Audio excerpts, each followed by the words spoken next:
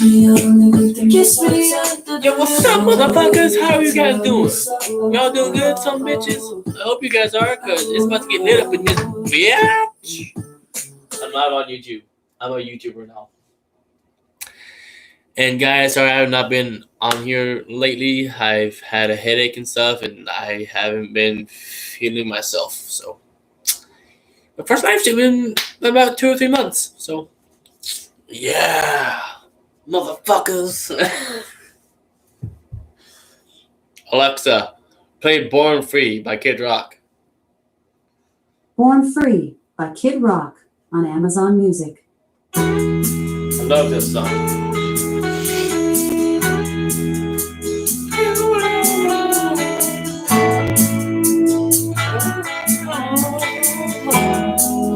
I'm in the restroom, yes, because I was smoking. So. Fast on a rough road riding high through the mountains, climbing, twisting, turning further from home.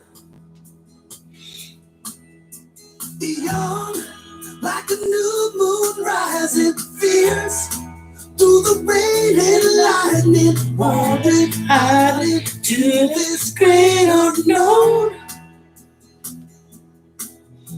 And I don't want no one to cry, but tell me if I don't survive. Oh, Alexa, play "A Country Boy Can't Survive." Here's A Country Boy Can Survive by Hank Williams Jr. on Amazon Music.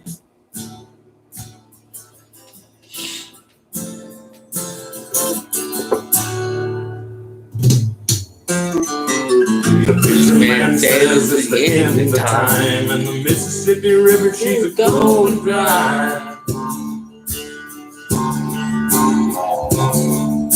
The interest is up and the stock market down, and you're only getting mugged if you go down. I'm gonna use the restroom. I'm gonna use the restroom real quick, so I'm have you guys on mute, or myself on mute. So.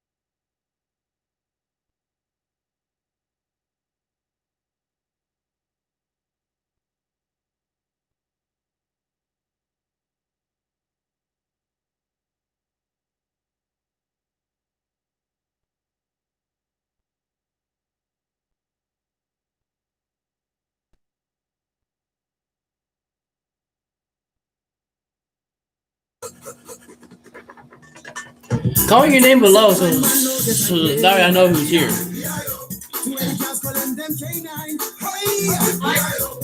I'm live on YouTube. I'm a YouTuber. Put a woman in front and a man behind. I heard a woman shout out, "Who let the dogs out? Who let the dogs out? Who let the dogs out?" Alexa, cancel. And he said no, and he said choose our Wednesday. And oh my God, Huh? my dad's being an asshole. That's what I've been saying. If he keeps on being that, I'm gonna fuck him up. And that's not a promise. That's a freaking.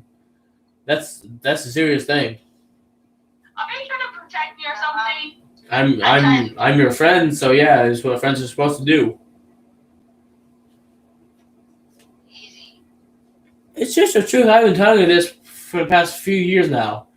And her dad's on my last nerve, and I'm about to screw him up. It's not even funny anymore. I can't call the cops on him, Josh, because he will get mad at me, and then I'm gonna have to live with Candy or my ex. Awkward.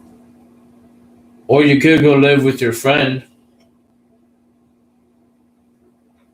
But it's not awkward living with my ex, but I'm just saying, if I ever live with Candy, I have to go back and forth from a friend's house. Go over there and see him. It's not awkward. It's just. Ooh, juicy. Every time I bed, Sorry about that, guys. I had to burp. Sorry. Remember this? You said whenever he Oh, wait, tells hold me on. no, Wait, I hold don't on. Hold on. I want you to hold that thought. Hold on. Destiny, you're thinking of a number 12. Are you not? I'm a mind reader. Josh, And Star's thinking of a number 9. okay. Are you thinking of the number 9, Star? Sure. That means that she wasn't prepared, and that's a lie. Anyways, guys, comment your name below so I know who's here and who's not here, please. And smash the hell out of that damn like button.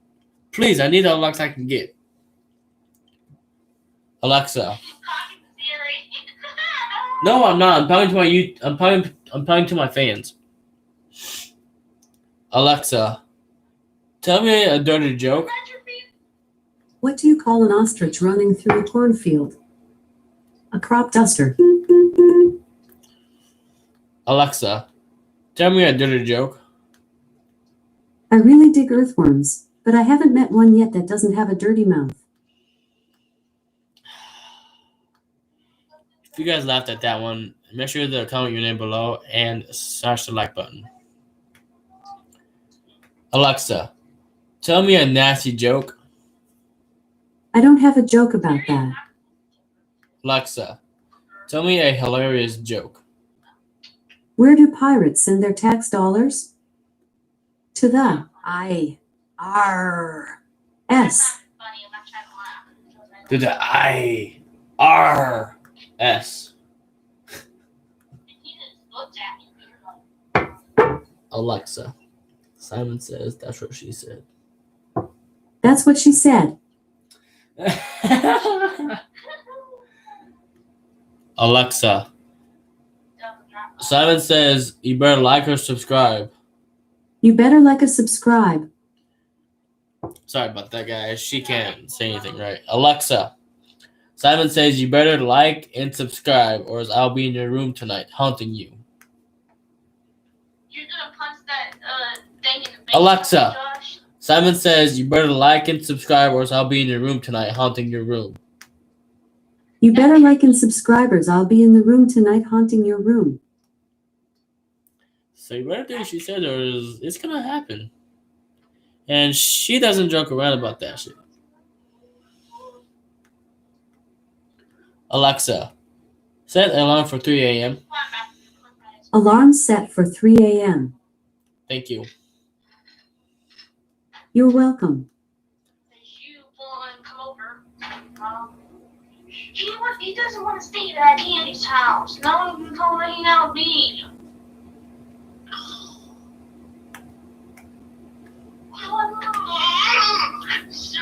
I hate you, Dad. Mm. Hmm? Yeah. So I can put the black thing.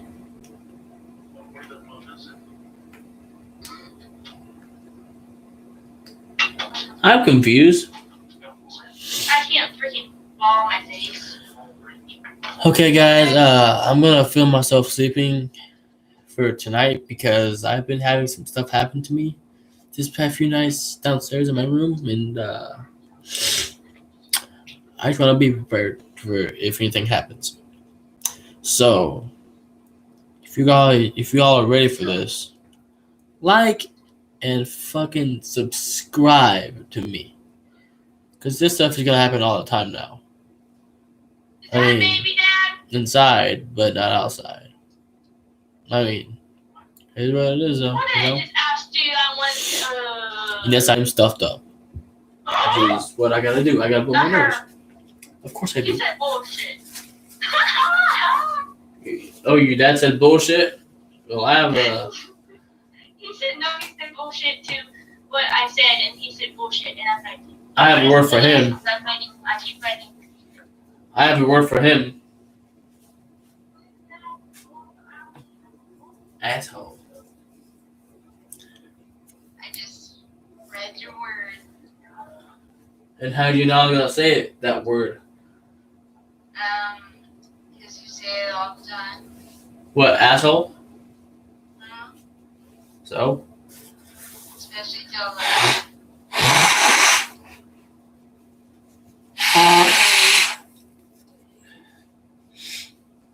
My nose is stuffed up. Hey, busy tomorrow? Probably. Later. Actually, I won't be busy tomorrow at all because I have to stay inside. Because in case I have COVID-19. So, I'm gonna call you guys tomorrow because I'm about to go to bed. I'm getting pretty tired, so. Alright. I love you guys. Love you too. Bye.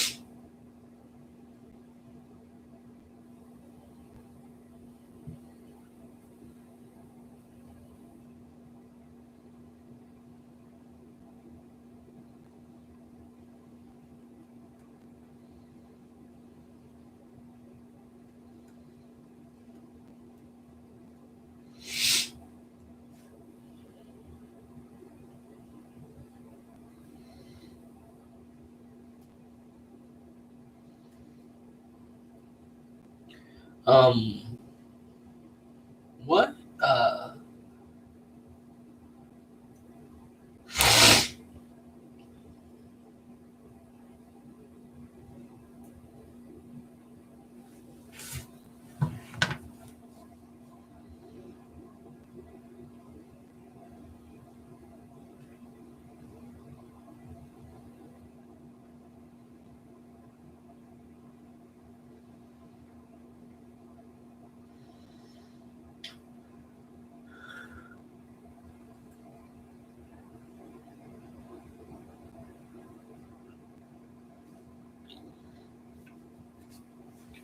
All right, guys, I'm gonna go to bed. I'm getting fucking tired.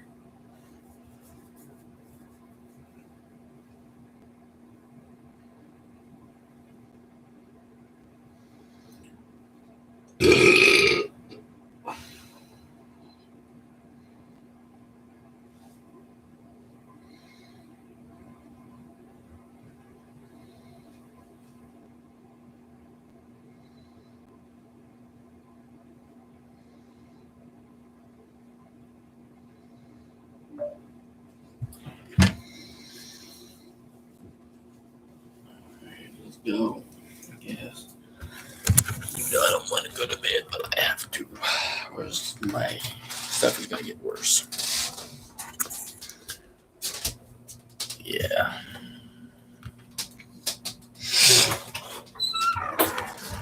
Wait mit IVs. Wait mit Hypers. Wait mit IVs.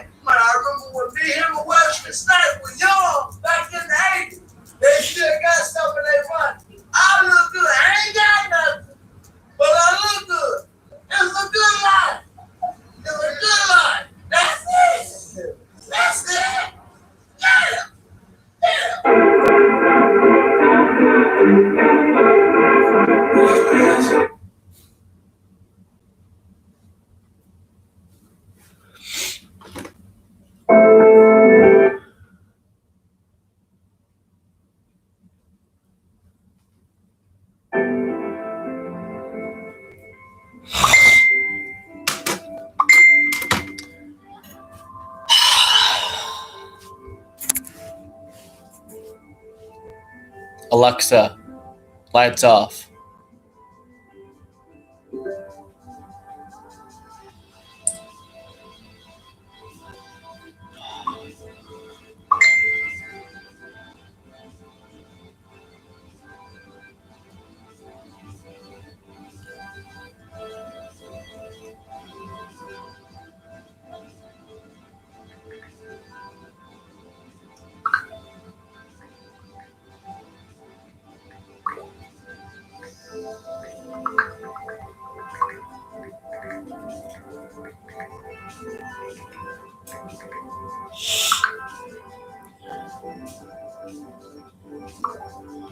I'm gonna take some NyQuil.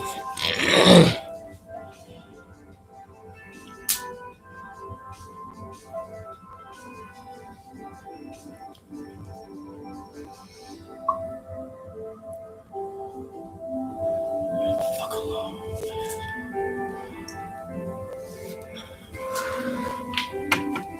They won't leave me alone?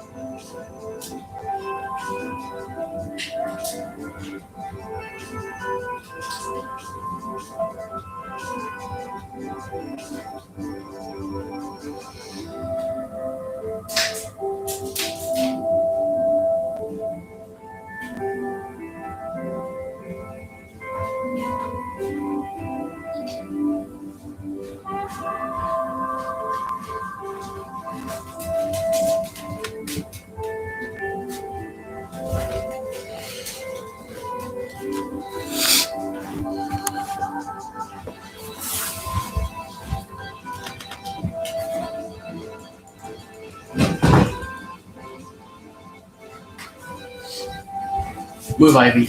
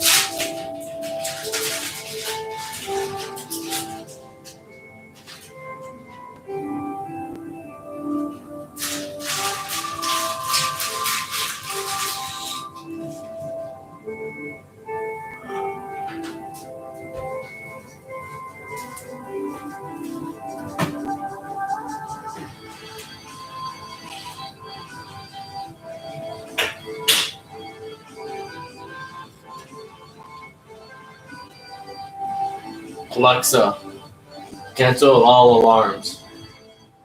Canceling all your alarms. Thank you. You bet.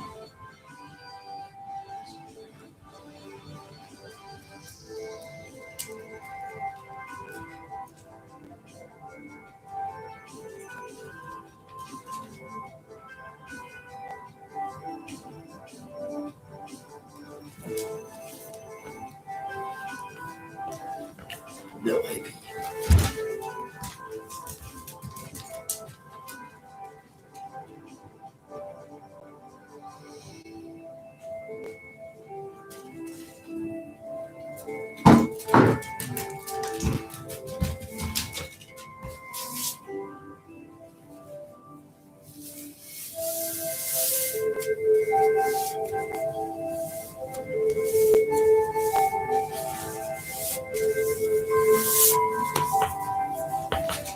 Oh, stop, asshole. I have one viewer. Who is it?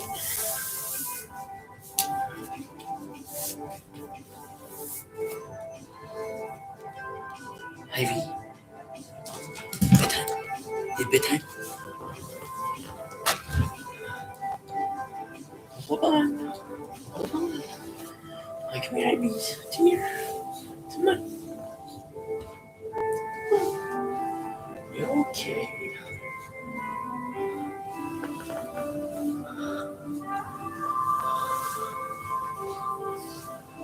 Ivy's.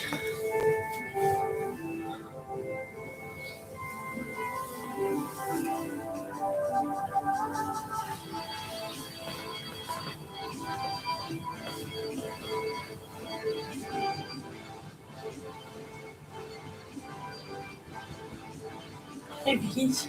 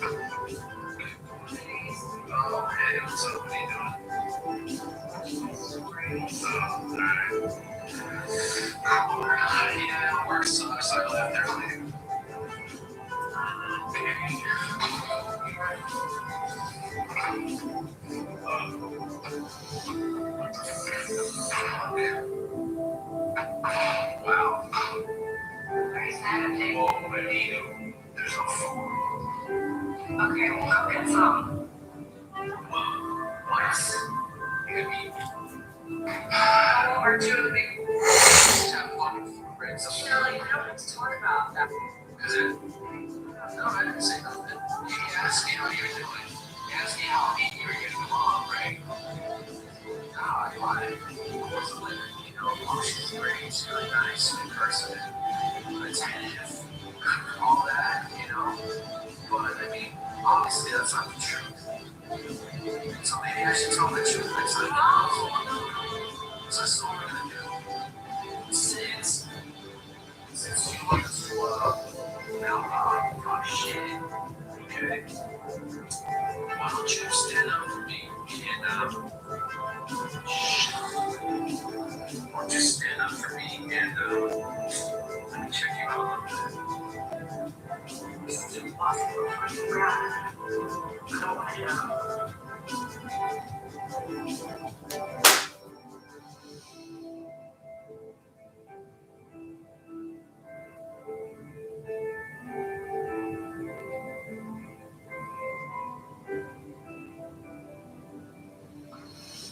Okay, that's fine.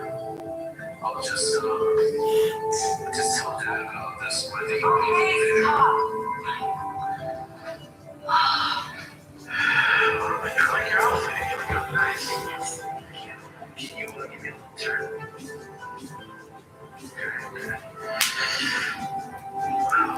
Alright, you know what? Fuck this. I'm just gonna go right to the chase, okay? I'm feeling a little, I'm hungry, but I'm also horny, so I want to fuck you right here, right now. Yeah. I mean, the deal was I get to use you freely. I mean, like, just make you want to see your body. Yeah, that's it. There you go. Damn. Nice and soft. Yeah. I bet you get in your face. This. Oh my God. No, turn around and leave yourself today. Oh, yes. Oh my God, yes. Damn. Your face, open your eyes. Come on. Oh my God, it's intense. I bet you get in on everywhere. Damn, that's really naive. Well, what are you? You fucking cheating on my dad. Oh my God. So then now you're fucking my dad. Now you're fucking behind my dad's back. Is that right? No, it's you are. Let's see what he's talking.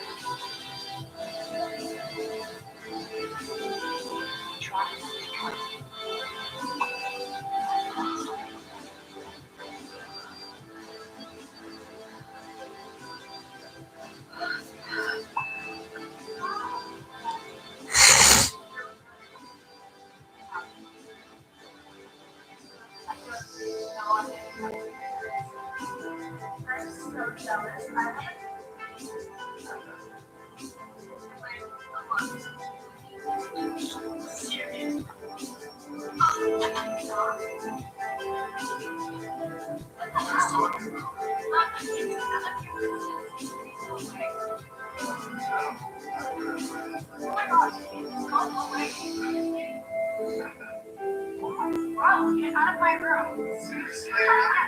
Get out of my room. It's none of your business, okay? Bye.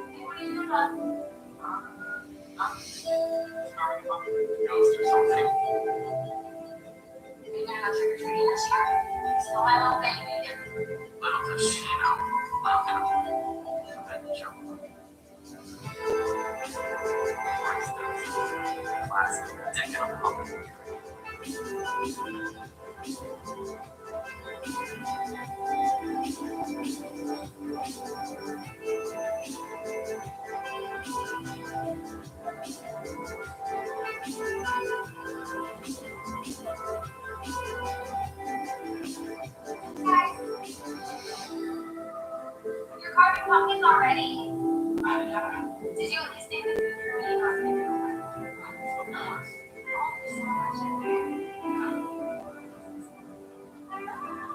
oh my god, you guys are so cute together. Glad you said talk. There's so much ingredients and put up.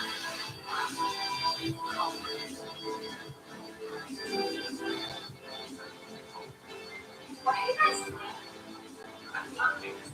No, what the hell are you doing? Oh my god! What's wrong with you? Alex, that is your stepsister. What sick planet is that? A joke? What the fuck? I have no idea. Dick within the pumpkin. That's disgusting. No. I'm sick of both of you. This is the last straw. Go to your rooms. I didn't even know. This is not my fault. No, not one more word, Margaret. Alex, to your rooms. You're stupid. Now, march it. March it, Alex. Go. Fuck you.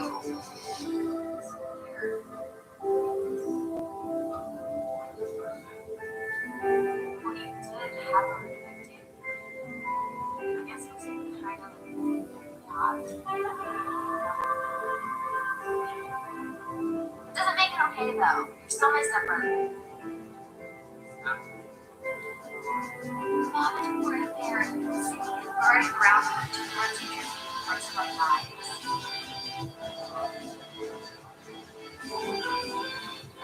No, it's not.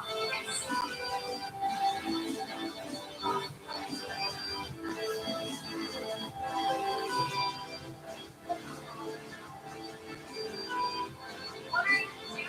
You're my stepmother. Still wrong.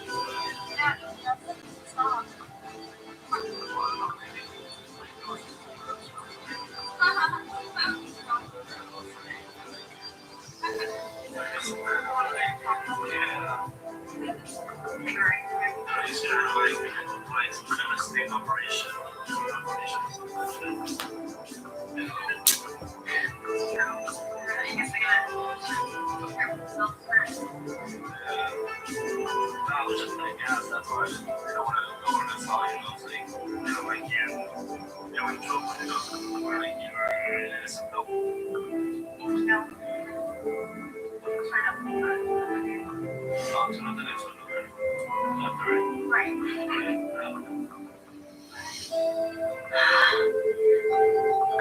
Stressful. Wow. That sucks. You have a girlfriend? No, I don't understand.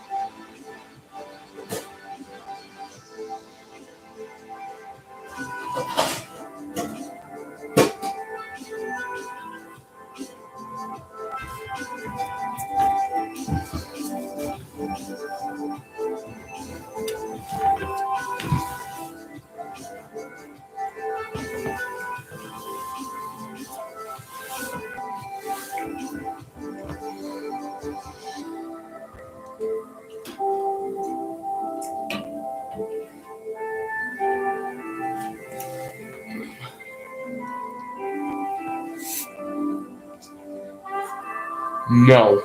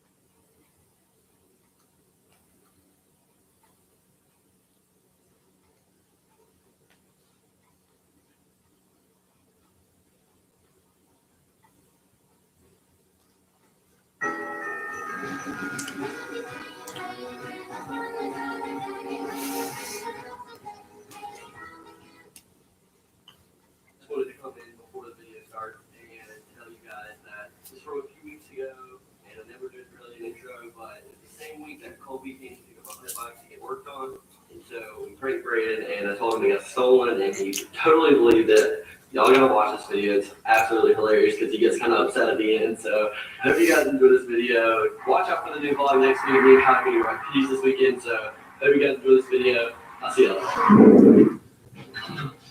Braden? Braden, what do you do? Okay, explain what just happened.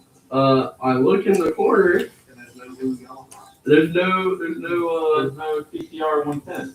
yeah. Oh, you're full of shit. You sold it and trying to prank us. Okay, I got it. Never mind.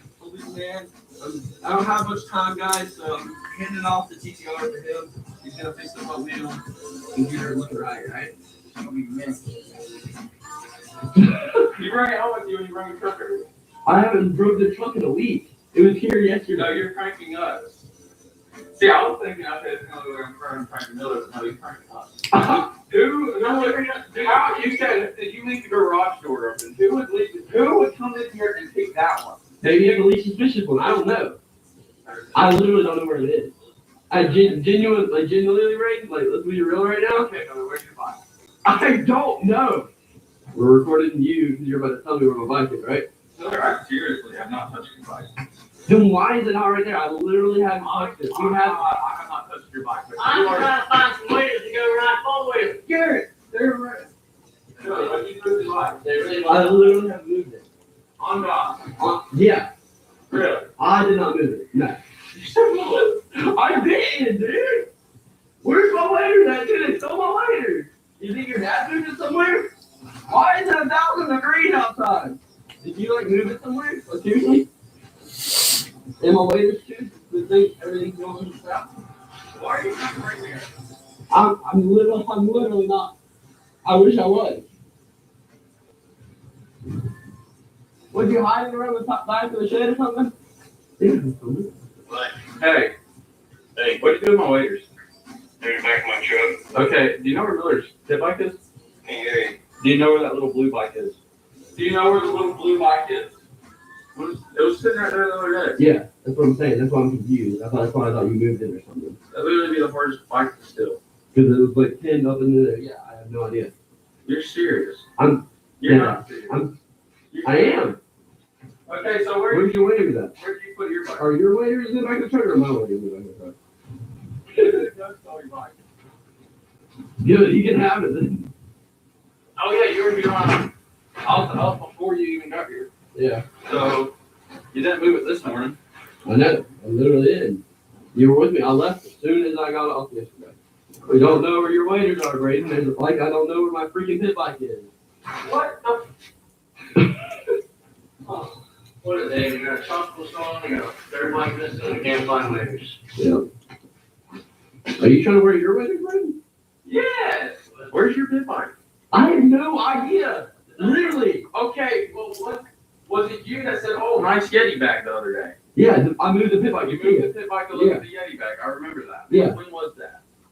Yeah, 2 days ago. I haven't touched it. I haven't either. It was literally right there the other day. That's why I'm confused. Howdy, howdy. Yeah. Camera right there. Oh, where at? Well, we know it's been gone in the last 2 days. That's all we know. It's been gotten the last day because it was here yesterday because we were working on this yesterday. Yeah, we was literally, yeah. We were working. Alright. We were working on this So, yesterday. are you sure the pit bike? Did we film in the garage yesterday? Did you film? I wonder if the GoPro footage of Go you. for a photo still with. Come on. Alright. I'm really not. You I literally saw it yesterday. Well, who would come in the garage and steal that bike out of all of them? I have no idea. We're having a Snapchat. Oh, you probably do. Because you did that one yesterday. It was there last night. Are you serious? That was last night when I got the boiler running. Did we edit all day yesterday? Yeah, I did it all day yesterday. Was the garage door open any other time? Couldn't We leave had it. to get going yesterday. Hey, so we're missing the dirt bike and Miller's just messing with me. I'm I not. gotta figure out, there's a camera in the garage. Can you pull up the footage? It got stolen either last night or the night before or during the day. It doesn't make any sense, but Miller's just messing with us. I'm really not. Are you seriously not? I'm literally not messing with you. That's the joke. Miller, if you were gonna prank me, yeah, at least let me take a shower first. No, I think Like, come on, I gotta look good for the video. All covered in dirt, not showered. you were literally gonna go film a flooding video. Miller, are you serious? I'm literally don't know where it is. On God. I'm really On God. don't know where it is. Dad, your phone stopped working. Ray, what are you looking for? Hungry. Oh. What's The happening? verdict. Yeah. The verdict is, we cannot pull up anyone stealing it on Dad's phones. Yeah. There's too many videos, so we gotta go through the cloud. Mom's gonna be home in 2 minutes. She can pull up the cloud. What is a cloud? I don't know. There's not some class 10 hurricanes outside, but I'm not a computer guy. I have a feeling Miller's not messing with me. I wish I was. Like, Honestly, he's not calling out because my mom's coming all the way home just to pull it up. You want to do that to Mama, would you? I wouldn't do it to her. Yeah, I don't know, dude. Let's go see if anything else is stolen. Right. This is like a reality TV show. It I doesn't love make that. any sense. It really doesn't. Your bike was broken anyway. Yeah. You got dirt bikes that don't even take keys, Yeah. just sitting here, good to go, ready to ride. And then you have a TTR stuck up in the corner with a blown up front wheel. Yeah. Are you with me? I'm really not. Like, I wish I was. I had all the garage doors locked last night. Yeah. Cause I came in here. Then it The must have not Polaris been. out there. The Polaris is out here. The key wasn't in it though. Is anything gone like around with that? Are you looking for boot prints? Tire tracks. We haven't pushed a dirt bike through the back of the garage. Oh, yeah. It really doesn't.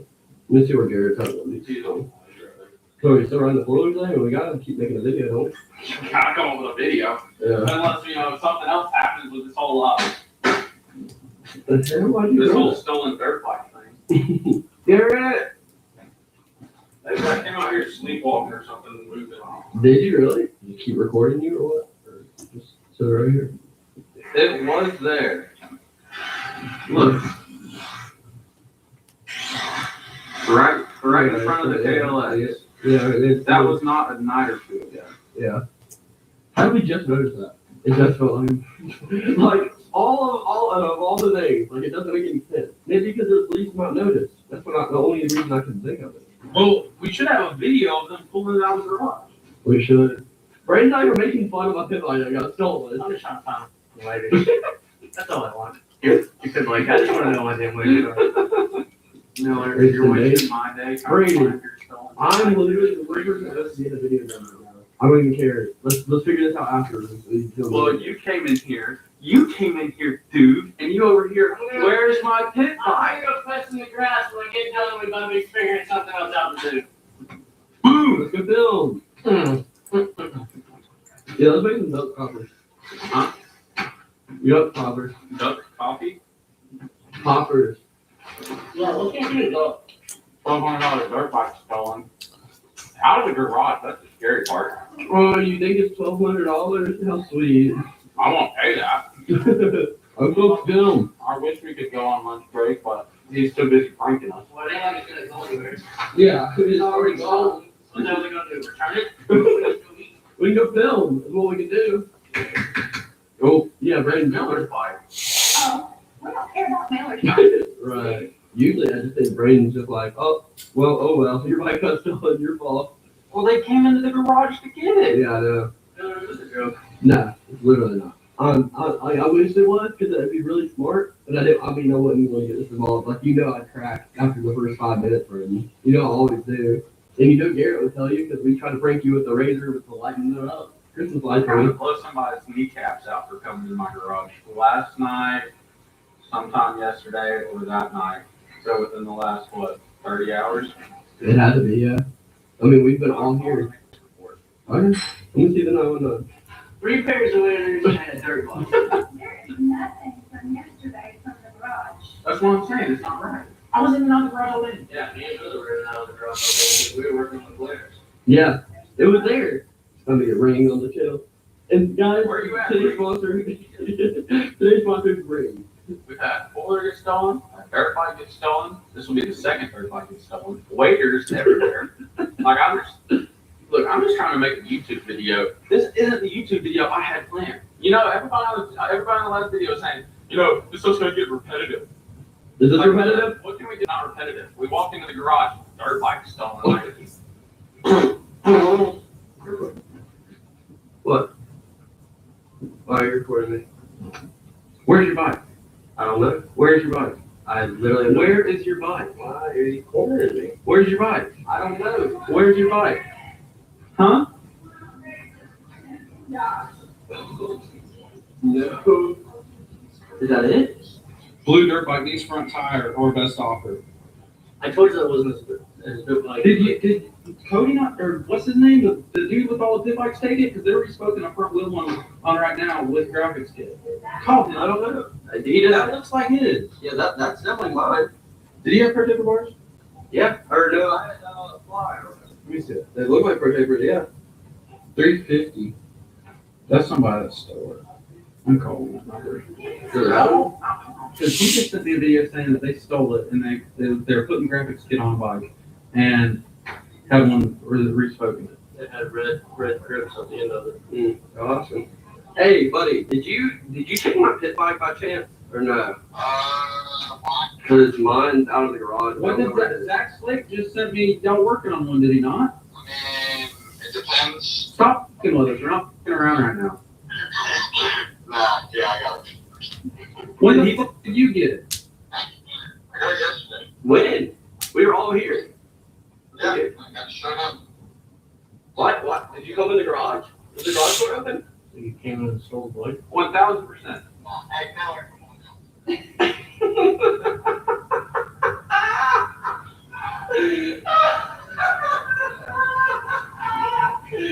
Thanks, Colby. I appreciate it. My man. I'm gonna beat your ass. Yeah, it is. Yeah. I'm next to my editor, maybe manager? Miller, you're fired. I'll see you later. Fired. Oh my gosh. The only time I thought about breaking in, he was like, I'm gonna file a police report. I was like, I don't know what to tell him. He's like, oh man, really, the cops won't be able to do it. He's like, yes. I was so good. Oh, I get it. And it was that good or what? The whole family was on. Yeah. I texted your mom. I texted your mom on her way home. I said it's a prank with Nathan. She deleted the footage from that day. Yeah, give me some. That was good. That was good. Brandon. I think that's the first time I've ever been able to give it to oh, man. Oh, hey, Brandon. So what are you doing today's video, Brandon? Go inside. I wanna see your now. See you later. Oh, that was good. That was good.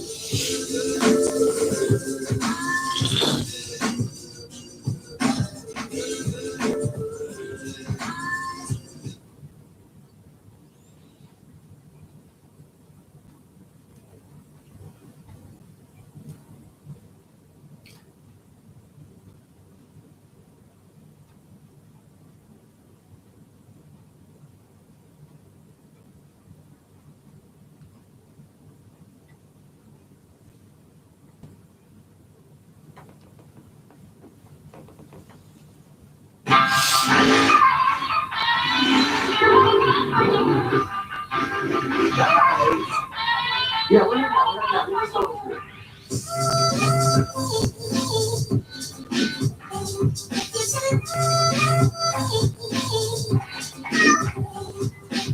What's going on, everybody? It's your boy Miller with MCPG, and today we are heading to Braden's house to pick up the pit bikes and head to downtown Charlotte. Now, I was just, searching up on Google Maps. I was like, where can we ride the pit bikes at? And I found this mountain bike, backyard, do-it-yourself mountain bike park, and it looks pretty fun. So me and Kyle, I'm going to meet up with Kyle. We're going to meet up over there. And we're going to pick up the pit bikes and head over there as well. So, I hope you guys are ready for this vlog. Y'all have been blowing up my vlogs recently, and I cannot appreciate you guys enough. So, sadly, we're not going to Bojangles today because I'm not in the mood for it. I just had it recently on Friday, so I'm not going to get it today. But we are heading out to Subaru as you guys follow the truck wouldn't start. I'll get you guys up when we get over to Braden's house. Man, the myth, the legend. The 1 million subscriber. What do you guys say to my video? Oh god, wait. Oh jeez, wait. This is probably gonna be blinked out, guys. Probably. That was good. Well, it's not like God, it made me look like I buy everything under the sun. You do. But, that is 6 years of mine. That is 6 years of mine. Yeah. I really appreciate it. It was like parts. That was that. Did you think that was gonna be in there? I was cracking the hell up. Thank you. I really appreciate it. I gotta get the GoPro battery, so I'm going right there. Are you coming with us? Oh, bro, we're making up for 5 years. Yeah, so going good. Alright guys, we got the bike all out of the garage. We got these are actually spoiler, these brand new Defender wheels right here. It's gonna look so good. Everything always looking good in here. Got the CTR ready. We got actually a new back tire on it in the last video, and 2 videos ago we got a new back tire put on. It is meaty as can be. So we're gonna head over to Kyle's now. We're gonna load her up on the Subaru, and yeah, we're gonna go ride. Kyle's meeting me there. So see you guys there. I got the GoPro today, so we're not gonna be just this camera. So yeah, let's go load it up.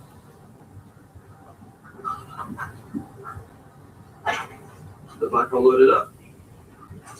Coming in there, Braden. You gonna have fun using your new zoom lens? You zoomed into me right now? I'm zoomed into you right now. I don't think you're that zoomed in on me. Oh my god, no. Yes, sir. Alright. Have fun, Braden. Take a picture of that bird. What bird? The one down there. How far are you from the place? 30 minutes. Okay, you leaving now? 3 minutes. Alright, bet. I'll see you there, homie. What? Alright, bye. Kyle, what the? How did I fucking Kyle? Oh my god. He almost freaking hit me. How did we find each other? What the hell? Oh my god.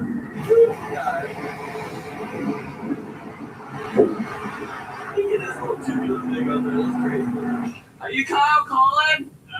You look like him. He's a loser. I like your tubes.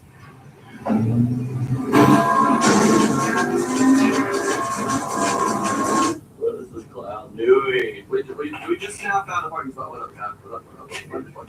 Nice! Clean. Alright, guys, bringing the bags. I gotta film some stuff for y'all. We're gonna take some stuff out of it real quick. Kyle's unloading. Getting ready to move. We found this nice little quiet road. It'll be interesting. Kyle, do you need help? Yeah, guys, we're gonna go ahead and switch it to GoPro. I got 2 extra batteries. Oh, I didn't grab any batteries. Might love those. Oh boy, this is gonna be fun. Interesting. It'll be a good time. What do you want to do? Ride or walk? It's up to you. I'm not gonna walk it, but Ride it. Let's go. oh boy, here we go. We're about to be gooning through the neighborhood on the pit bike. I'm a little chilly. I wish I put a long sleeve on. Oh, this is so great. Honestly, what a good Christmas day. You can do Christmas tree. How's it going? Oh, he didn't like me. I don't think that I do. Alright, so what's the plan here? We're gonna go this way? We're just waiting at the stoplight or what's going on? What do you want to do? Just go up the sidewalk. What bicycles? What bicycles? Bicyclists. You just gotta press the button. Oh my god, Kyle. Come on, let me walk. Oh, jeez. Ready? I'm running. Yeah. This is stupid. Hopefully we don't meet any Karens out here today. Oh, okay. We weren't sure. But I mean, usually guys are cool with like doing this kind of dumb stuff. So hopefully we meet some cool people today, maybe. But we're gonna hopefully. I got help with the camera for the cinematics and stuff. Look at these people styling for us. Oh, this is not good. We're trying to keep it cool on the street. We got people hanging Christmas lights, so everybody's out in their yard right now. It's a Sunday. We're just gonna keep it nice and civil, nice and quiet. We made it to the trail, guys. Oh Jesus! Is it? Oh my god, I wonder if I can jump line, because I saw on Google that there's the jump line here. And it looks pretty fun. Why do you want to ride a mountain bike when you can ride a pit bike? They have motors. I'm just lazy, and I know it. There's so many trails back here. I kind of want to bring my mountain bike here. If y'all have to follow me for a little while, hopefully I caught God, you're savage! Dude, this is gonna be a good day. We gotta just not get kicked out. People are either gonna love this or hate this. Yeah, exactly. Honestly, you keep. So my God. You don't mind me being out here? Well, we're gonna do our least to tear it up. We're gonna keep it as. Yeah, we're gonna be I'm gonna pump it. pump track. Pump track. I'm taking my chain off. Holy crap, there's some big ones out here. What are you gonna do?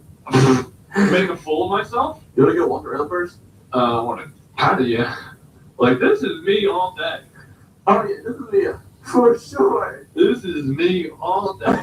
Yeah, this line for sure. I still gotta finish working today. God, you wanna hit that? No, I ain't hitting that. This is cool as hell. Dude, this is awesome. Holy cow. Bro, Will not. if I knew I wasn't gonna case it, because I know I will, That's pretty high. that's so cool that nobody's like can't tore this down though. Yeah. Alright, let's go play on that line over there and see where it takes us and then work our way back up. Alright. Dude, this is great, honestly. This is a great idea. We need to start that as a series, just Urban Adventures. Yeah, Urban Adventure, yeah. Urban Adventures with Miller and Kyle. Because we already have another place that we want to go to. We'll probably do a skate park next. Yeah, state park next, for sure. Trampoline park after that. No. Trampoline park on Midway. So we're trying this track first? I'm trying this line right here. You want to film me with your camera? Yeah, probably first run. Shoot right there, do this one a little bit, hit that, and then do the little hip jump right there. Are you going first? Am I going first? I'll go first. Okay. I'll die first. You'll die first? You want to film you? Hell yeah. Stupid. Come on, what's hot, bud? I'm gonna be coming in too quick for that. Oh, that's the end of this. Oh my God.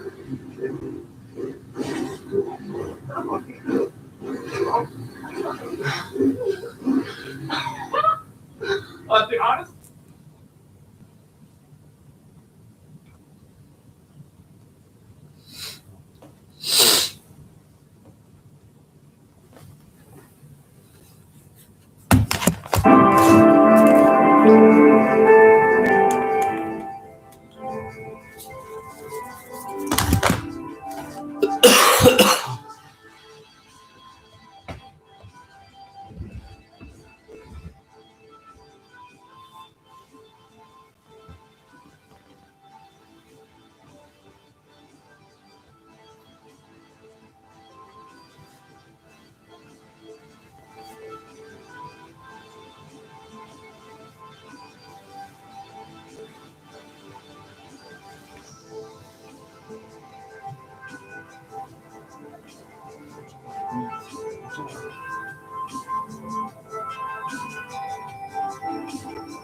Watch out, Piper. Ivy, watch out. Watch out, Ivy. Watch out. Come here, Ivy. Come here. Come here, Ivy. Come here.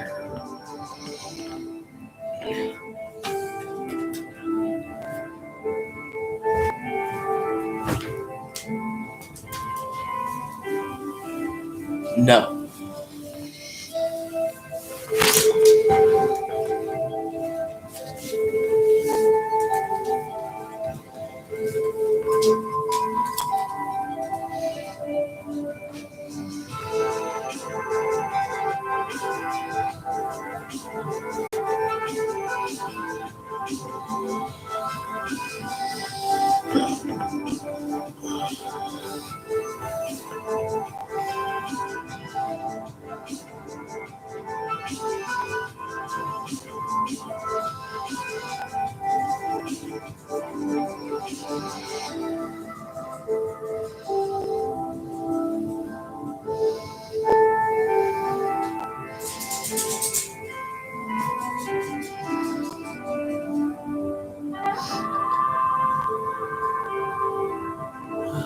We've already been doing for an hour. God damn. Can't believe it's been an hour, guys. Shit.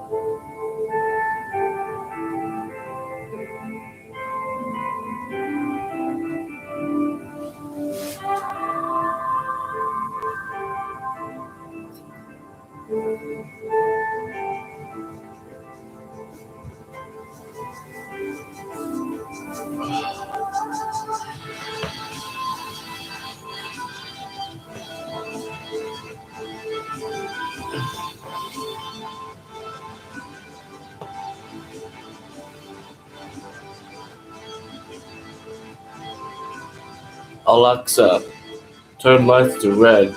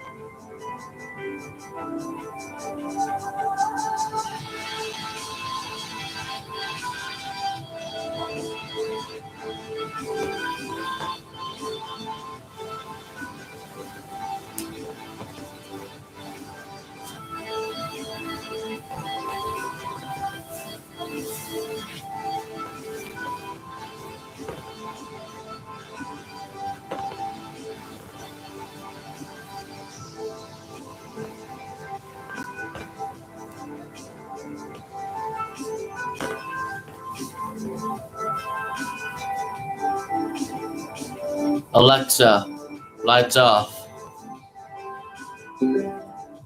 Asshole.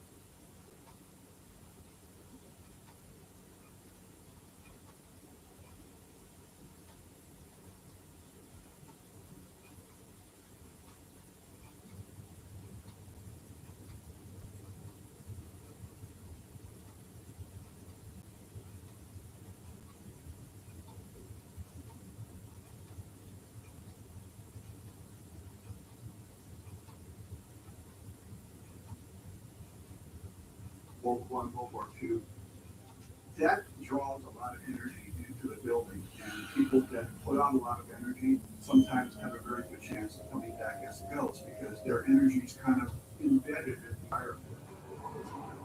And this paranormal presence in the home of presidents appears to take many forms. Andrew Jackson, Lincoln, Washington, Zayden. A lot of first ladies, a lot of former presidents, we saw somebody in the White House. Jefferson is here. His violin could be heard playing. Lady Bird Johnson, wife of President Lyndon Johnson, also said she felt the chill of the rush of cold air, and there she felt the presence of Abraham Lincoln. When Roosevelt died, his daughter Bela perks up from the couch and starts running, looking in the air, trying to pull up Roosevelt's spirit. The Obama said they would hear strange sounds on the second floor. There's too many people. The White House is haunted. No question about it. Could it be possible? Could the presidents of the United States still visit their old residence? It doesn't surprise me that there would be ghosts in the White House, looking over their homes, making sure the next guy down gets it right. If you imagine you're the president of a country, you have to make everything perfect in the way you want it to be. You're never going to accomplish that. It's never going to happen. So, as they pass, it makes sense that they would return with that unfinished business. Maybe it's a self-made purgatory.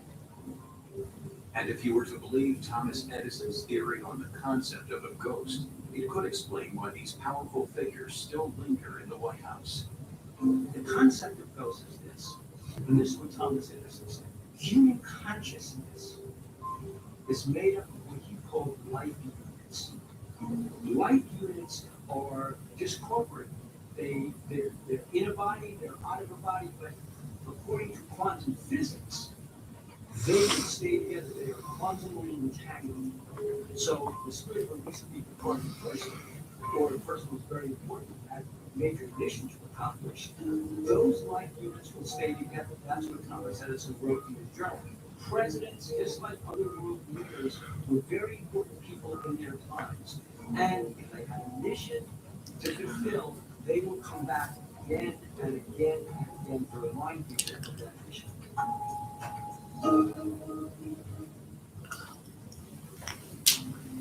Residents and guests of the White House have often reported supernatural sightings of those who came before them.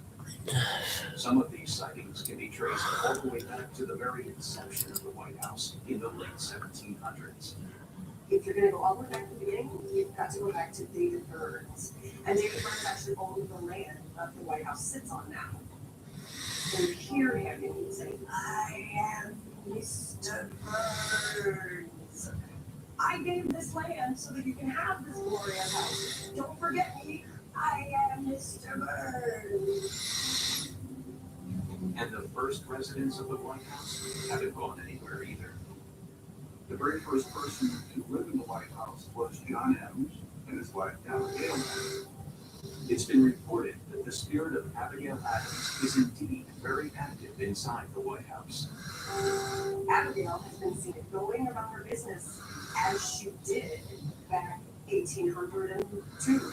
They see Abigail Adams coming down the stairway with her hands around the wash, getting ready to hang out the wash in the east room to dry, and followed by a scent of what smells like soap or damp clothes. Abigail isn't the only first lady whose spirit seems to live on in the White House. The next first lady that does haunt, and she's a little bit more of a spitfire herself, is Dolly Madison. Dolly is responsible for the roses, that beautiful rose garden outside. She planted all of that, she grew them, that is her pride and joy. Anytime someone ever decided to touch that rose garden, Miss Dolly walked herself right up there, and she would make shovels fly across the room. She would take dirt and throw it in the garden's face. Even other first ladies suffered the wrath of Dolly Madison. Mrs. Wilson, who was the wife of Woodrow Wilson, decided one day that she was going to rearrange and redo the rose garden. White House lawn. And all of a sudden, there was the image of Dolly Madison. And she looked at Mrs. Wilson and she said, "Don't disturb my rose garden." She would cause such a ruckus that they're like, all right, we're going to leave this rose garden exactly where it is. And it is still there as Dolly actually wanted it to be. Another fiery spirit that still haunts the White House to this day is the 7th President of the United States. Andrew Jackson O'Hickory. He had lost a very contentious presidential election with John Quincy Adams. And he pretty much hated everybody who voted against him. Very distraught, very angry. 4 years later, he ended up becoming president in 1828, but still had a pent-up anger. So when he died, a lot of people believe that he's still angry and in the seat of the White House. In the early 1860s, Mary Todd Lincoln, the wife of Abraham Lincoln, our 16th president, she claimed to have heard somebody stomping around in the Rose Room and cursing and swearing very loudly. She believed that was Andrew Jackson. We know from historical documentation that he stayed, his bedchamber was the Rose Room. He's also in the park across the street too. He can be heard spewing curses and shouting, stomping around.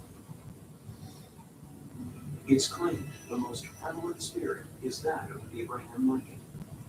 Lincoln remaining as a spirit in the White House honestly makes the most sense to me because he had one of the biggest impacts on our country. Just look what Lincoln went through during the Civil War. All the death, so many hundreds of thousands of people. I think it greatly affected Lincoln to the point that he still comes back prodding what he did, what he could have done. And that's what I think draws him back to the White House. Could this be true, or could there be another explanation? When we talk about the ghost of Abraham Lincoln in the White House, you must believe it's true. He speaks to all of us. Trouble getting to the dentist. I've had a lot of toothaches in the past. I'm trying to never get able to do nothing. Much like this right here, Warren. I'm taking the wife down with the pain. America's #1 big pain reliever. We decided to make a big holiday dinner in our little kitchen. Then we found out Rocket Mortgage looking at loan options for our next kitchen was easy. When you're ready for a home that's fit for the holidays, Daryl's family uses Gain Flakes now, so their laundry smells more amazing than ever. Dog towel? Hey, we towel, two towel. More Gain scent plus bouncy for sensibilities. Very Gain Flake. the Pacifica Hybrid Burnside. Goodbye to Actually, it's electricity, very efficient. I can teach Sparrow and Maycroft to cherish the planet. I can teach my kids that if you're not early, you're Wait, grounded. Where are we headed? Good question, Sparrow. The most important thing they have for any family, Pacifica. Now purchase at an average $5,370 below MSRP plus 0% financing on the 2020 Pacifica Hybrid. Plus, you may qualify for a $7,500 federal tax credit. Goodbye cleaning. Hello clean.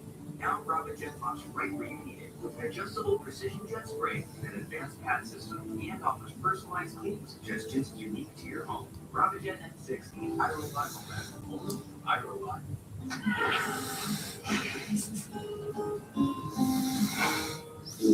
I'm Jimmy Dean, and thank you very much for letting us about this one little part of your holiday. And we sincerely hope that everything's trying to make your holiday just a little bit brighter. Happy holidays.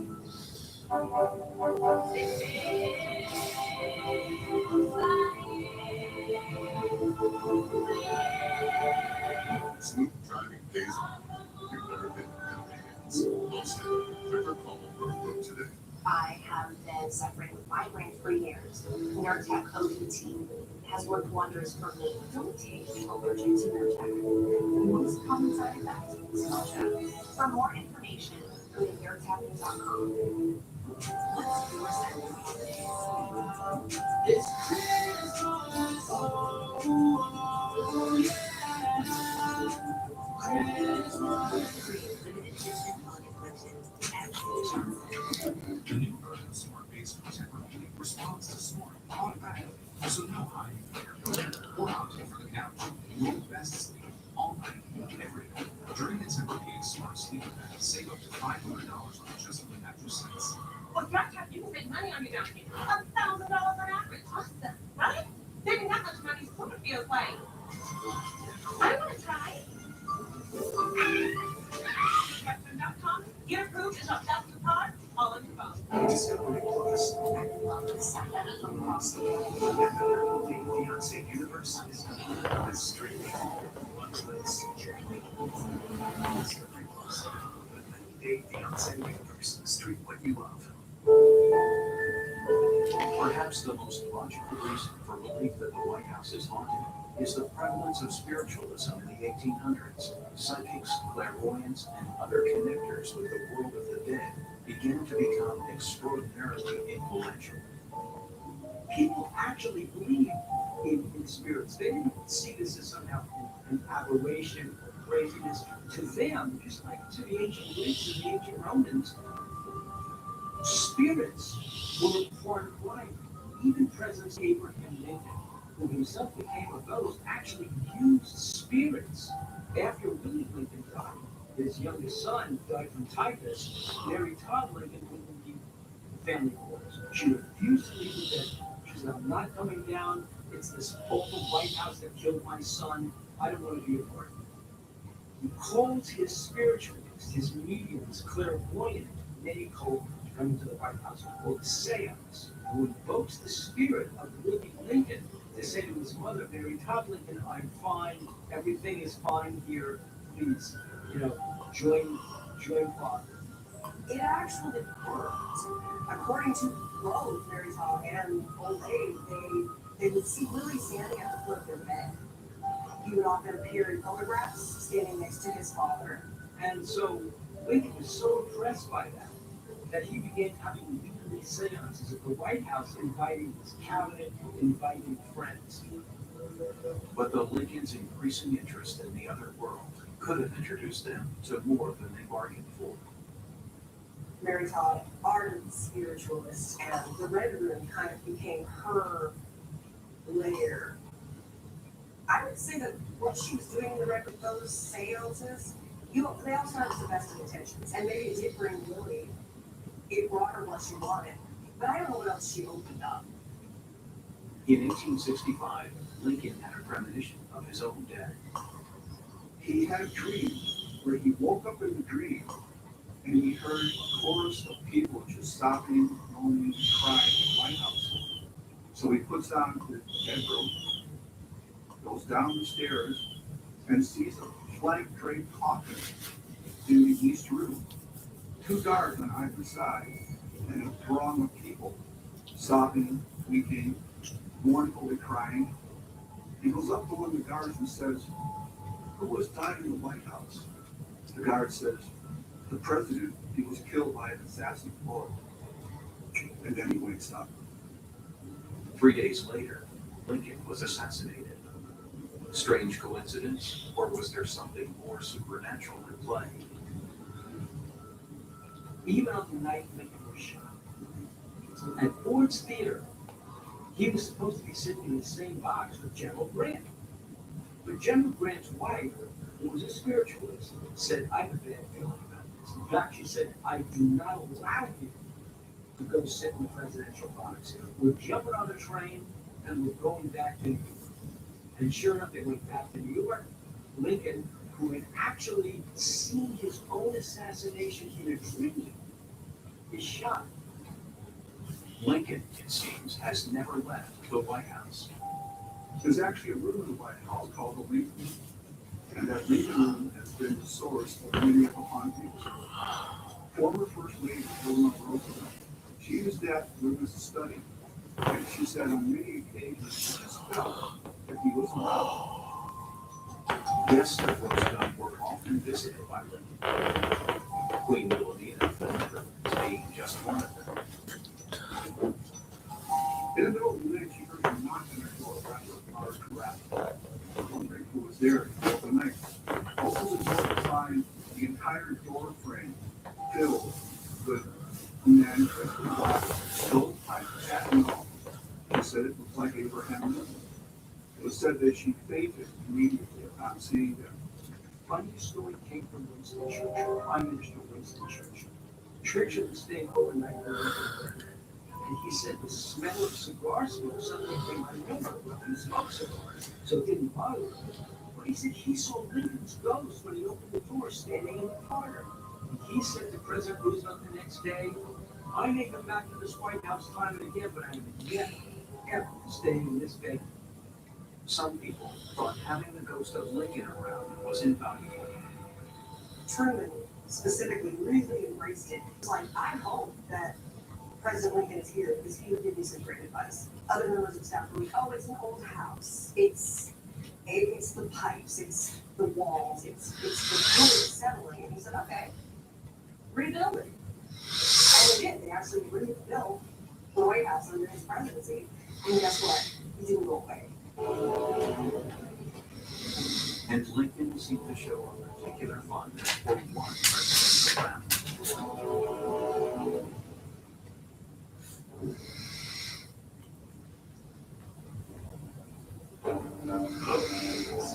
Listen to what every strain, every twist, move, and every bite is telling you. You cannot do this. Pain says you can't. Advil says you can. Introducing just so much more than drinks. Good in every trip. Perfect for catching up with the relatives. It's the car wash. Give it some more hand.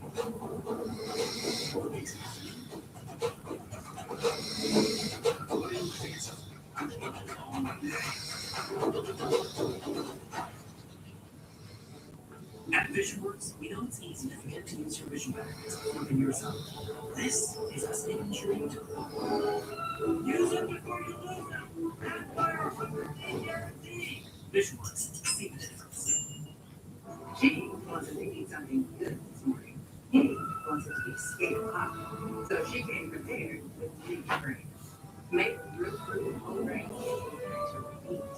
Kellogg's Leafy Greens come prepared. With the Ninja Foodie Power Pitcher, you can crush ice, make smoothies, and do even more. Chop salsas, spoon thick smoothie bowls, even power through dough, and never stall. The Ninja Foodie Power Pitcher. Rethink what a blender can do. When you're searching for a home and you find a listing you love, Zillow makes it easy to take the grand tour. Take a tour online or make an appointment to see it in person. When you're ready for a change, Zillow can help. Yeah.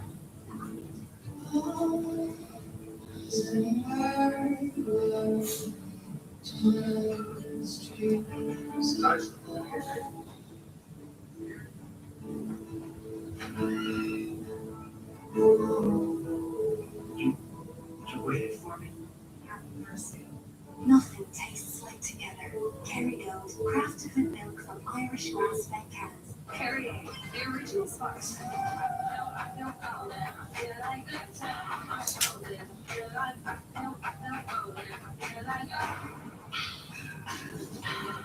Golden refreshing since 1863. Is now a good time for a flare-up? It melts the frogs. For adults with moderate to severe Crohn's or ulcerative colitis, Stelara can provide relief and is the only approved medication to reduce inflammation on and below the surface of the intestine and UC. You getting on that flight back on UC? Stelara may increase the risk of infection, some serious, and cancer. Before treatment, get tested for TB. Tell your doctor if you have an infection, flu-like symptoms, sores, new skin growth, have had cancer, or if you need a vaccine. RPLS, a rare potentially fatal brain condition, may be possible. Some serious allergic reactions and other inflammation can occur. Lasting remission can start with Stelara. If you've been financially impacted by COVID-19, Janssen may be able to help. Every customer has their own Save Light story. This couple was on a camping trip when their windshield got a chip. They drove to Save Light for a same-day repair, and with their insurance, it was no cost to them. That's service you can trust. Save Light repairs in place.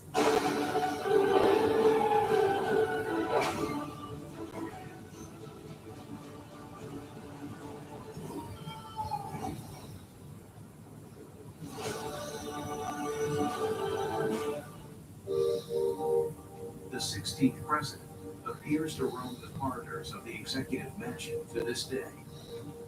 The Reagans were witnesses to his spirit. Oh, I think it goes away. I think there it goes. And I think with the acolyte, I think there it goes also. I'm reading story. She was staying in the living bedroom. She said, I woke up one night, I smelled cigar smoke, I opened the door, there was a guy with the stovepipe hat. I told my dad, never stay in the Lincoln bedroom again. And she wasn't the only member of the family to feel a presence in the Lincoln bedroom. Dad actually had a little dog named Rex. That little dog came out of the family court. And would be outside the night and just happen. And he's barking. So, we'll open the door for him. He's not going in there. He's not going in there. In fact, he shrinks away from it. And Dad did a few of those cases that we do this. Put the leash up and try to pull the dog into the living room. Dog would agree.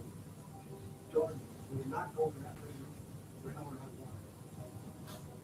I think maybe that Rex sensed, dogs are their intuition is incredible. And I think that he sensed the stress and the sadness that does emanate from Lincoln quite often.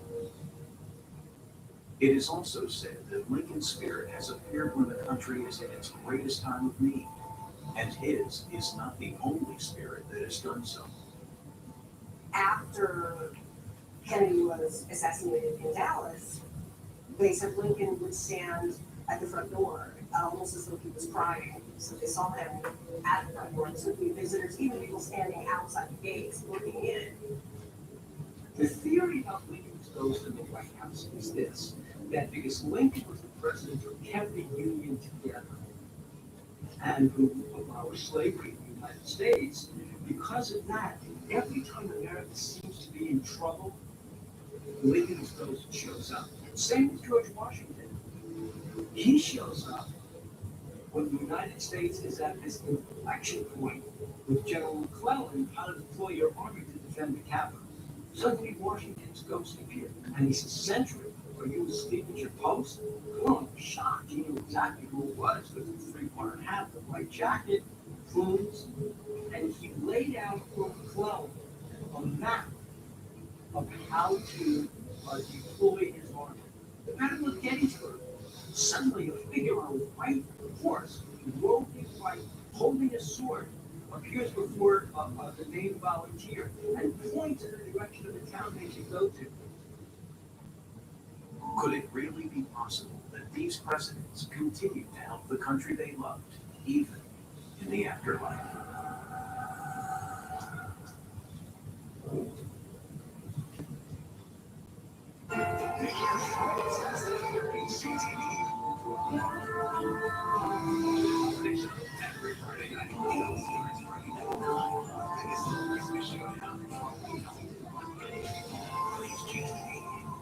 Set your TV on for the tale of a family who sold everything to buy a crumbling castle. Living the dream. They must have plans in their belts. Set your TV on for Escape to the Chateau. Series premiere tonight at 8 on HGTV. Starbucks creamer. Have you not heard Starbucks creamer? It's creamy. So it's Starbucks caramel macchiato at home. So this changes everything. Starbucks creamer. Breakfast wants you back. Try Just Crack an Egg. Packed with green potatoes, veggies, meat, and cheese. Just add a fresh egg for a hot scramble in less than 2 minutes to get those warm, fuzzy feelings again. Take one back. Find it in the egg aisle. Scooping Tostitos with salsa and queso. Lay's and Doritos if I have my say-so. Silver white milk and cream. Telling you of my favorite things. Moving out of my room was exciting, but spooky. Fireworks. That's why I got Kangaroo's $20 doorbell camera. $20? Only $20. That's barely anything. And Kangaroo's porch protection plan. Use a reimbursement for stolen packages.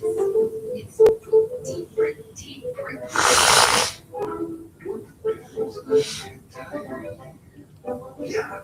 And with kangaroos twigging on our doorbell camera, I always know who the heck's on my heart. No thanks, Mr. Springton. Simple, secure, brand-new peace. For a limited time, we can use doorbell camera inside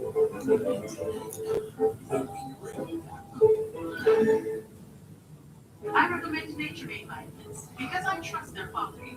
They were the first to be verified by USD, an independent organization that sets strict quality and purity standards. Nature Made, the #1 pharmacist recommended vitamin and supplement brand.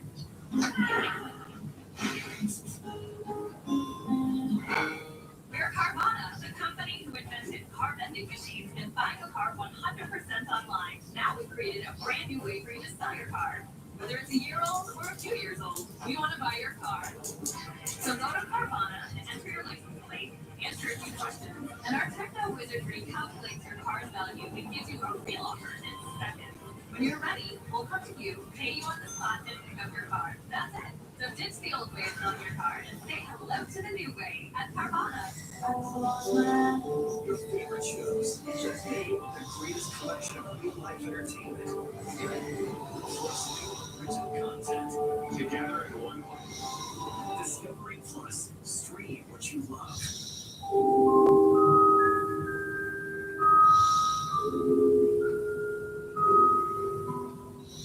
We have in America a reverence for all organizations. They are our leaders, they are the people who give us moral guidance. We want ghosts to be there. We need to have ghosts in the White House because we don't want to lose those people who have been our leaders, who have given us the moral authority. I don't know if you call it ghosts or just that aura people would have been, and you can feel it. I mean, you walk around the room and you feel the rain, you feel the alarms, you feel the people who spent 8 years there, and the things that they did, they accomplished, you agree with them or not. You can't deny that things are going on. You can't deny the feeling you get as you walk into this room. You can't deny that smell of lavender as you see the maid who's not really the maid walk by you. Those are things that you can't deny, especially because it's happened over and over for centuries. I believe personally that the White House is haunted. I believe that there are parts of Washington, D.C. that are still haunted. It would be really fun to get President Donald Trump to agree to let some ghost hunters go into the White House, stay in the Lincoln bedroom. That would be his best reality show. Ghost hunters in the White House. But we can't explain it. I think that's what makes it exciting.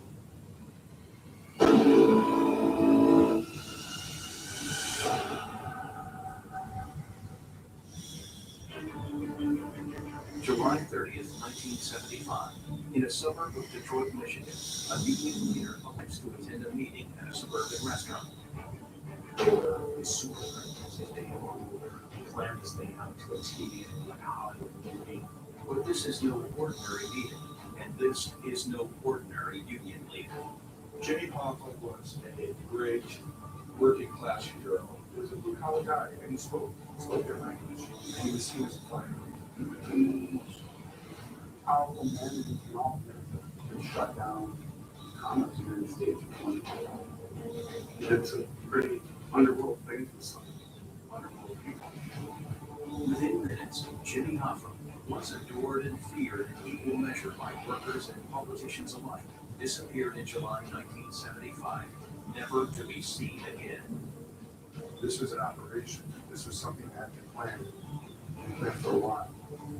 What happened to the most controversial figure in American organized labor? There was a pre-dug hole at that farm. The search warrant for that search has never been released. The FBI went there and sought to dig. The FBI dug the wall. You're not even clear. Who made him disappear? Was he murdered, or did he simply go missing of his own accord? Only Jimmy Hoffa can rejoice in his continued good luck. The Mafia didn't want him an hour anymore. He's still around. But after all these years, we're standing here, buying Jimmy Hoffa body. And if he died violently, how did his body vanish without trace? We're talking about an organization that was very good at explosive. The cornerstone for the skyline was being built in that concrete before. And decades after the crime, where is he? The famous prophecy that I am controlled by gangsters, I am not controlled by gangsters. There is no conspiracy, only one remains.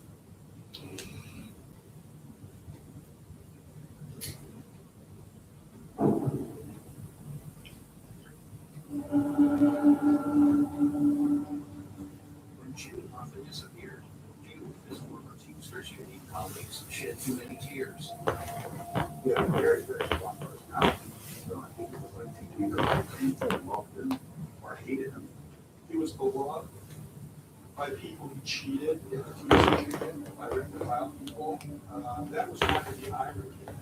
Now, Hoffa was beloved and stole money, but he got us hours. Hoffa's life had been one of attempted bribery, jury tampering, fraud, and flirtations with organized crime. That he could potentially die violently was no great surprise. That his body could disappear without trace was. Hoffa ended up being in the car with three unidentified males and driving off out of the shopping car. We've never seen him. Hoffa's disappearance was like something from a gangster movie, and tracing him appears to have been impossible. They used every tool in their arsenal. That's not supposed to happen in this country. It happens in other countries, but it shouldn't be happening here.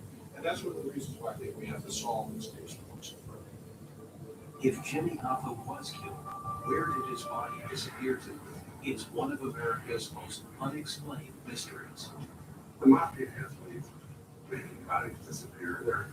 They have their hands in all kinds of industrial type businesses where they can make bodies disappear. Some say he ended up in a barrel, shipped to the New Jersey landfill. Hoffa's body was stuffed into a 55-gallon drum, loaded onto a gateway transportation truck, and shipped to an unknown destination in New Jersey.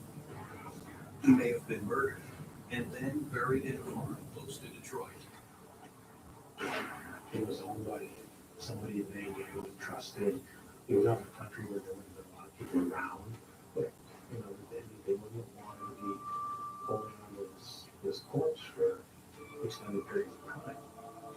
Some theories say his body was buried within the foundations of notable American structures. It's definitely not just. That's just like impossible. This is impossible. The bizarre hypotheses seem to have no limits. Hoffa's body is in the basement of the White House.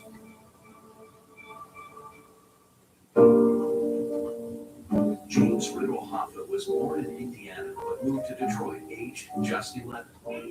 Hoffa had a tough upbringing, leaving school at 14 to help support his family.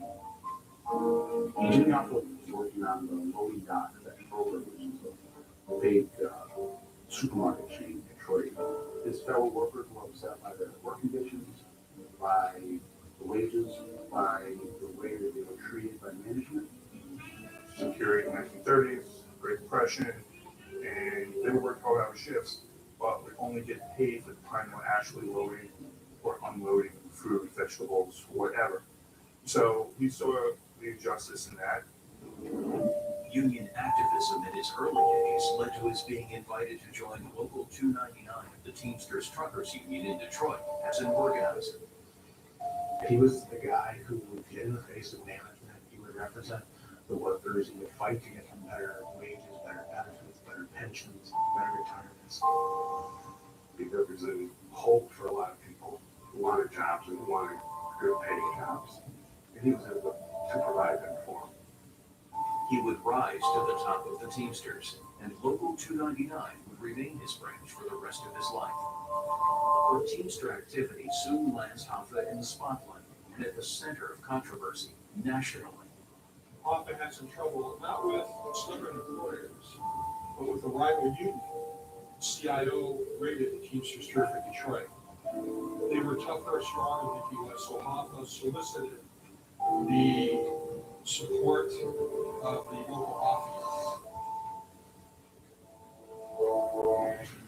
And it was that pact that Hoffa created, which sunk him basically from being a potentially great union leader to really nothing more than a labor agitator.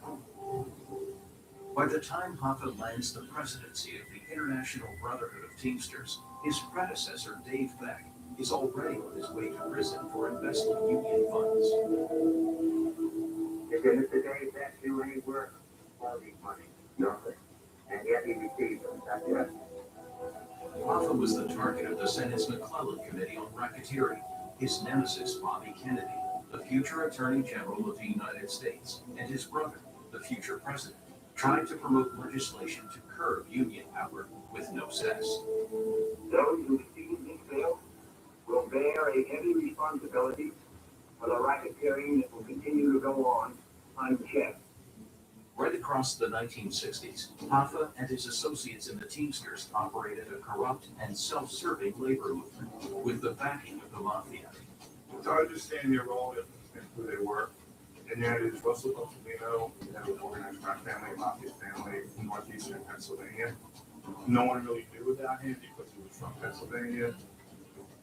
No one really knew the mafia actually in the 1940s and the 1950s. FBI didn't pay any attention to it.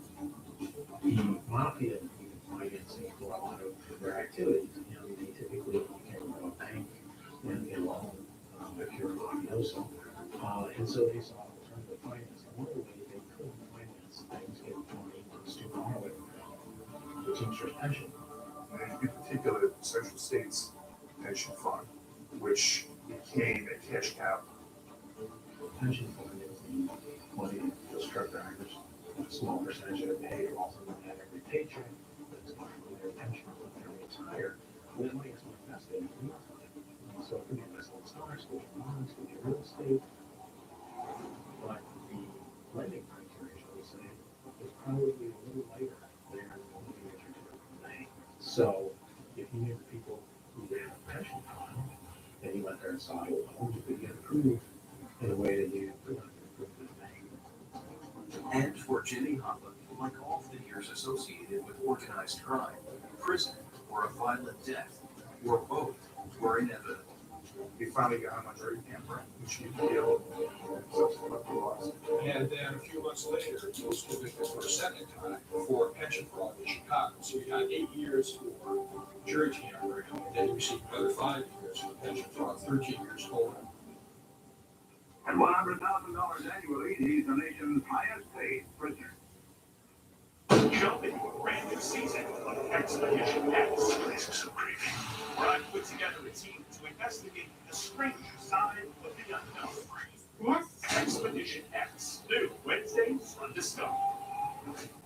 Set your TV on for the tale of a family who sold everything to buy a crumbling castle. Living the dream. They must have bats in their bells. Set your TV off for Escape to the Chateau.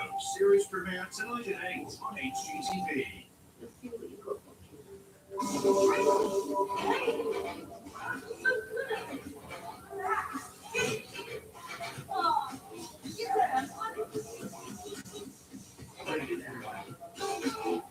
All aboard, Mother says, and down the hill they fly. They race across the frozen pond. She shoots, she scores, they cry. There's no day like a snow day, a fact you can't deny. Goldfish crackers, the snack that smiles back. When Subaru shares the love, good things happen. Over 64,000 pets supported. Over 2,500 wishes granted.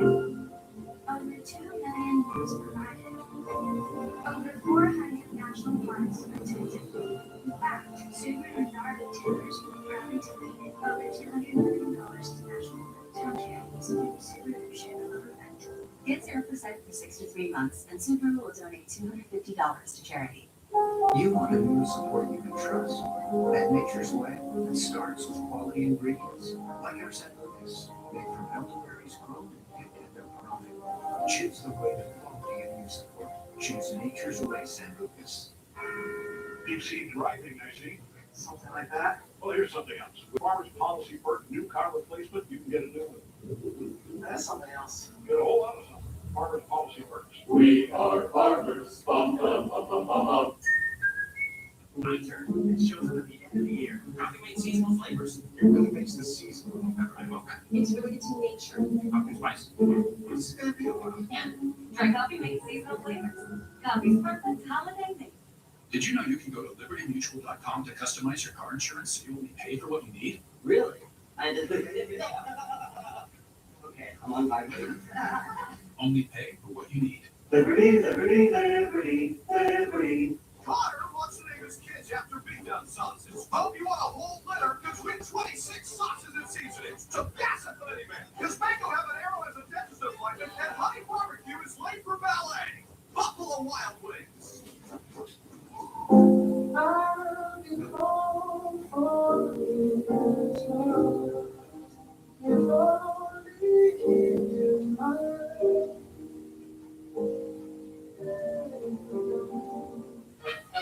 I'm a Verizon engineer. Today, we're turning on 5G across the country with a coverage of 5G nationwide. And in more and more cities, the unprecedented performance of ultra wideband, the fastest 5G in the world. It will change your phone and how businesses do everything. I'm proud because we didn't build it the easy way. We built it right. This is the 5G America's been waiting for, only on Verizon.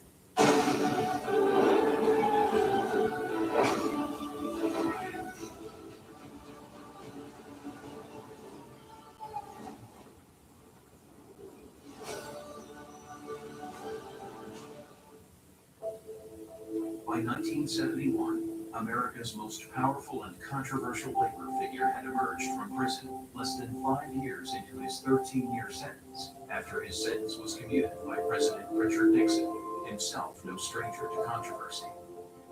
Nixon's people probably figured that by commuting the sentence, someone who was very popular still with the ranks, they could perhaps great favor with the members. But within 4 years, Jimmy Hoffa had disappeared from outside a Detroit restaurant, and the whereabouts of his body still remained a mystery. Hoffa discovered that things had changed in his union while he was inside. I got out of prison and wanted to take over or resume the presidency of the Teamsters again. Neither the mob nor the Teamsters hire one after that. They were enjoying their relationship with Nixon, and the Central States Fund was sending money out to new casinos in Las Vegas. They're making a ton of money. The men he regarded as his temporary replacement had gained a grip on the organization, and Hoffa's plans to regain the leadership of the union met with opposition from many members of the IBT and from some members of the Mafia. He gave the caretaker's job to his handpicked successor, Frank Fitzsimmons, who was elected in his own right in 1971 at the 1971 convention. We basically created what you call cells, to where decisions on loans and whatnot were made by others, and it became very profitable for the Teamsters and for organized crime. Plus, as a union, they had always supported the Democratic Party. But with Richard Nixon, they reversed that. They went down and bed with the Republican Party. So investigations that typically would have occurred under earlier Democratic presidencies, Justice Department would be away under orders from Nixon. Hoffa thought that it would be easy to take back the presidency of the Teamsters. In reality, it was an incredibly steep uphill battle. A lot of people were given resistance, including former benefactors who might have put him into power. And then at this point, we're refusing to reinstall him. It was at that point that Hoffa was out, and he wanted to get back in. At 58 years old, Hoffa had also fallen foul of a former Teamster ally, mafia figure Anthony Provenzano. He had lost his pension on his conviction to his felony, and he wanted Hoffa to intercede. And Hoffa said he couldn't do it, and they got into it in prison in a physical altercation. And that was the start of really that blood. Hoffa realized he had to make nice with Tony Provenzano because of the bully block of Provenzano before the East Coast, and that he was going to need to corral Tony Provenzano back into his corner. During the final months of his life, he knew he was closed out institutionally. He couldn't violate the restriction on his commutation. He was trying every legal maneuver in the book trying to do so, couldn't get away with it. So out of revenge, what he tried to do was he started talking. He was warned for 3 years this was going to happen to him. He didn't stand down, cease and desist this very loud, vocal, anti-mob campaign to take back the youth. And he was ruffling feathers that he didn't want to hold. He was going on 60 Minutes and telling everyone that when he got back to the teachers union, he was going to cleanse it of mob. I mean, that's like going on CBS and taking a gun and playing Russian roulette. Up until the last couple of weeks, he was being told, just shut up and leave. On July 30th, 1975, 3.5 years after his release from prison, Hoffa, now 62, arrived at the Red Fox restaurant in Bloomfield Township, a suburb of Detroit, to meet with Anthony Provenzano and Anthony Giacolone. Detroit Mafia captain at the time, and it was Provenzano, who was the New Jersey Mafia captain at the time. They were related by marriage, Giacolone and Provenzano.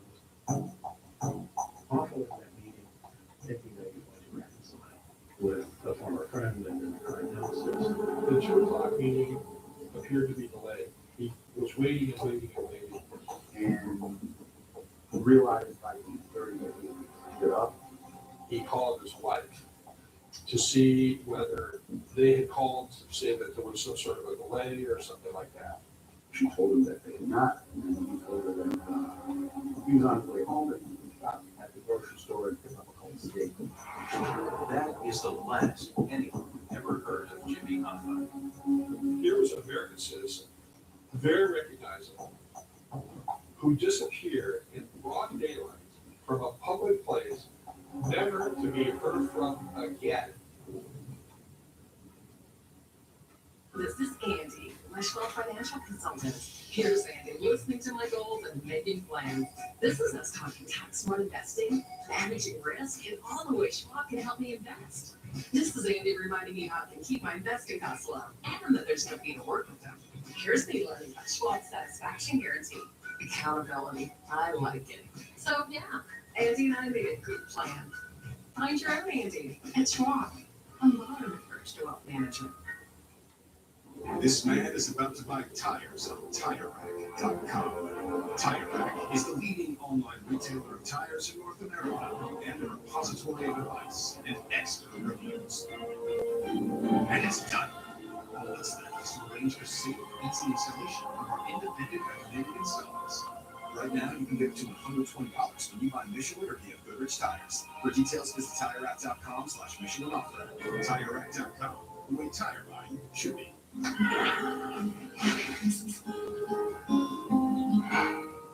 Geico makes the claims process so easy. I can file and manage my claim all in the Geico app. It's not just easy, it's giving your dog your fitness tracker easy. Ah, good boy. Yes, you got it. Woo! Already got my 40,000 steps today. Can I get a what? No pain, no gain. It's Geico Easy with fast and convenient claim service. Look how fast I'm running. Good boy, Chester.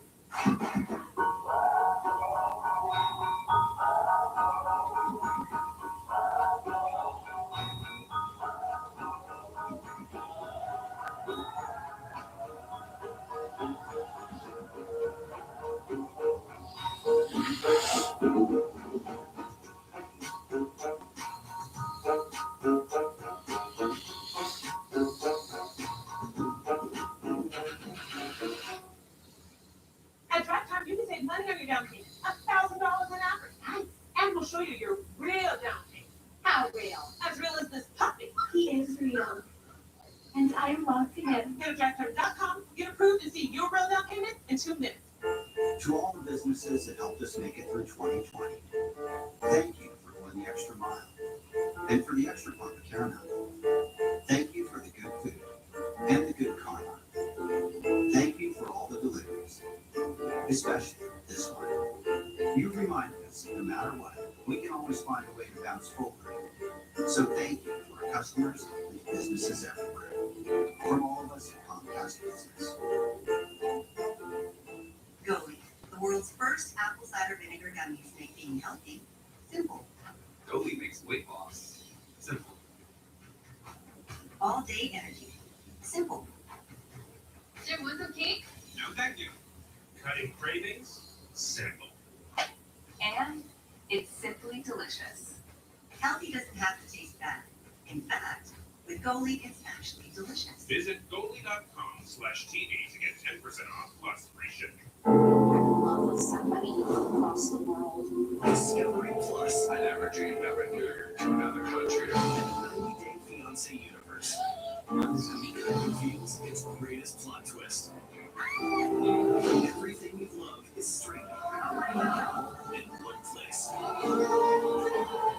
now pronounce you a husband and wife. The journey begins. Discovery Plus, the home of the 90-Day Fiancé universe. Stream what you love. August 1st, 1975. My father, James R. Rothman, has been missing for some 32 hours. We have not heard from him since. What had happened to America's best-known union leader after he was last seen at the Red Fox restaurant in suburban Detroit? There is no shortage of theories. As he walked back to his car in the parking lot, he was intercepted by a 1975 Mercury Marquis that belonged to his son, Joey Jacqueline. So what happened next? I've heard that he was shot in the head. I've also heard from some very reliable sources that he strangled to death. I believe he was put into the trunk of the Mercury Marquis and driven to one of the 3 incinerators in Detroit Mine that acted to at that time. Another theory involves Russ Buffalino and the legendary Frank Sheeran, the inspiration behind Martin Scorsese's movie The Irishman. He and Buffalino stopped at the airport in Northern Ohio. The plane was waiting for him. Sharon got on. They landed near Detroit. He got off. He was in the car that met Hoffa at the restaurant. Hoffa saw Sharon, recognized and felt more comfortable with him, got in the car with him and several other individuals. They were taken to a house in Detroit. They sent him to the house. Sharon shot him. And that Hoffa's remains were disposed of. Sharon was then taken back to the plane, taken back to Ohio, tapping the car above there, and then they continued on to Detroit.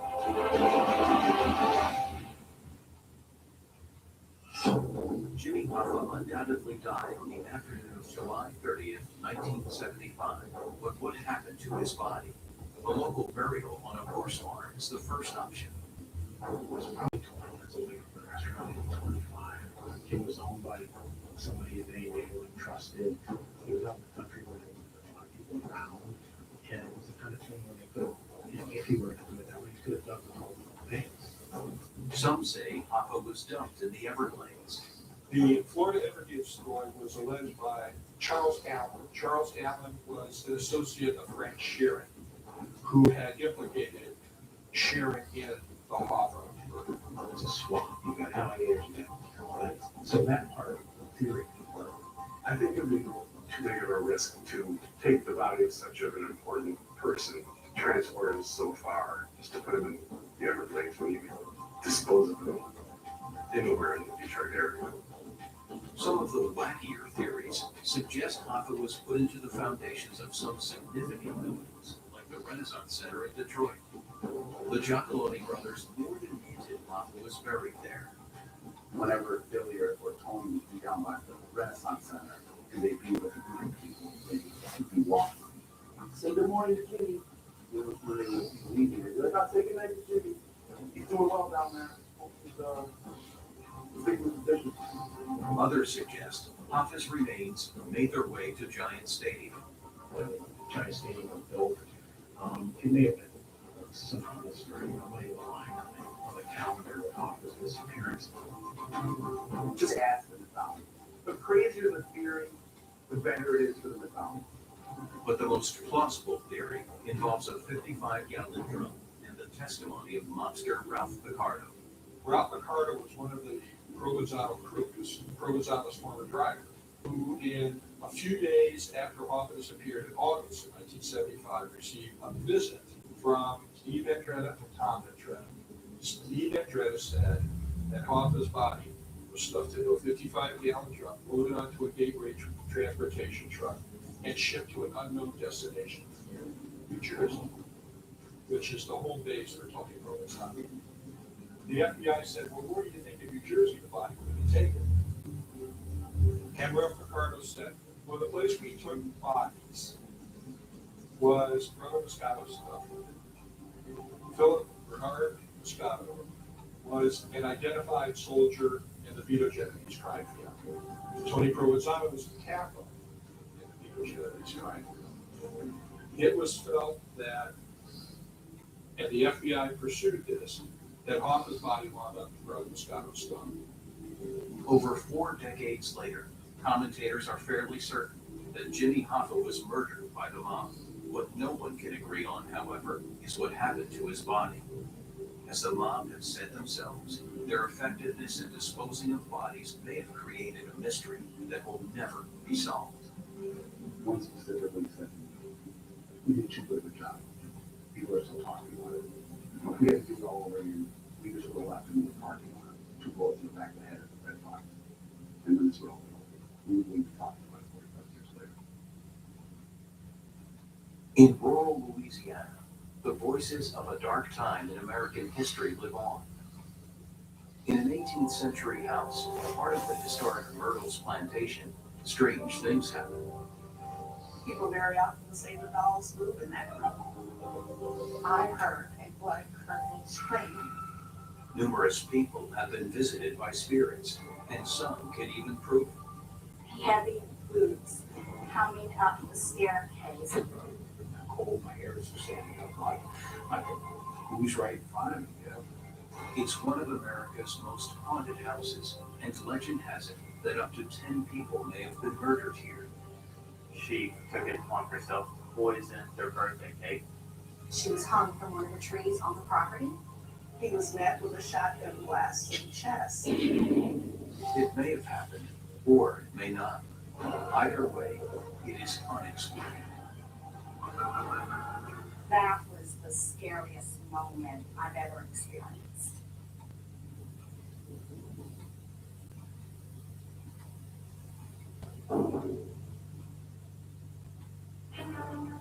Ghosts and spirits, hauntings and apparitions, some often so bizarre that it's hard to believe they are anything more than superstition. But in St. Francisville, Louisiana, there is one place that has so many sightings and stories that it holds the title as one of America's most haunted homes. It is known as Myrtles Plantation. It's 223 years old, and the stories and the experiences, spirits, all of that have been around for 223 years. From the moment it was built in 1796, the stories from this house have become a thing of legend. It's whispered conversations behind closed doors type of thing, unless if you've been to the Myrtles before. You pass by the Myrtles, oh, there's the haunted house, so it's always been said that the Myrtles was haunted. The Myrtles is hauntingly magical and beautiful. Many believe the hauntings are a result of the plantation's tortured past. There's been so much pain and angst in this property over the period of decades. So many people have lived here and died here. You have to remember yellow fever, scarlet fever. There was a lot of things that happened. Whether it was natural death or murder, as quite a few have died here through a murder. I think they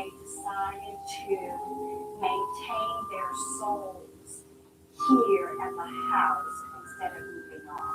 It's their home. To them, chances are we're the ones contributing. Could these stories be true? Could the spirits of past residents still be roaming the hallways over 200 years later? Or is it a clever marketing spin to get guests in the door of this bed and breakfast as it currently operates? They were great to see. Now, why did you go back to the Myrtles? It's extremely different than what your normal experience saying a Holiday Inn would be. You come and stay a weekend at the Myrtles, and then we'll talk about whether it's make-believe or not. The Moss family are now the owners of Myrtles, and they have no doubt as to the authenticity of the spirits. My mom and dad bought the Myrtles in 1992 when I was 7 months old. We lived here on the property for 7 years before building a home on the back of the property. According to the Moss family, running one of America's most haunted homes as a bed and breakfast is no marketing ploy. It can be quite the opposite. We have some guests that'll come in and you can tell that it is just like they are right on the cusp of their comfort level as far as just being on the property or spend the night with us. But we have guests, I would say probably at least once a month, it seems like that will leave in the middle of the night. And the reports of these spooky encounters are endless. On the north side of the home is the oldest section, of course. It's nicknamed the doll's room, and people very often say the dolls move in that room. I have a recording of one ghost here, and she distinctly says, "I hate you." I heard a blood curdling scream. We have the William Winters room. A lot of people are tucked in that room, and a lot of people can smell the fragrance of perfume in that room. We hear something go rolling across the floor. It's like, what is that? It were marbles. The Myrtles proved too much for a member of Oprah Winfrey's production crew who came to do a TV special on America's Most Haunted House. They had plans to stay with us 3 nights and 4 days, and she cut her visit very short. She went upstairs to take a quick nap. She laid across the bed. She said the minute she got comfortable, her room changed temperatures. It became freezing cold. She was so uncomfortable, she decided she would come back downstairs. She told us the minute she got to the door and tried to get her door open, she could feel fingers on her shoulders. So she moved all the lights out. The Moss family are well acquainted with the spirits of Myrtle's plantation as well. Morgan first becoming aware of them as an infant. I guess I would have been about a year and a half, maybe a little bit younger. I wasn't walking just yet, but I was with my nanny. Mrs. Moss, Morgan's mother, she was at her desk in her office. She got a feeling that she should go out and check on Morgan. Morgan had left his nanny, made it down the back stairs. When she came out of the restaurant and looked across the courtyard, I was over on the edge of the pond, and at the time it didn't have a fence around it. When Mrs. Moss saw him, she thought if she screamed to him, which was her first thought, that he may fall into the pond. She said that Morgan began to walk away from the pond, looking up, as if someone was leading him away. And she got kind of a calm feeling that he would be all right. Something came over and told her that, that we were safe here and that nothing harmful or malicious would ever happen to us as long as we were here on the property. Could it be possible that the ghosts of the past generations that lived here are looking out for the new owners? Could they, along with guests who come to share the Myrtles experience, be residing in this house together? We can't force it on anyone if they don't believe in it, then that's up to them. But just spend enough time on the property and you'll have the experiences and stuff that we've had as well to make you believe in it and confirm its authenticity. There's another world out there, and I firmly believe there's another world. It might be around us right now, it might just be another dimension. And somehow we just slip and we go into each other's dimensions, and we see a ghost, they see a ghost. Nobody really knows. Nobody's come back to explain it. So, who are these spirits that continue to haunt their old abode? And why are they still here? We have to go back to the very beginning, in 1796, before a series of deaths and murders occurred here. She was hung from one of the trees on the property. They took her body and weighted it down, and she was put into the Mississippi River. The Pacifica Hybrid runs on good vibes and actually it's electricity, very efficient. Where are we headed? Good question, Sparrow. With Pacifica Family Pricing, get our employee discount. Hey Tracy, you can't say no to a classic. Ooh. And here you over this flaming hot crunch. Girl, you know whitey chips are way better for dipping. Crispy, airy, tasty, poppable. I thought we talked about talking to the chips. I can't help it. Love me some Lay's. Alright, I'm taking these. Lay's, a little joy in every bag. I found some red potato chips. Breakfast wants you back. Right, just crack an egg. Packed with green potatoes, veggies, meat, and cheese. Just add a fresh egg for a hot scramble in less than 2 minutes to get those warm, fuzzy feelings again. Take breakfast back. Find it in the egg aisle. New Lean Cuisine bowls with 20% more food for 20% more satisfaction at 400 calories or less. They're nutritious and delicious. New Lean Cuisine bowls. Delicious your way. Worried about the pirates? Yeah, we were too. That's why we got kangaroos and doors over there. It's $40. $20? That's barely anything. And the kangaroo's $20 doorbell camera, I always know who the heck's on my porch.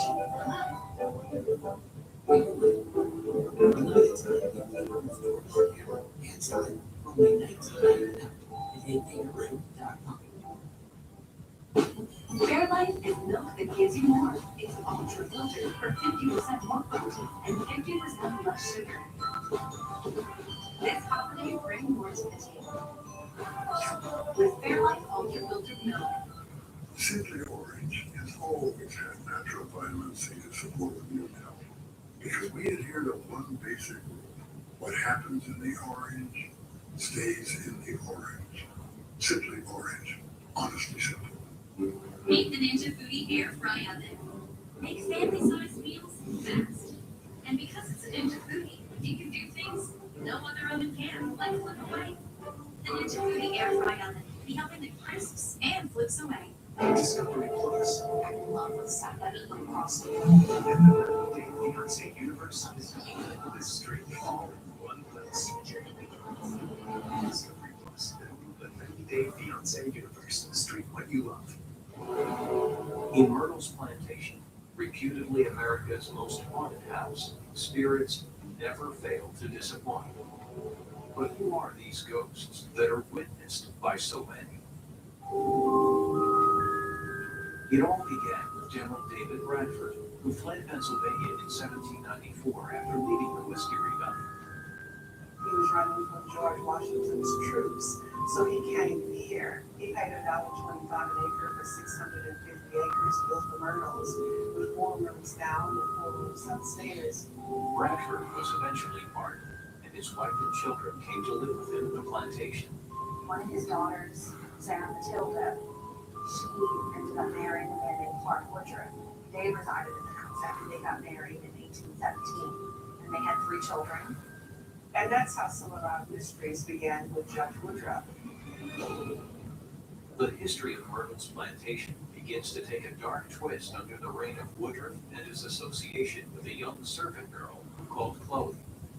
At the time, it was considered okay for when a wife became pregnant for a man to take a mistress.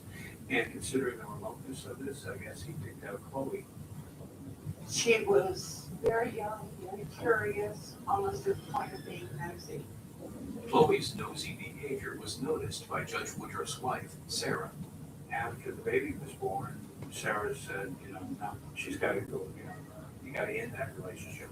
And Chloe overheard the conversation, and instead of hearing the conversation, she was caught, and her ear was cut off.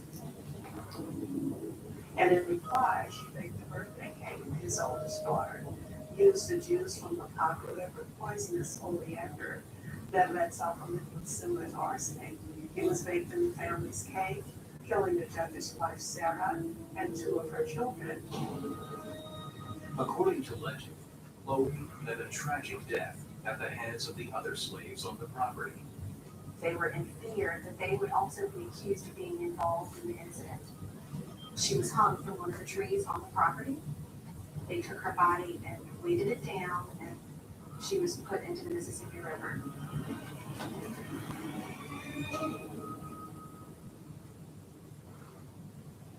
Although she was put to death long ago, Chloe is the most frequent resident in Myrtle's plantation to this day.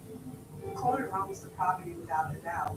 I believe people who have unfinished things they want to come back and do. I do think she was remorseful. Those who say that they still see Chloe's spirit say that they see her as being kind of, I guess, making up for her bad deeds. She very often tries to tuck our guests in, even though she ends up fighting them. They wake up cold, and they would be a woman with a turban wrapped around her head, trying to pull the covers back over their feet. Because of her disfigurement, she wore a turban. And there's a cute little story that goes around that, because she only had one ear, or one earlobe, that she always searches for earrings, and she'll take one. Chloe has even been caught on camera. The photo that was taken, there was a girl posing with a teacher, and in the background, in the window of the dining room, there seemed to be an African-American young girl, and she's actually coming through the window, wanting to play with the other girls. And when David went to investigate other possible explanations as to how this could have happened, something even more bizarre occurred. Tina Moss was here, and I asked her if I could, go inside. The house was locked up. And one of her people that worked here, his name was Moses, and she said, Moses walking up, said, let Mr. David inside the house. He wants to take some photos inside. So I went into the dining room, and I kneeled down to get my camera together, and he's standing behind me, and he starts to break out. He's seeing a little girl in my viewfinder of my camera, and before I could put my glasses on, everything was gone. I said, Moses, what do you see? Because he didn't know I was there. He didn't know I was taking pictures to verify that there was a little girl. He just was told over. And that wasn't the only time Chloe made an appearance for the cameras. My mom was taking photos around the property for insurance purposes one fall evening, and she went and submitted the roll of film to the insurance agents, and they contacted her back saying that there was a staff member in one of the photos. Could this really be an image of a ghost from centuries ago? Skeptics would say no. I don't believe it's fake at all. There's no way it's fake. It's the real deal. Time is real. I know that there was nothing that tampered with the photos, did anything with the photos other than just really dig for the truth as to what it was. But if it really is Chloe making guests comfortable and appearing for cameras all these years later, she is not alone. Chloe is very popular, and Chloe is one of our spirits that has lived here forever. But there are more people roaming the grounds than Chloe.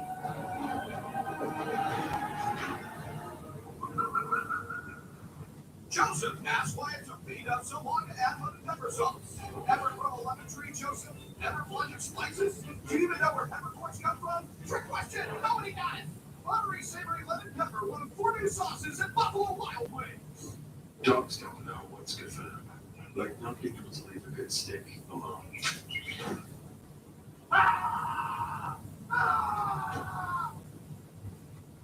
Grease tangent treats. Something better for your dog to chew on. In this family, everyone does their own laundry, but they all do it a little different. Honestly, I have a couple of pots and just stuff everything in. It works. And of course, everyone thinks their way is right. I stood in line for hours to get this. It has to be washed on delicate. It has to be cold water. It's better for the planet. Secret is, the Tide Pods, it all works. Of course it does. Told ya. They can do it their way, and I get a break from the laundry. No matter how much, it's got to be Tide. My DBT blood clots stayed on my mind with another around the corner. It could be a different story. I wanted to help protect myself. My doctor recommended Alamos. Eliquis is proven to treat and help prevent a DVT or PE blood clot. Almost 98% of patients on Eliquis didn't experience an epidural, and Eliquis has significantly less major bleeding than the standard treatment. Eliquis is FDA approved and has both. Don't stop Eliquis unless your doctor tells you to. Eliquis can cause serious and, in rare cases, fatal bleeding. Don't take Eliquis if you have an artificial heart valve or have normal bleeding. If you had a spinal injection while on Eliquis, call your doctor right away if you have tingling, numbness, or muscle weakness. While taking Eliquis, you may bruise more easily, and it may take longer than usual for bleeding to stop. Seek immediate medical care for sudden signs of bleeding like unusual bruising. Eliquis can increase your bleeding risk if you take certain medicines. Tell your doctor about all medical or dental procedures. What's around the corner could be your moment. Ask your doctor about Eliquis.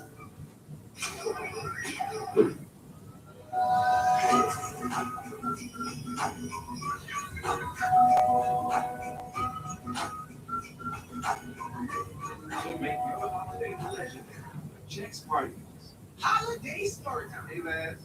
Our Big Mac stew scrumptious sit wafted out of the window. Be right back. Sorry, man. Yeah, I need that for a little food. I love this meal. I love it every time it's commercial. I can just drink another cup.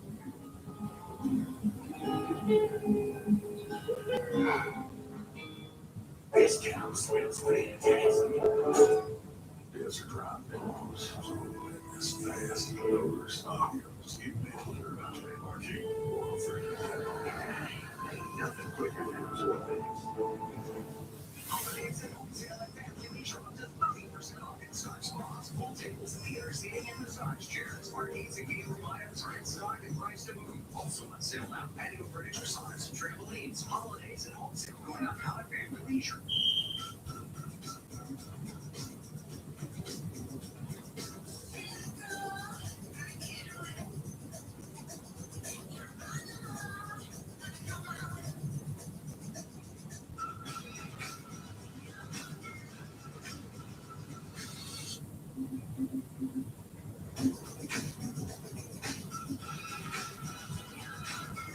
Warm up with our gourmet grilled cheeses.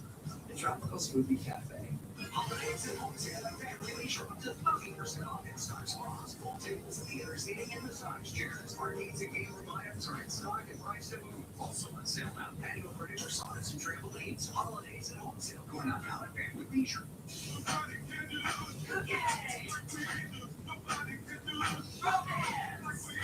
Nobody does real life like we do. The greatest collection of real life entertainment all in one place. Discovery Plus. Stream what you love. There never appears to have been a time when the spirits didn't haunt the extraordinary house and grounds of Myrtle's plantation. During Judge Woodruff's time was when the poisoning happened to his family. After that poisoning, he decided to sell the home and he sold it to Ruffin Gray Sterling. Ruffin Sterling had married Judge Woodruff's daughter Mary, the sole survivor of the poisoning. The spirits of her sisters, it seems, never left the property, and Ruffin Sterling tried to do something about it. He came in knowing that there were some mystery stories even then. To keep away the spirits, he needed to put something religious in the home. So he put in the French cross glasswork, some things to keep away evil, he thought, during his time. But it appears his attempts were in vain, as the ghosts of small children still haunt the property to this day. Yeah, it seems like the kids are a little bit more mischievous and like to play and tamper with the guests. More ladies get their hair tugged on or their hands are down by their side. They'll feel a small hand go to hold their hand or pull on their fingers.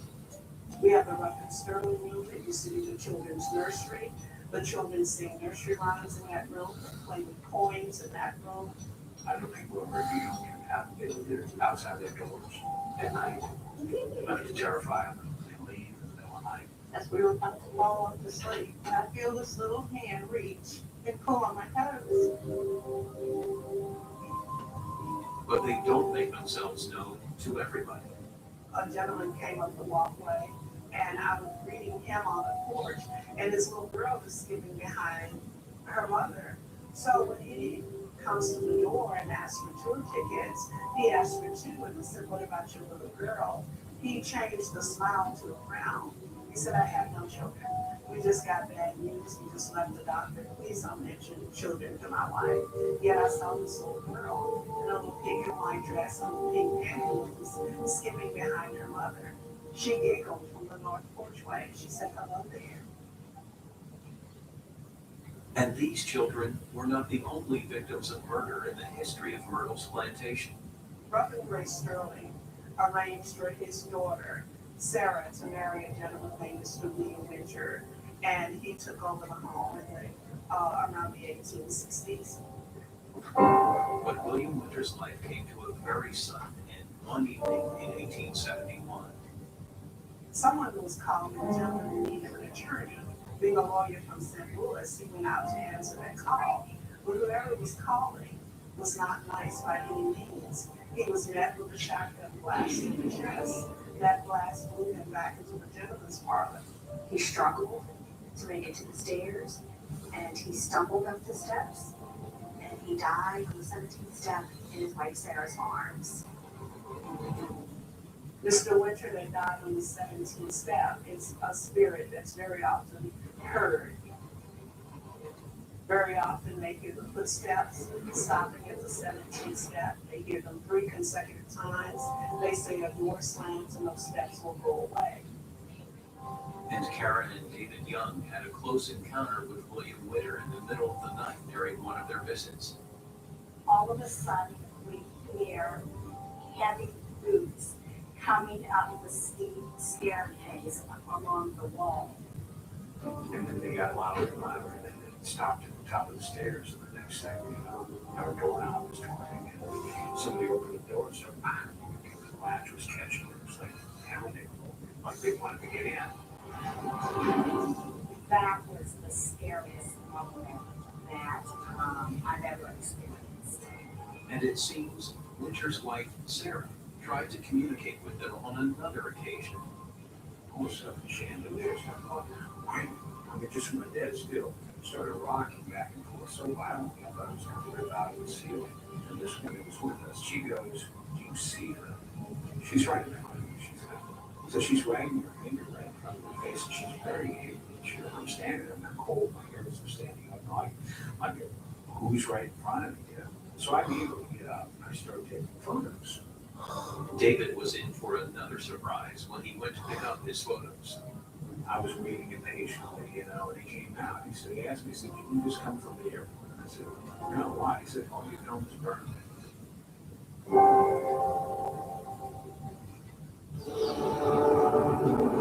It's not just this one moment, but it's a series of moments. This isn't just what we do, it's who we are. Bringing these back over dreams and how's our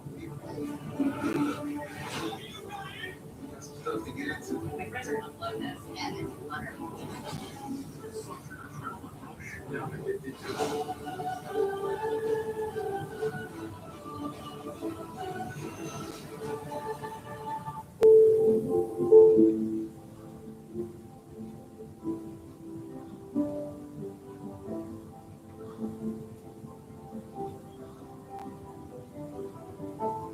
Where is this place? To put the world on pause. Lindor, made to melt you by the wind master chocolatier. Dear 2020, you have your time. Now it's our time. Time to get away to a place where we can finally reach boundaries, limitations, even mental backgrounds. Today, we break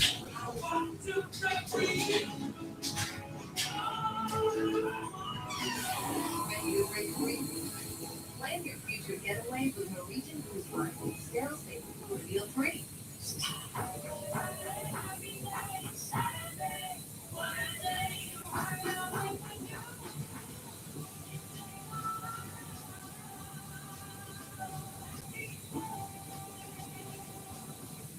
When it comes to health insurance, don't settle for less. With Anthem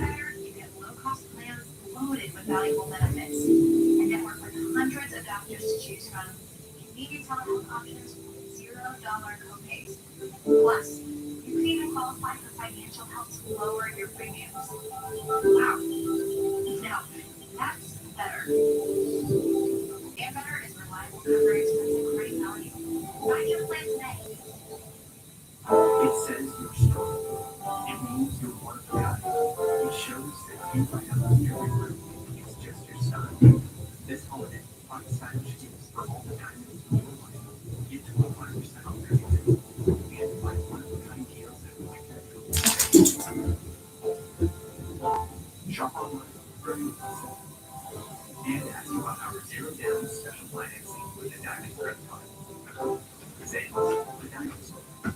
Your car wants a company who invents car annuities and buying a car 100% online. Now we've created a brand new way for you to buy your car. Whether it's a year old or 2 years old, you want to buy your car. So go to Carvana and enter your We just go downstairs, baby. It's still going out.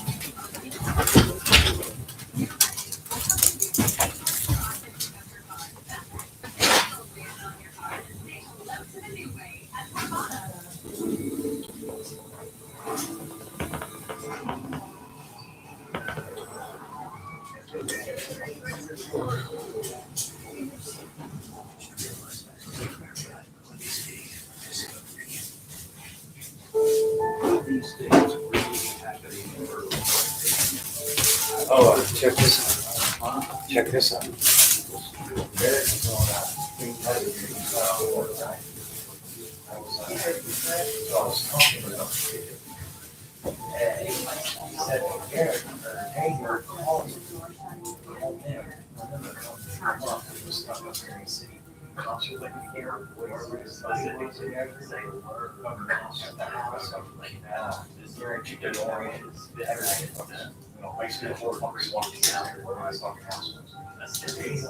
I don't want to use a pair of concert fucking looking for.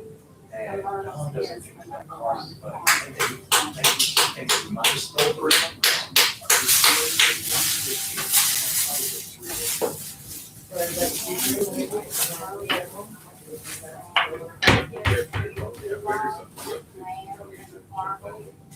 yeah, I was like, I told you wrong, these areas, there's whatever house, where he's going. We don't need to talk to the cops. I was here looking for him on that.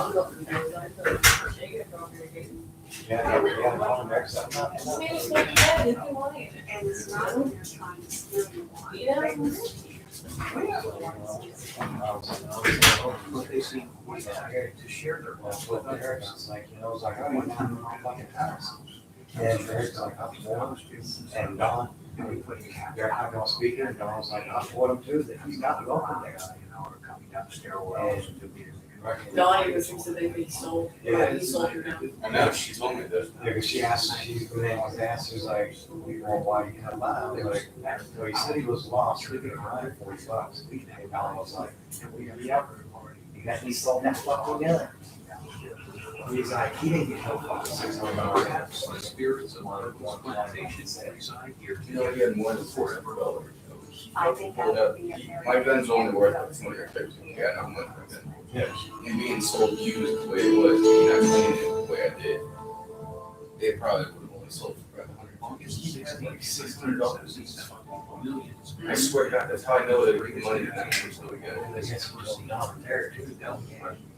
It's bad. It's full of fucking diamonds. Full. I mean, I told you guys how many food he had over here. So I guess he had hundreds of. Yeah, I would. That was just, he had a whole fucking bag of like 180 food when I used to check it. You get take a couple. I said, no, I take them up there, so I don't take this.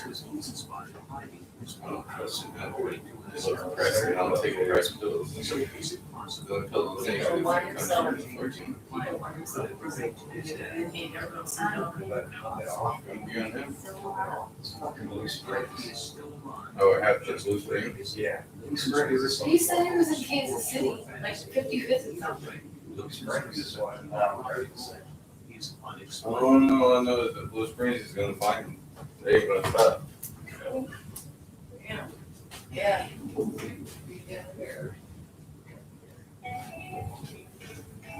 He is considered to be one of the most popular entertainers of all time. Elvis Aaron Presley, the king of rock and roll. Elvis skyrocketed from a childhood of poverty in Tupelo, Mississippi, to international stardom in the 1950s as the first rock and roll star. They tried to call me like 6 times yesterday. He's like, "Go to sleep." Everybody knows I don't use Facebook, so. You shouldn't have stolen my gun. Nope. No, I'd help him out if he would have stolen my gun. I'd let him come over here, honestly, because I've known him forever. But He's going downhill though. Like a lot. you know, I ain't gonna help somebody else that stole my fucking gun. He should. Elvis had that. He had the sound. He just was a Well, he thinks it's okay because he gave me over like $300 worth of clothes. He gave me like $300 worth of clothes. This is like a $90 hoodie. The pants that he gave me is like. He gave me clothing too? Fuck yeah, I didn't say that was good. He said, "Here, you need some more clothes." I said, "Here, get some more clothes." I took that shit. But he's trying to sell you shit and thinking it's gonna be Yeah, he thinks it's gonna be okay. He gave me fucking $40 yesterday. He gave me all this fucking clothes and everything. I tried making some fucking cheese sticks yesterday. It didn't turn out too good. Yeah, I see. I was wondering what else. Yeah. What did you use? I used fucking egg and flour, and then I ended up using some of this. Whenever I used bread, it actually worked. Josh ate it and said they were okay, but to me they kind of taste like funk. What? But over I don't time, think I'm good with Elvis' cheese. soaring and coding obligations led him down the path of reliance on prescription. Yeah. There was no Yeah, I was saying, go down there, like, come on. Here's the rock star. Oh, you did? There's no way, they were right here. And I just wanted to do nothing. Like I told them, I mean, you know, if I really wanted to prove myself right, all I had to do was look at the cameras because we have cameras. I haven't looked at the cameras because I know he's the one that took it. For one, my window was locked that day. I know for a fact I locked it because right when they showed up, I closed my window and I locked my window, which means that it had to have been open from the inside. Well, no, because you was asleep, Eric was asleep, and he was up for a good 2-3 hours. I know. That's what I'm saying. Where's that on a window though? He tried telling me somebody broke into our house. He had my window. Yeah. He said, I went to the bathroom last night, but I came out, Josh said he seen somebody by the windows. And in my window was my Nike shoe, whole propping it up as somebody done propped his motherfucker. I know I locked my damn window, I'm not stupid. I know whenever I lock my window, whenever I leave my shit unlocked. Not only that, like I told Derek, you know, I don't hang out with nobody in the city. Nobody knows that I even own a fucking gun besides breaking everybody that I associate with up here. None of them are gonna come over here and fucking take my shit. I said, you know, it's kind of funny you guys show up. My gun sat in that closet for about 1.5 years, 2 years. Or however long we fucking been here. 2 years. Yeah, 2 years. And it's never mysteriously came up missing. The second you guys get up here, you know, I go to sleep and I wake up and it's gone. Yeah. You know, it doesn't end up. Yeah. He's just an idiot. I think he's like shit. Okay, I'm gonna kind of get in this one a little bit, so I'm not worried about it. Well, sheriff and most of them, only because, not what we said, but what we found, that he was in trouble. That's it. Next thing you know, I got helps died.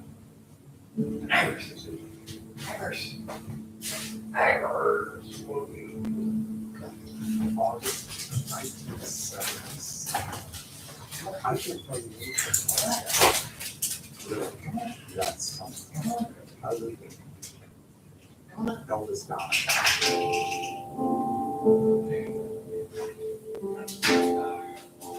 The air around us is all parts of the country, everywhere. Weird. It's a weird situation, but that's the impact that I had on the world. The announcement of Elvis Presley's death was sheer mass pandemonium because no one saw him.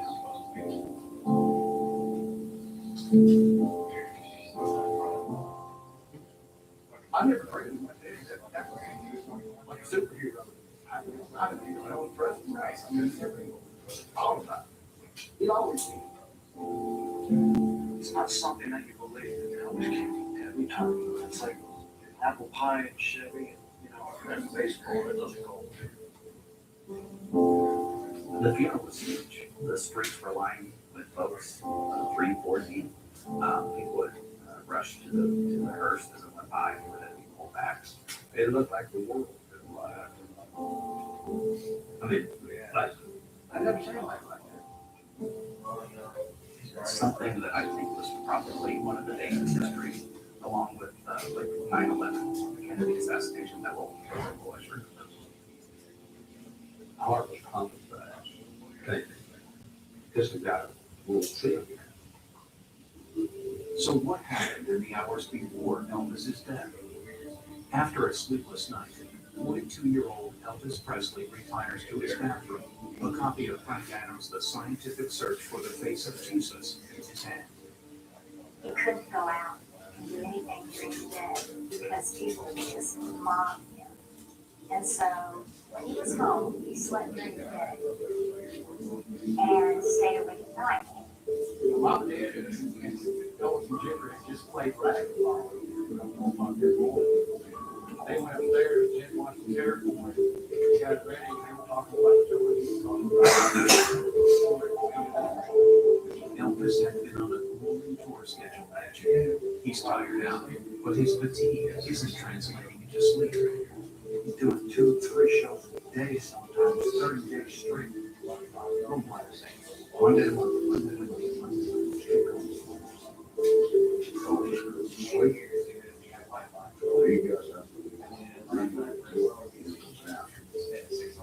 Ginger was there,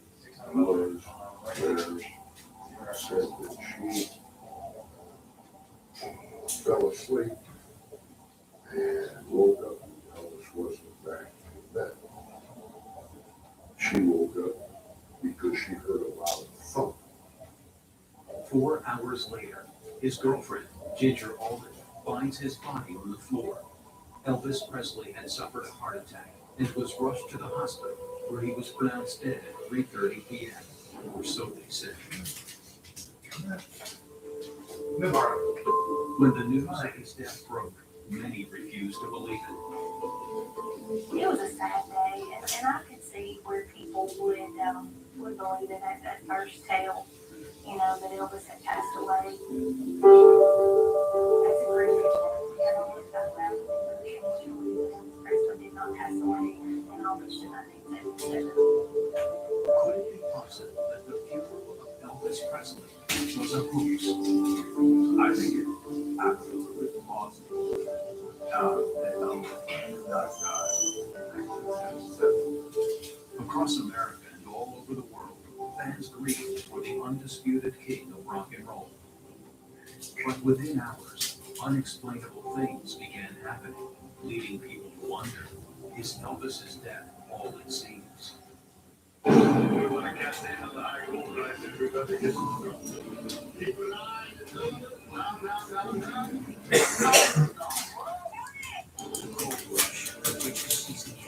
Friday at 8 on Discovery. Central TV is able to family who sold everything to online. David and Jay must have passed the Neville frame. Central TV offers to the Chateau series premiere tonight at 8 on HGTV. Would you like to try a burger made with plants? Plants. It's delicious, and I'm a kid, so if I like it. Morningstar Farms. Grilling at home just got easier with America's favorites made from plants. Repair your enamel with Tornado Repair. Our most advanced formula helps you brush in vital minerals to actively repair and strengthen enamel. So you don't just brush to clean, you brush to build. No intensive enamel repair. How is your love? Nathan. Thanks. Share love with Mama. That's the Whole House, the original way to share love. Simply Orange has always had natural vitamin C to support immune health. Because we adhere to one basic rule. What happens in the orange stays in the orange. Simply Orange. Honestly, To support a strong immune system, your body needs your teeth. Centrum helps your immune defenses every day with vitamins C, D, and zinc. Season after season. Ace your immune support with Centrum. Alicia can't choose between pizza or wings for the game. This isn't a midterm. We say D, all of the above. Like new pizza wings and pizza. The flavor of pizza on a wing. RPC for delicious. Pizza wings, one of 4 new sauces at Buffalo Wild Wings. If you want a little more and not be funny, you can give me that. Hey, baby, I got your love, don't you worry. Say hey, baby, I got your love. Hey, baby, I got your love, don't you worry. Say hey, baby, I got your love. The new LG Wash Tower. Redefine laundry in half the space. One of the worst things about a cold sore is how it can make you feel. But when used at first sign, Abriva can get you back to being you in just 2.5 days. Be kinder to yourself and tougher on your cold sores.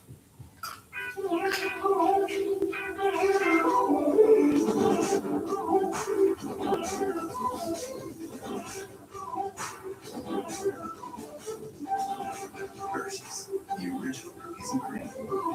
Let's be honest, quitting smoking is hard.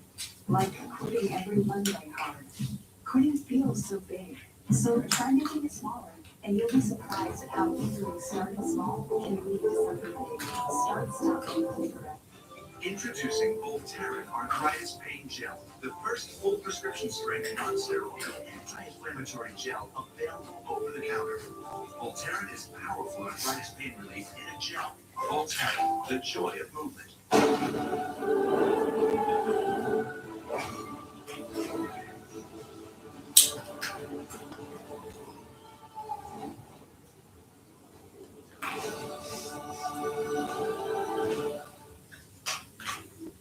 There are those who believe that the body in the coffin at Elvis Presley's funeral was not the king at all. We don't believe that Elvis passed away because he was fed up with his life as it was done. He was not happy being where he was, not being able to go out and enjoy life.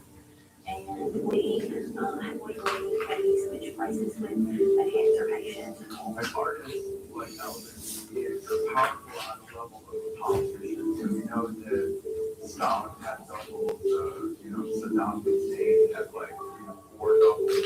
And I believe that in the entertainment field, that could possibly be the case as well.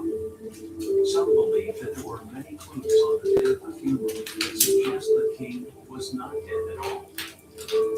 So many people afterwards, after his body, they talked about his sideburns coming off. They talked about, how his nose was puffed, he was 20 years younger.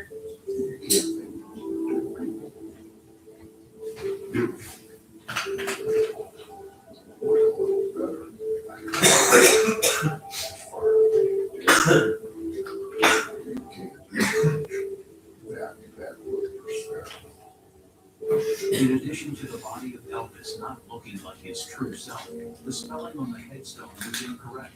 His middle name, Aaron, was spelled with 2 A's instead of 1. I don't think he wanted to jinx himself by putting his actual name on the coffin. I think that when something of a magnitude as Stacey one's death, a popular cultural hero, that there is an incentive to leave clues behind or to insert clues to suggest, hey, there's another side to the story. Okay, so, and a misspelling or, an anagram or something like that could be his way of answering it, and perhaps to his relatives or significant others in his life, and that's another reason why he would do something like that. But there could be another explanation. There were signatures that I've seen where he used 2 A's and he also used 1 as well. I think it's just a simple, which one are we going to use for his gravestone? However, if it truly wasn't Elvis in the coffin, where was he? I think he was still in the States somewhere, I think so. I think he was just biding his time, making preparations, getting his affairs in order as best he could. By 1977, the music industry had changed. He'd already seen the British invasion, which knocked him sort of off the chart and put him into, like a Las Vegas sort of residency. And also the benefit of record sales jumping when one had passed away. I think he would have cut his hair really short, probably grown a beard, let his hair go gray, dressed down. Elvis didn't like blue jeans.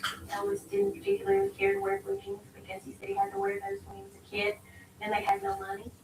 And so he equated blue jeans as being poor. And so I think he would put on a pair of blue jeans and a pair of tennis shoes and a ragdown shirt and on his way. There are claims that Elvis left the country for Buenos Aires under the alias of John Burroughs, and he quietly slipped out of the country while no one was looking. John Burroughs was Elvis's manager and when he traveled and do anything, you can't put Elvis Presley down on a hotel register. So they would use John Burroughs as an alias to make things easier for booking hotels and things of that sort of for when Elvis would be traveling. Panicked grief surrounded his death. Was Elvis slipping away in plain sight? And as the world watched his funeral 2 days later, could the king have already been enjoying his new life in South America? Money goes a long way. When you have as much money and connection as Elvis Presley did, and you can do just about anything you want. It could have been Elvis getting on the plane. And it could be someone else who knew about the, this alias, and he used it as well. It's a mystery that, we might not be able to solve, but I don't think there's enough evidence there to say, hey, this is definitely an open case. Not everyone thinks so.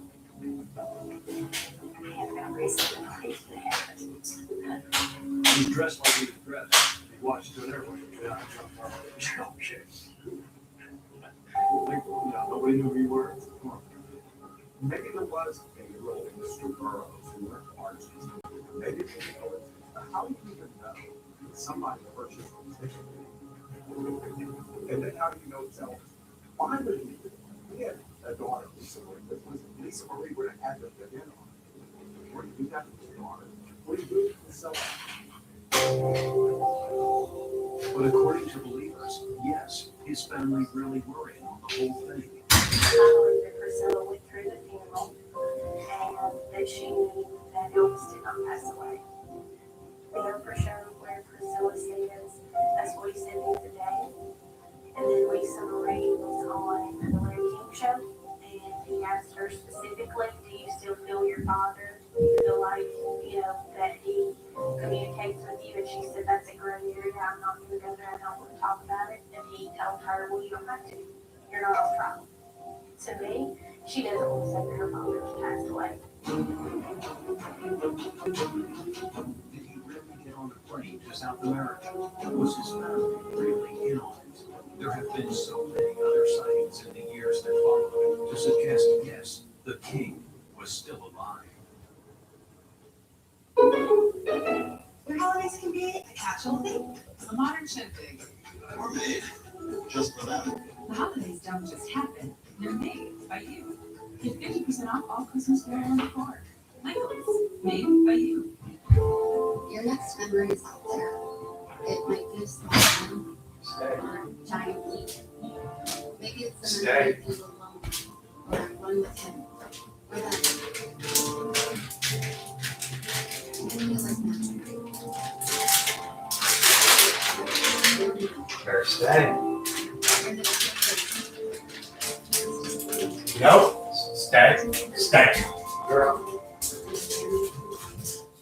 It's like a hybrid bun type. Actually, it's electricity, very efficient.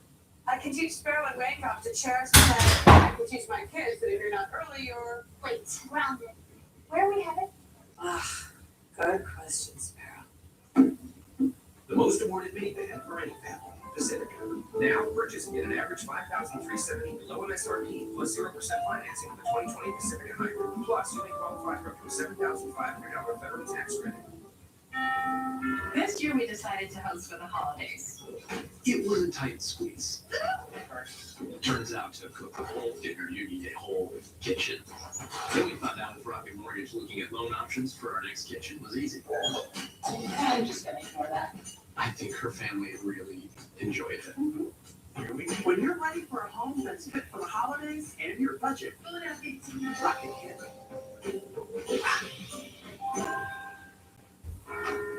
Hi. Happy anniversary. Or what? Every year you're with us, you get $50 towards your home deductible. The policy perk of being part of the company. Do I have to do anything? Nothing. Nothing. Nothing. Nothing? Nothing. Well, that really is something. You get a whole lot of something with Farmers Policy Perks. Here, May I have a balloon too? sure. Your parents have maintained the Farmers Home Policy for 12 consecutive months, right? We are farmers, bum, bum, bum, bum, bum, bum. Start with a quote of 1-800-FARMERS. In a land not so far away, people are saving hundreds on the most reliable network with Xfinity Mobile. They can choose from the latest phones or bring their own and choose the data option that's right for them. They even get nationwide 5G at no extra cost. And since they're on the carrier rated #1 in customer satisfaction, they live happily ever after. Again! Xfinity Mobile, your wireless, your rules, your way to stay closer together. Click, call, or visit an Xfinity store today.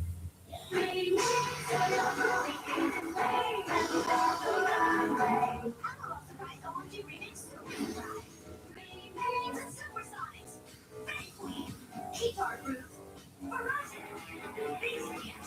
unlock sexy surprises. 2 bands, 8 dolls.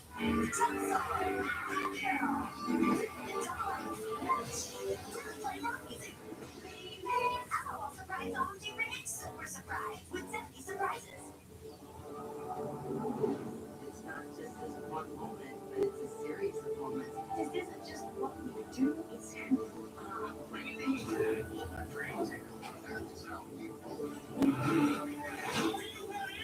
Stuff to get into. My president will love this. Yeah, and I love her. Now addicted to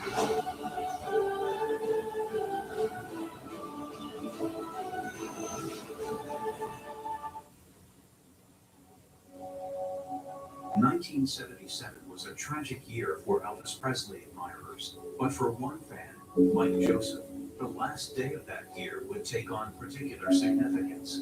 Joseph took some pictures of Presley's pool house on December 31st, 1977.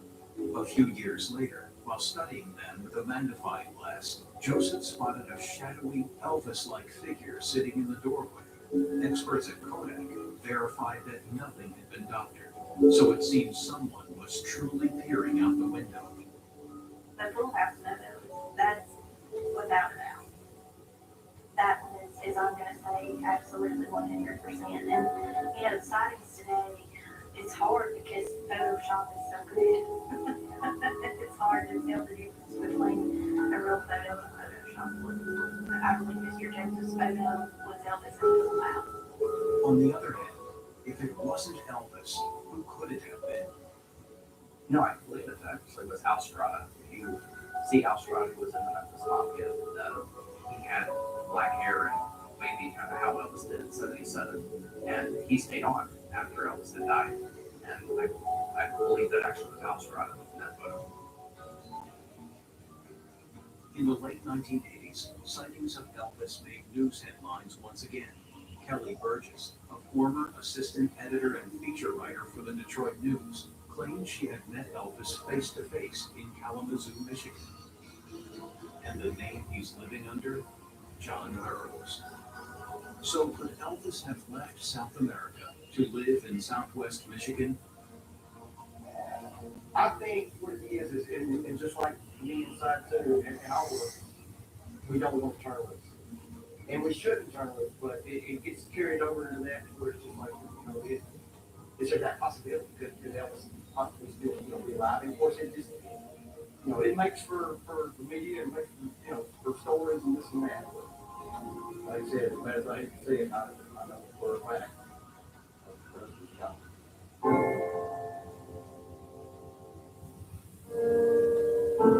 The hard fact is that the theories claiming Elvis is still alive cannot go on forever. Born in 1935, Elvis would turn 90 in 2025. I kind of think a part of it, this is the performing and this is his relationship with the fans. But then I think a part of it is like, man, I'm glad I don't have to do that anymore. Those who knew him have long been convinced of the sad truth that the king is gone forever. There's nothing that would make me so happy as to find out that Elvis is still alive and that he's doing well and he didn't die in the toilet in August 1977. I don't know, people would make all kinds of crazy things. But I hope it must have happened. I think you yourself, people who are able to put something over. I would be disappointed in myself. I would like to put something that's going on in there. I wish I could change it all. I wish he was still here, but Elvis passed away August 15, 1977. There's no question, as sad as it is, there's no question. With the legacy he has left behind him, it could be said that the king of rock and roll never really died at all. Elvis will forever live on. There's no stopping at this particular point. They've been saying for 60 years that Elvis would die out. I think about like he died. I think about the gifts he gave. The fact that he still living. 42 years later, 1,000 people come around the world. Well, cool. That's where he lived. He didn't die. His body died. But his spirit lives on.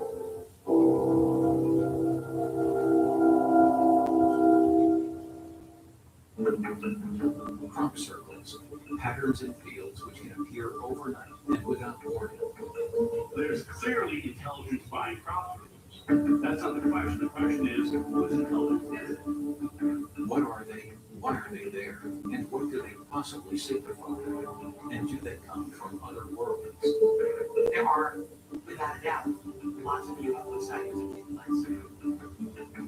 Despite the admissions of hoaxers that the formulations are man-made, many still believe that they are signals from extraterrestrials.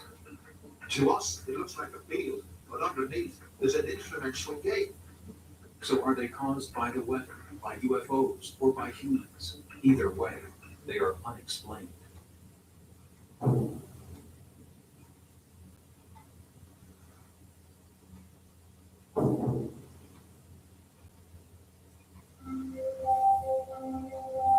Crop circles. They appear abruptly in rural areas with no explanation behind them. Crop circles are designs in grains, often wheat or barley, that appear in fields mysteriously. They range in complexity from very simple small circles to really complex, amazing geometric patterns. It's like almost woven like stitching or the cloth. Or you have maybe one or two little strands just sitting there and a little bit of sparkle on them.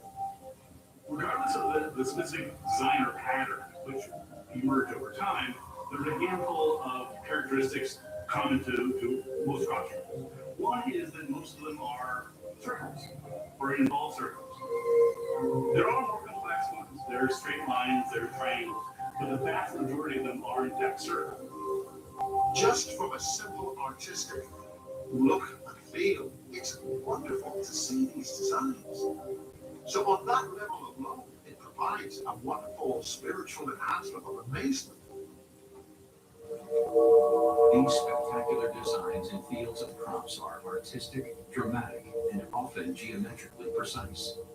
But are they the work of humans, or are they the marks of visitors from other planets? People have always tried to find physical evidence that flying saucers and UFOs have been here, and naturally, when people see these amazing formations in the crops, people will associate those with something supernatural and something that came from the sky. they look like the classic Georgia dynasty flying saucers from the 1950s. Crop circles are surrounded by confusion, just like the alien spaceships of the mid-20th century. It's quite interesting, really, to kind of hark back to the original time when the word flying saucer entered the language, because it was back in 1947, when Kenneth Arnold saw the mysterious craft flying at amazing speeds and amazing maneuvers. And when he reported this to the press, he said that the motion was like a saucer skipping across the lake. But he wasn't talking about the shape of the craft, he was talking about the motion. And yet that phrase flying saucer, the media loved it.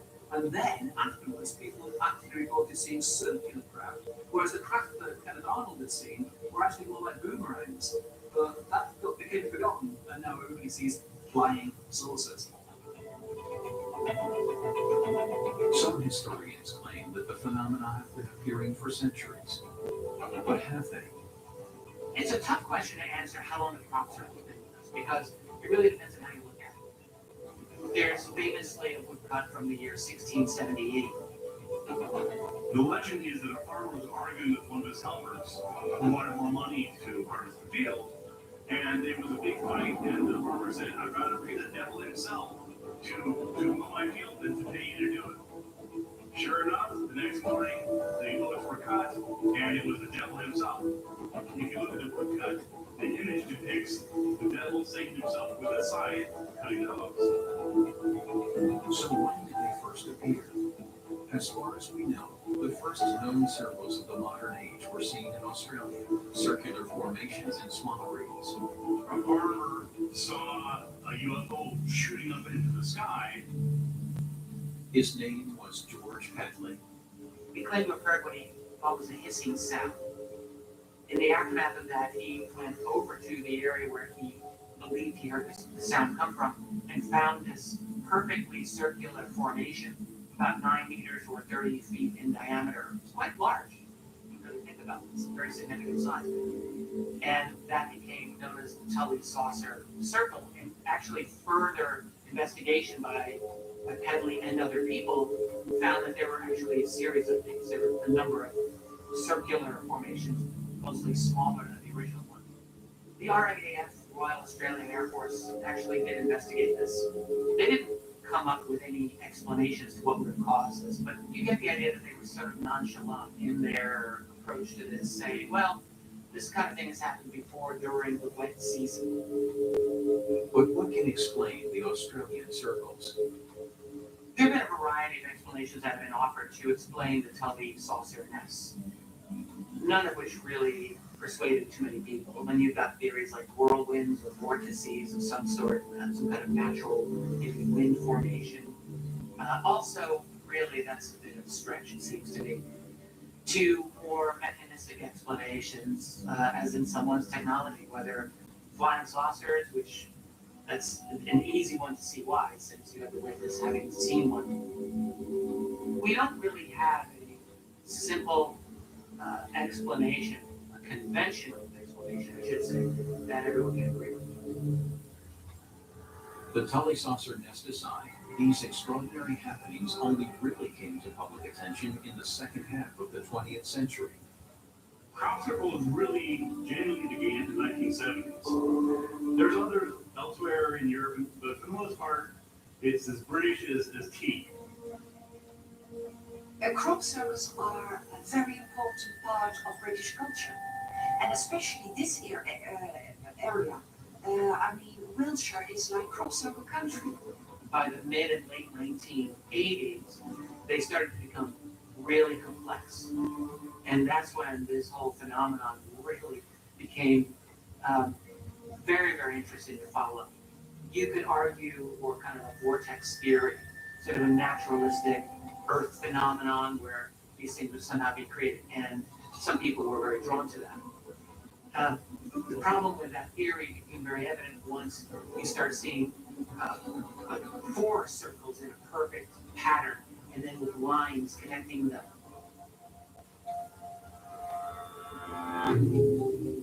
Then things really started to take off. Something that was a really rectangular crop circle. It's not crop supplements. You know, it was like the face of Mars, and then suddenly there was another one in the same field that looked like a message sent out in space, and you got very intricate ones with amazing kind of geometry behind it. And also becoming enormous in size, and then you start getting even very more sophisticated mathematical expressions of these. So obviously the vortex explanation really kind of fell apart at that point. The crop circles largely appeared close to sites with spiritual connections. The large number of them take place in the region around Wiltshire, where you've got Stonehenge, where you've got a lot of other very interesting ancient evidences of early Celtic and pre-Celtic culture. So the question is that important? And there's the area of ley lines, and whether or not that's really a legitimate connection is something that no one's really been able to figure this out. But how can these extraordinary designs appear, seemingly out of nowhere? Are they caused by extraterrestrial beings and miraculous occurrences? Or are they human hoaxes? They just seem to appear instantly out of nowhere in broad daylight. Is this really happening? Save more with Target Circle. This weekend, get 10% off Target gift cards. In-store or at Target.com. Join Target Circle on the Target app. Today is tomorrow. Save more with Target Circle, only at Target. The Pacifica Hybrid runs on good vibes and love. Actually, it's electricity, very efficient. Where are we headed? Good question, Sparrow. With Pacifica family pricing, get our employee discount. Research shows that people remember commercials with exciting stuff. So to help you remember that Liberty Mutual customizes your home insurance, here's something you shouldn't try at home. Liberty Mutual customizes home insurance so we only pay for what we need. It's pretty cool.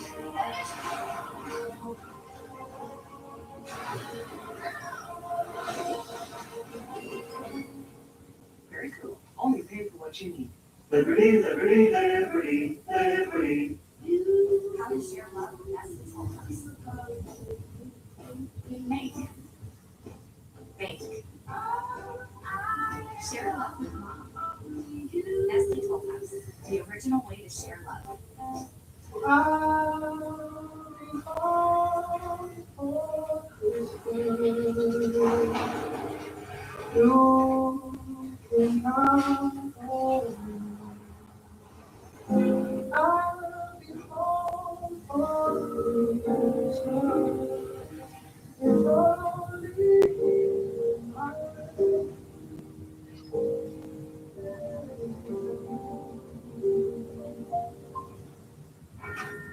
Hi, Happy anniversary. or what? Every year you're with us, you get $50 toward your home. So Mama's perfect being a part of the customer. Do I have to do anything? Nothing. Nothing. Nothing. Nothing? Nothing. Well, that really is something. You get a whole lot of something with Farmers Policy First. Here, May I have a balloon too? sure. Your parents have maintained the Farmers Home Policy for 12 consecutive months, right? We are farmers. Bum, bum, bum, bum, bum, bum. Start with the quote, only good for farmers.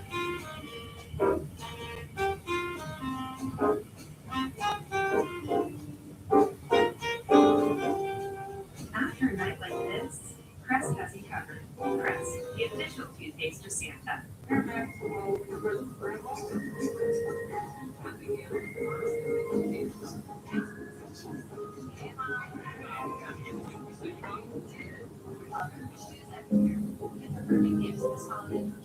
When we started Carvana, they told us that selling cars 100% online wouldn't work.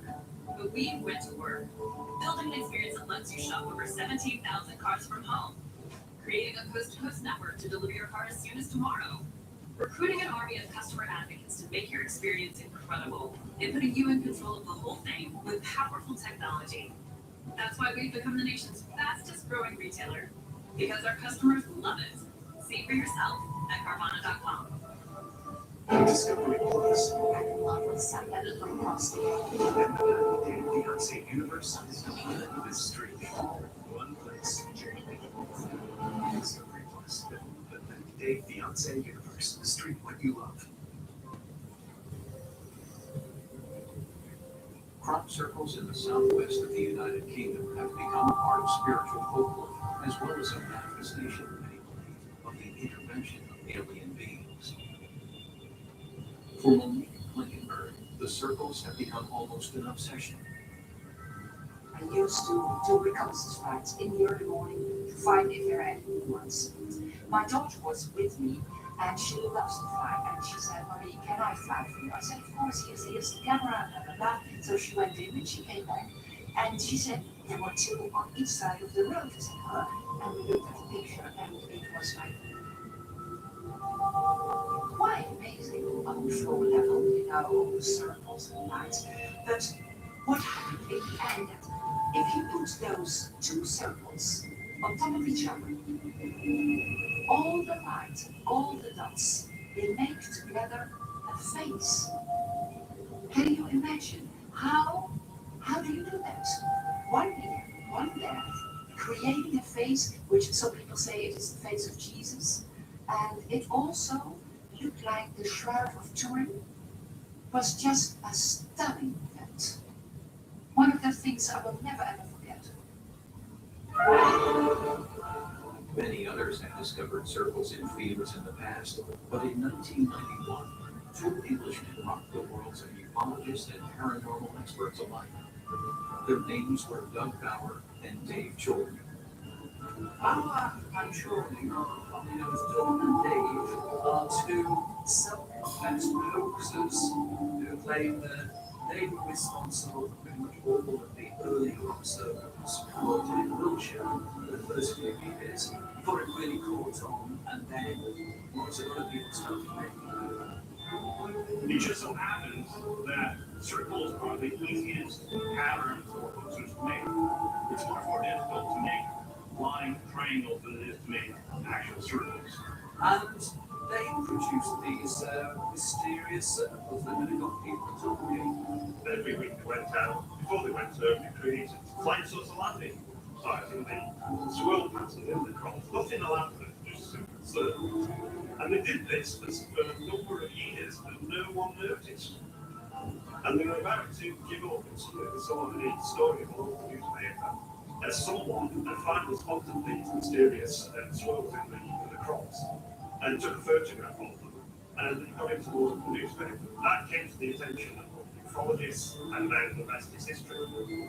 If crop circles are merely hoaxes, creations of humans, how are they made?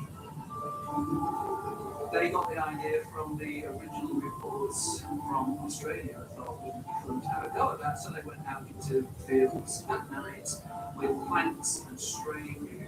The only explanation that we know for a fact is true is that humans make crop circles. Whether or not aliens also do crop circles, whether or not unknown energies also do them, the only known proven creator of crop circles is humans. It's certainly true that more complex crop circles can be difficult to do. Of course, you're in a field, there's lots of complicated ones, but making a basic simple crop circle, even a couple patterns, is not that hard to do. In fact, I've done it. I've made several crop circles, and it's fun. It's a bit mischievous. It's cool when you see your work because you can photograph it, and if you want to, you can sort of do your work and then wait a couple of days and see if the locals find it. And if so, you can watch the news and like, oh, I did that. Let's see what want to do that because people are pranksters. But the simple answer is surely debunked by the Julia set, an extraordinary and huge field-based creation. The Julia set crop circle is an amazing event, and of course, it made international history. In my view, it's one of the most astonishing and actually really inexplicable crop circle formations of all. I've never heard of a conventional formation to this one. In the first place, it's immensely large. So it's roughly 3 football fields in length. I think something like over 900 feet long.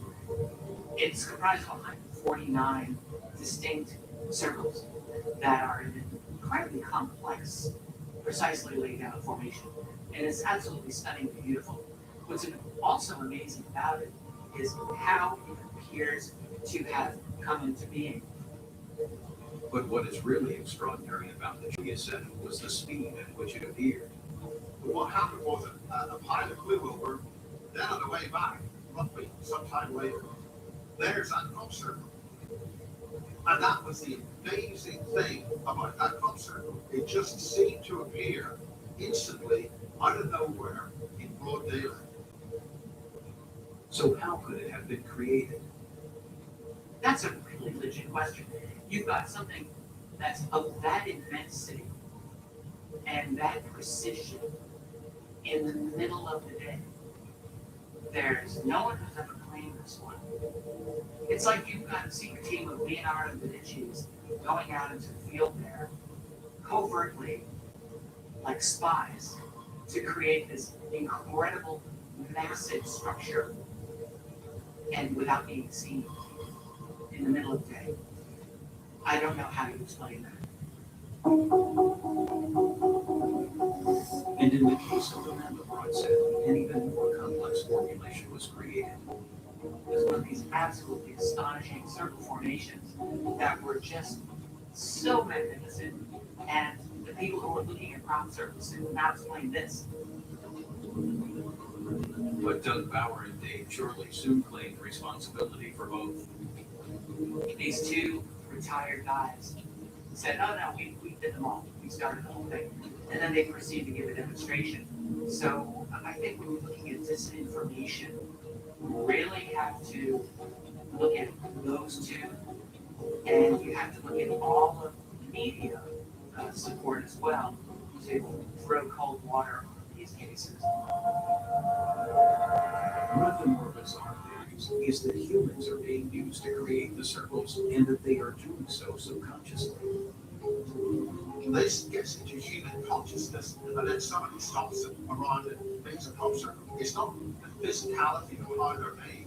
In some respects, that's very interesting. When our homes light see, there's all these kinds of things being seen, which would appear to make a formation. There's a video, a very famous video of an old flying around appearing to make a crop circle, but that's been proved to be a fake. So there's an awful lot of skullduggery involved, and there's an awful lot of military intelligence involved from different countries, and there's an awful lot of attention on something which is just a simple bunch of posters having a But could the emergence of crop circles have any connection with pagan sites and some of the best known prehistoric monuments on the planet? Fairlight is built using memory. Its culture filters for 50% more protein and 60% less sugar. This holiday, bring more to the table. With Fairlight Ultra Filtered Milk. I'm on Verizon. Today, we're turning on 5G across the country with a coverage of 5G nationwide. And in more and more cities, the unprecedented performance right now. The fastest 5G in the world. Make our businesses do better. I'm proud because we didn't build it the easy way. We built it right. This is the 5G America's been waiting for. Only on Verizon. The most dangerous thing about rheumatoid arthritis is often unseen. Because the pain in the joint could be a sign of irreversible joint damage. Every day, pain, swelling, and sickness, you risk not being able to do the things you love. Especially in these times, it's important to keep up with your rheumatologist. See what we do today. Particularly almond, the difference is clear. Clear enough so you can see the natural ingredients right inside. Because for Simply, there's nothing to hide. Simply almond. Honestly simple. Is it done? You're pretty up today, isn't it, Glennie? What did you eat for breakfast? What? Search the comments. He's healthy because he got honey nut Cheerios can help lower cholesterol. You guys want to go kayaking? You're lucky you found it.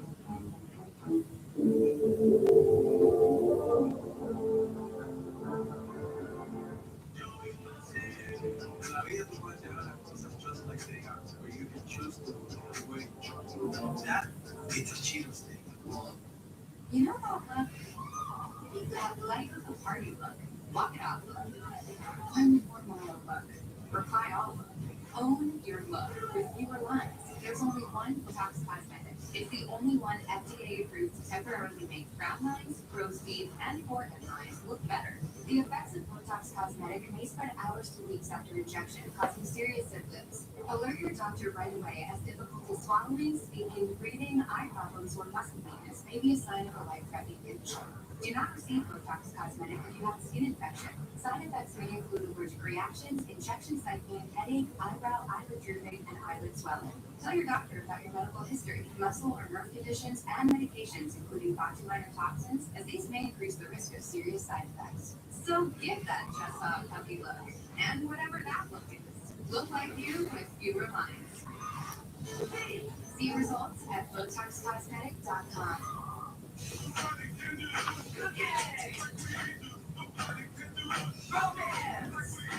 Nobody does real life like we do. The greatest collection of real life entertainment all in one place. Discovery Plus. Stream what you love. While evidence that crop circles are man-made is compelling, their sheer size and the speed with which they have appeared lead some to believe that they have to be extraterrestrial in origin. One theory is that the preponderance of circles in the Wiltshire area of the UK is driven by the region's ancient pagan sites, making it a center of paranormal activity.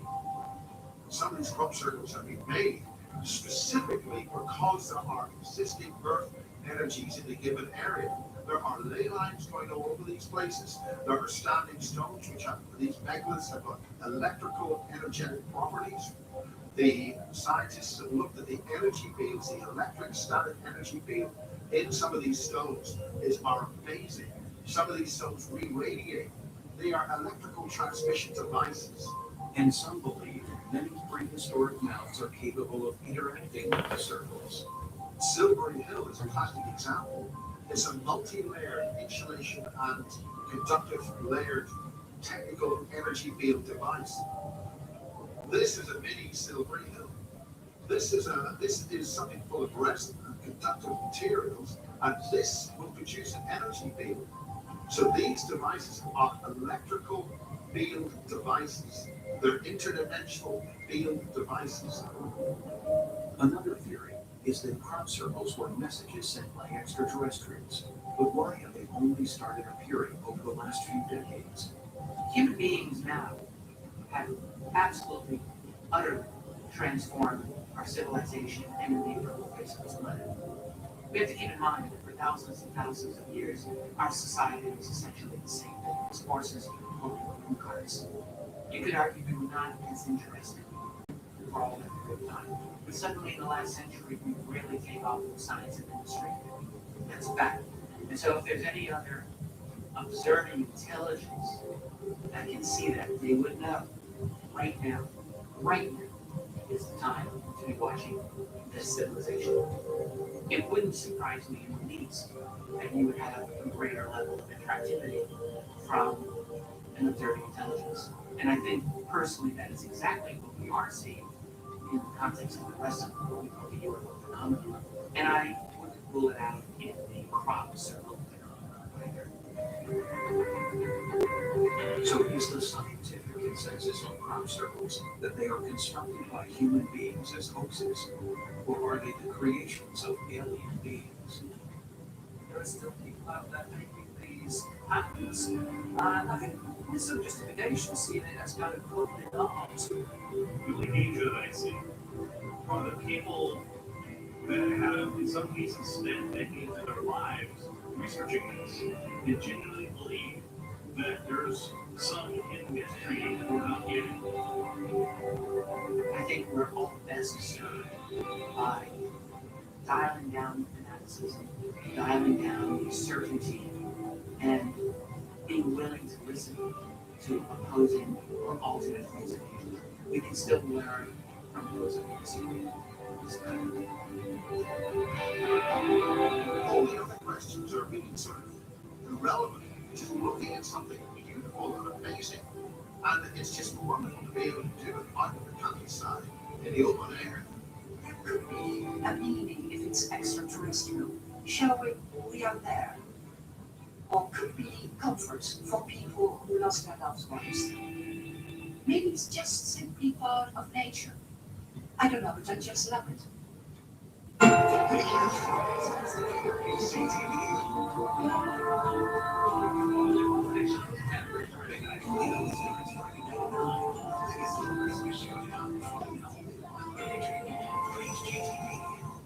Set your TV on for the tale of a family who sold everything to buy a crumbling castle. Living the dream. They must have bats in their little safe. Set your TV off for Escape to the Chateau. Series premiere tonight at 8 on HGTV.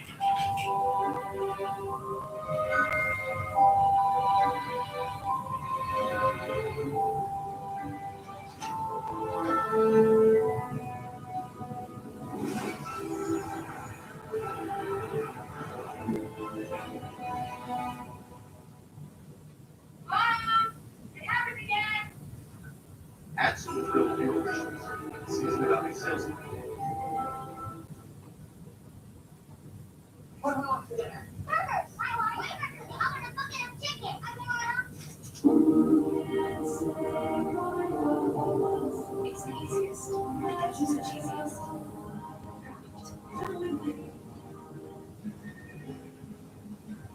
Not enough this meal. I love it every time it's commercial. I can drink another cup.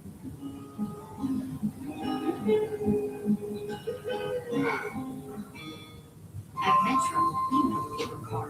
That's why switching to Metro is big. Because this season there's 0 fees to switch. Get our lowest price on unlimited. Just $25 a line for 4 lines, plus 4 free Galaxy phones. Metro, empowering you to turn clear holiday. Let's be honest. Quitting smoking is hard. Like quitting every Monday hard. Quitting feels so big. So try making it smaller. And you'll be surprised at how easily starting small can lead to something big. Start stopping cigarettes.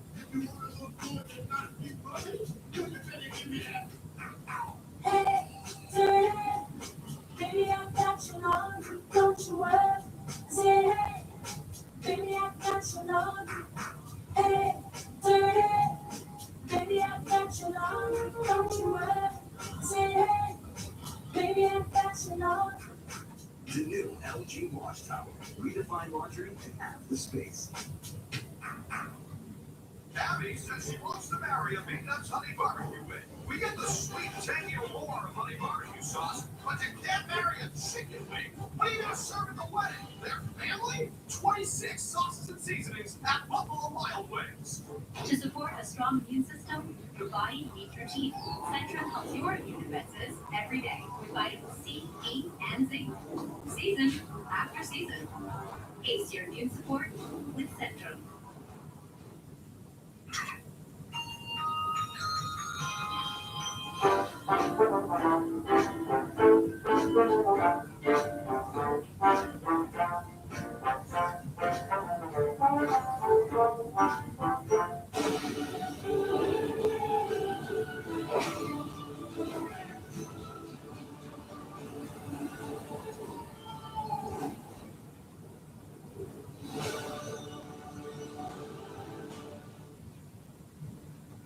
Amersham, a small town about 30 miles north of London, England, is reputed to be the most haunted town in the world. Ghosts appear, furniture moves, and strange things happen all the time. I've never seen anything like that. I mean, I've seen things and I've experienced things, but I've never seen someone actually walk through a door. Can a town literally be haunted by ghosts? Is it just a story to draw in tourists, or simply a case of mass hysteria?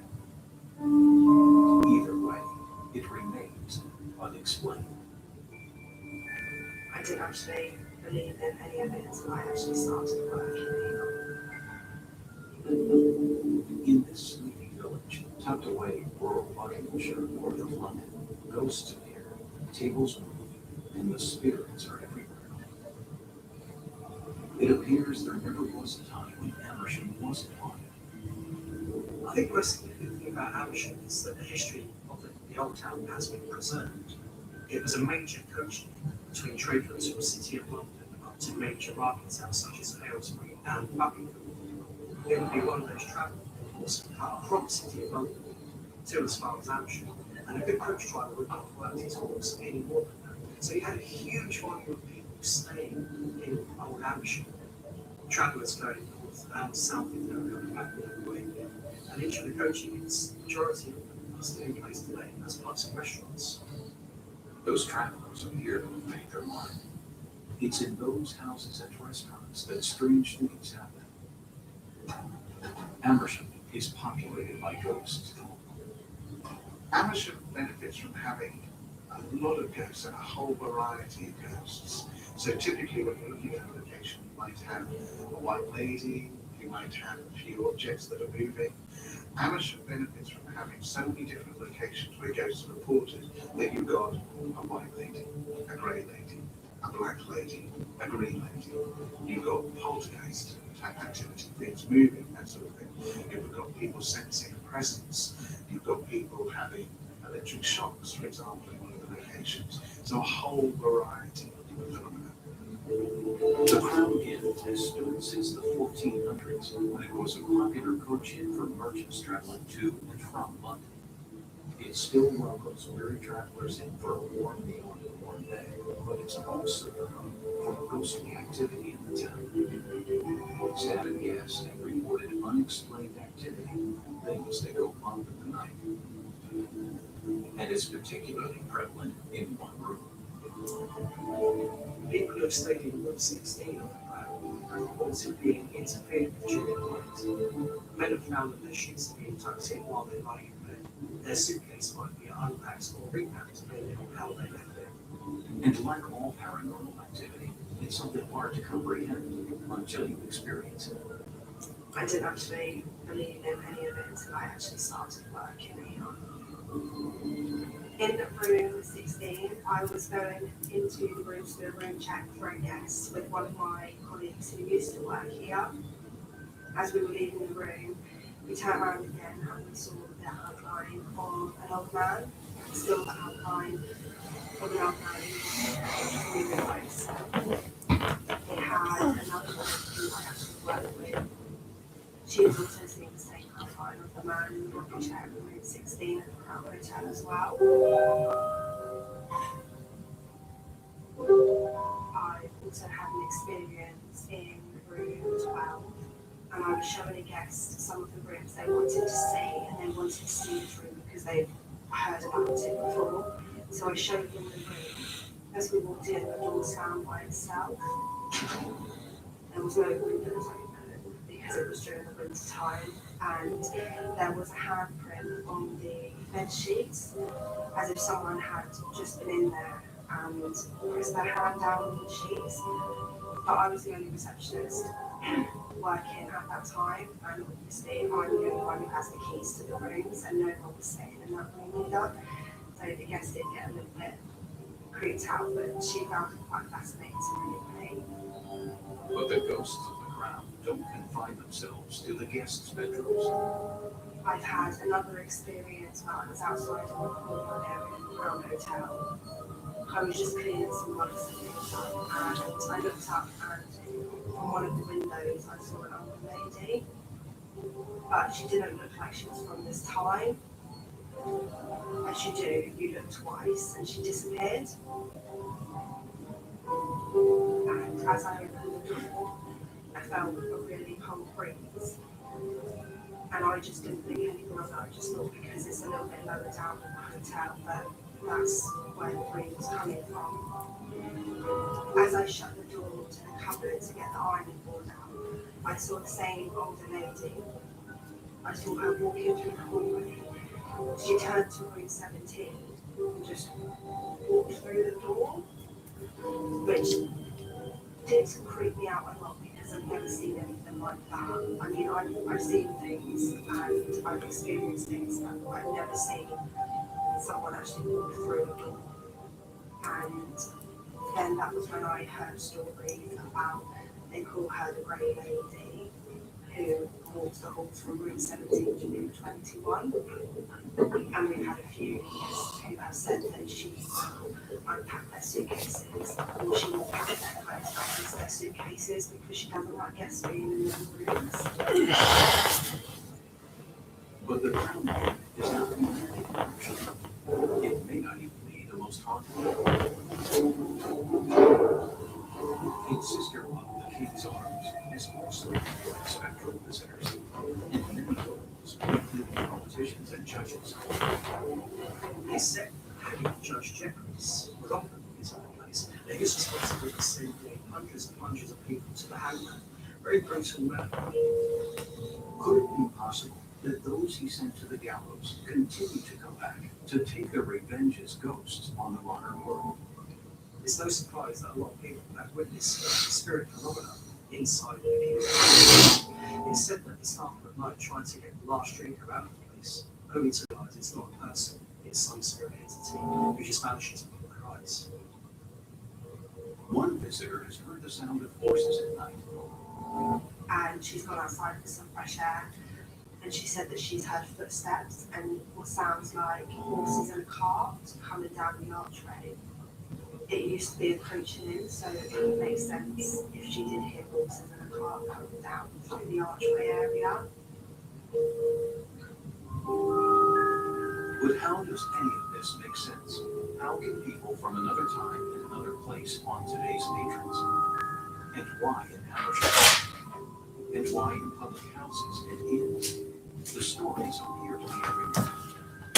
On the edge of town, the Checkers Inn reports multiple ghostly sightings. It's a structure which dates from the 1500s.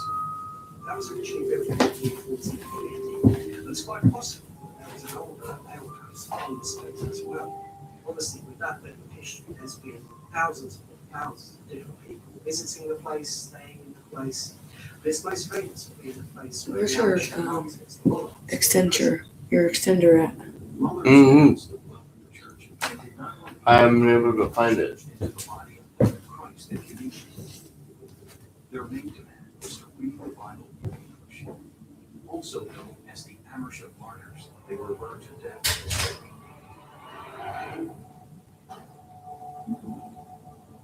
So do the martyrs consistently return to Amersham? The Checkers Pub is now said to be haunted by between 9 and 12 different ghost entities. One is a man. The assumption is that this was one of the guards, possibly a one sympathizer, because actually in the first trials in 1511, about 60 people were charged with heresy. The second trials in 1521, 200 people were charged with heresy. Heresy, or espousing a contrary belief to those of the church, was serious business in the late Middle Ages. The punishment was also serious, ranging from whipping or stoning to a death sentence. Burning at the stake was a favored form of execution. So could the guard seen in Amersham have been one of those executed? The population was only 900 people, so that's almost a quarter of the population. So it's very likely that the guard might well have been a long sympathizer. And ever since then, his soul has not been able to rest.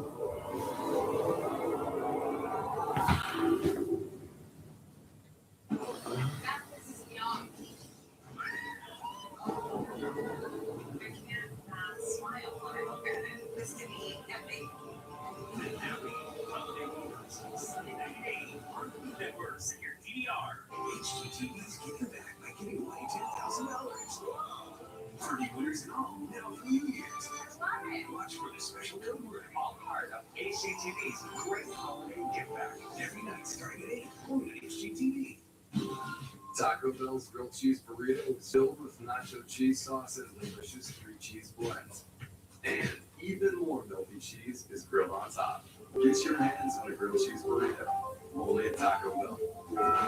With the Ninja Foodie Power Pitcher, you can crush ice, make smoothies, and do even more.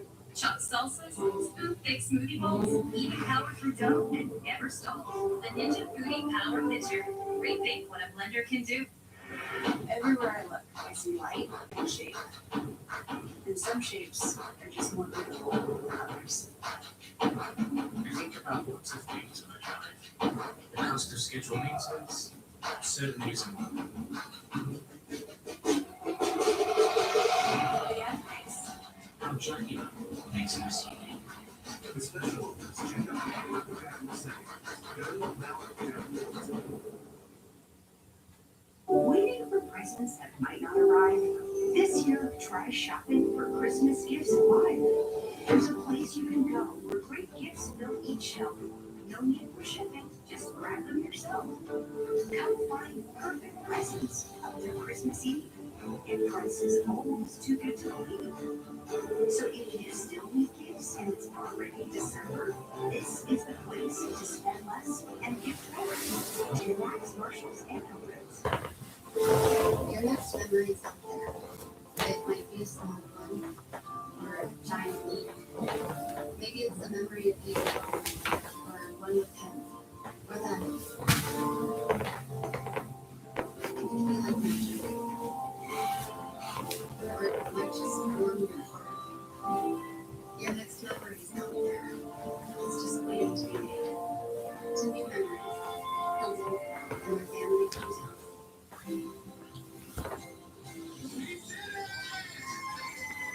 Wherever you start, SNHU is where you can finish.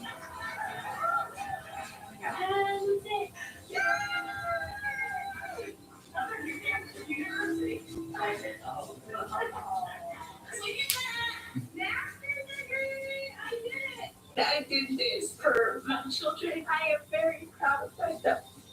Finish your degree at snhu.edu. Instantly clear everyday congestion with Vicks Sinex Saline Nasal Mist. For drug-free relief that works fast. Vicks Sinex, instantly clear everyday congestion. At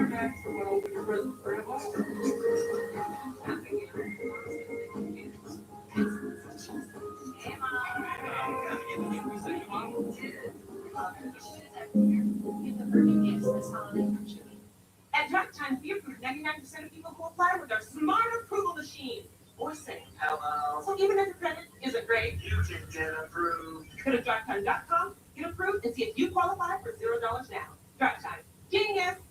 Discovery Plus. I'm in love with somebody across the world. The Beyonce universe is this street all in one place. Discovery Plus, the home of the 90-day Beyonce universe. Street what you love. In the tiny rural English town of Amersham, spirits roam in various locations. How can this be explained? Dr. Kieran O'Keefe is a local parapsychologist. Parapsychology, very broadly, is the scientific study of the paranormal. But if we went into detail in terms of what parapsychology is, it would be studying a variety of phenomena, which includes ESP, so things like telepathy, precognition, clairvoyance, but also PK, the ability to maneuver or bend objects with your mind, and then survival. So survival research is about investigating claims that prove that we survive after death. So things like ghosts, poltergeists, and mediumship. Dr. O'Keefe has taken a keen interest in Britain's most haunted town. In terms of my interest in Amersham, that all started because I grew up in High Wycombe as a boy. I investigated a couple of locations on here, so for example, Hellfire Caves, but also as an investigator, even as a teenager, I was interested in ghost stories from the surrounding area, and Amersham just leaped out of the page. For years, he'd heard about the strange things which happened in the village. I'd heard about Checkers Inn, Crown Hotel, all of these sorts of areas, and actually, even just walking along the road in Old Amersham, it has that feel like you're stepping back into history. So I was just fascinated by it from a very early age. Dr. O'Keefe is not the only one to take interest in Amersham's otherworldly entities. The town has also come to the attention of another local paranormal investigator.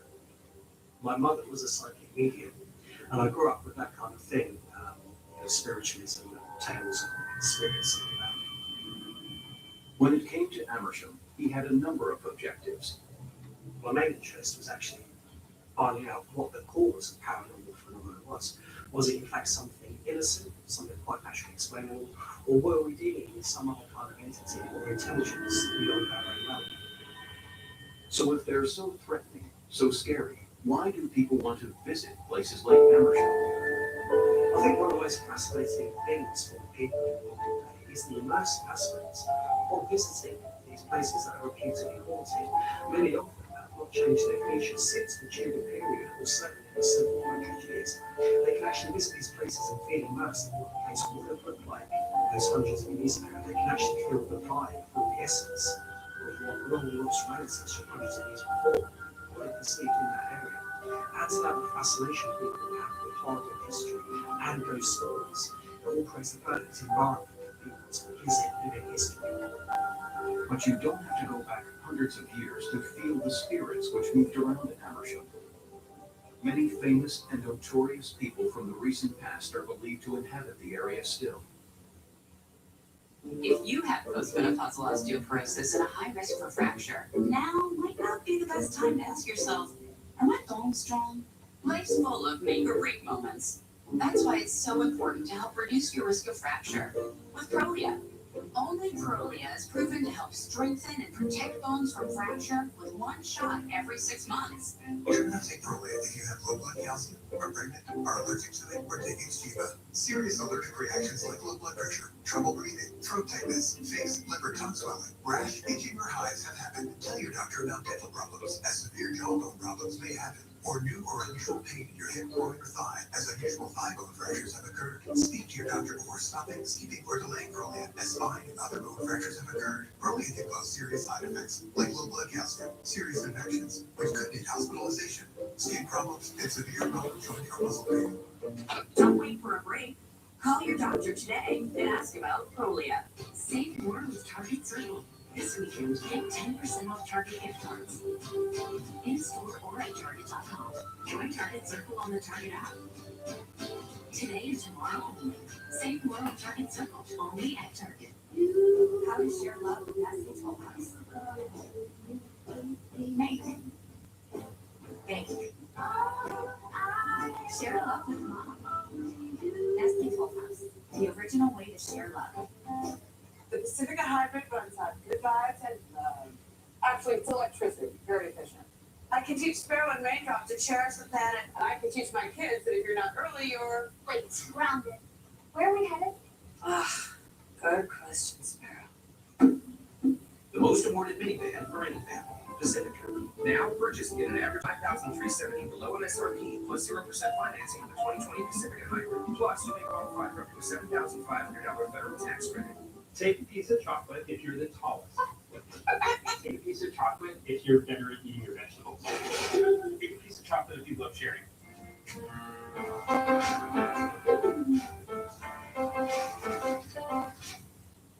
Sound the wire.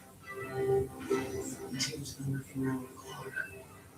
We've had to rethink our whole approach. We're gonna do together. Logistically, it's been a nightmare. I'm not sure it's going to work. It'll work. I didn't know you were listening.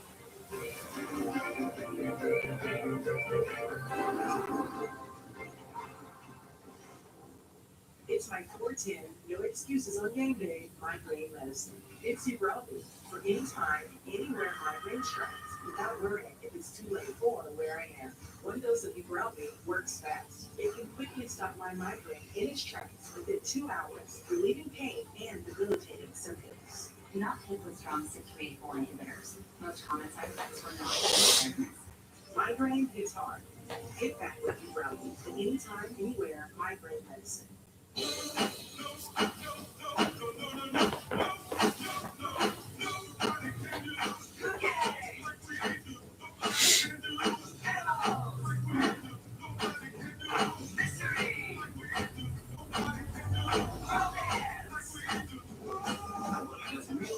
Discovery Plus, the greatest collection of real-life entertainment from your favorite networks, all in one place. Discovery Plus, stream what you love. The town of Amersham might be famed for its ghostly figures and happenings which have tormented visitors, but many of its residents have also witnessed paranormal activity throughout the day and in the early hours of the morning. There are a number of different reports of individuals who would wake up at 4, 5 o'clock in the morning and they feel like they had an electric shock that kind of jolted out of bed. And then if you look at some of the accounts and details, some of them then reported associated ghostly activity with their experience. Now we know in parapsychology that there's this state between sleeping and waking. It's called the hypnopompic state. It's this state where you mix dream imagery or dream experiences with reality. And the problem with a lot of the experiences in Amersham, the Crown Hotel, Checkers Inn, Woodrows as well, is that you've got a lot of the experiences happening at night. When people are having these hypnopompic type experiences, assuming that the experience they're having is real when actually it's part of their dream imagery. Or, from a very simple psychological point of view, a lot of people are tired at night.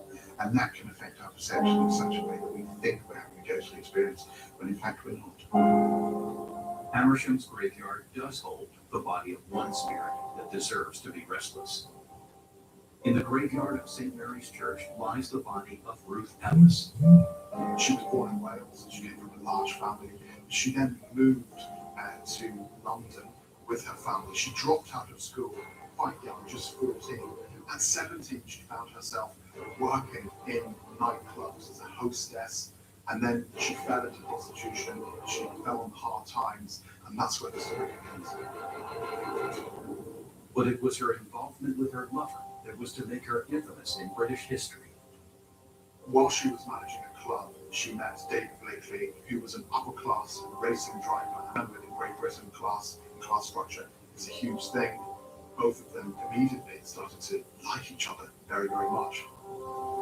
Their relationship was a messy one. David moved in with Ruth. He was actually engaged to someone else. Ruth was carrying on many affairs, so it was a very difficult relationship, and there was a lot of people involved. The tawdry affair came to a tragic conclusion.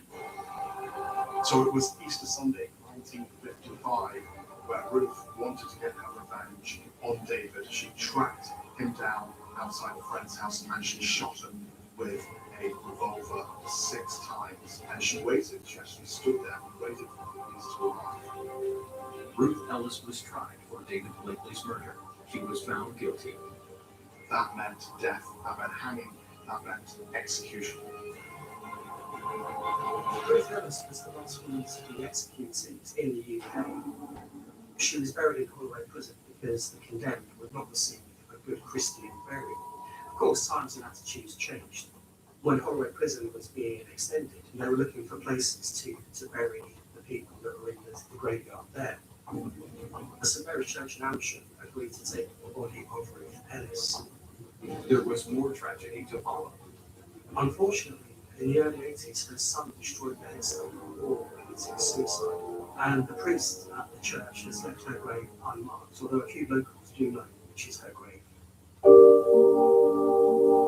There are those who suggest the crime wasn't as black and white as it appeared. The case of Ruth Ellis is a fascinating one. For many years, people believed it to be a cut and dry case. She killed her lover and was discovered holding literally the smoking gun. When it went to court, she pleaded guilty. And for several decades, people believed that there was no more interest in the case. However, in more modern times, people with firearms experience, whether they be police officers or from the military, have looked into the case and found or believed that a very small, petite, diminutive woman like Ruth Ellis could not have used the gun required, the caliber of the gun required, to have inflicted the shots on David Blakely with the level of accuracy that was. And now, Ruth Ellis is believed to haunt Amersham. One of my friends said that she definitely saw Ruth Ellis's ghost in the Amersham cemetery because there's a lot of maps in Old Amersham and a lot of guides that do explain about Ruth Ellis, and she decided that she wanted to go and have a look because it is an unmarked grave. So she decided that she would go and have a look for it, and she saw an older lady standing by an unmarked grave which just had a broken headstone and a few flowers by it.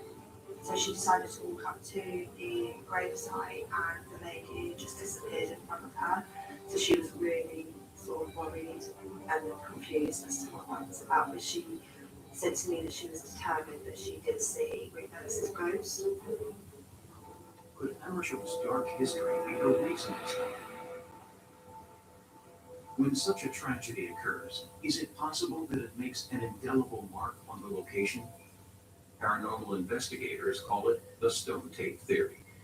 The stone tape theory suggests that the emotional action of an event somehow remains embedded in the fabric of a place, and it replays itself to people of a certain sensitivity under certain conditions, almost like a visual echo of the past, rather than being a spirit entity such as humans who pass over and then come back.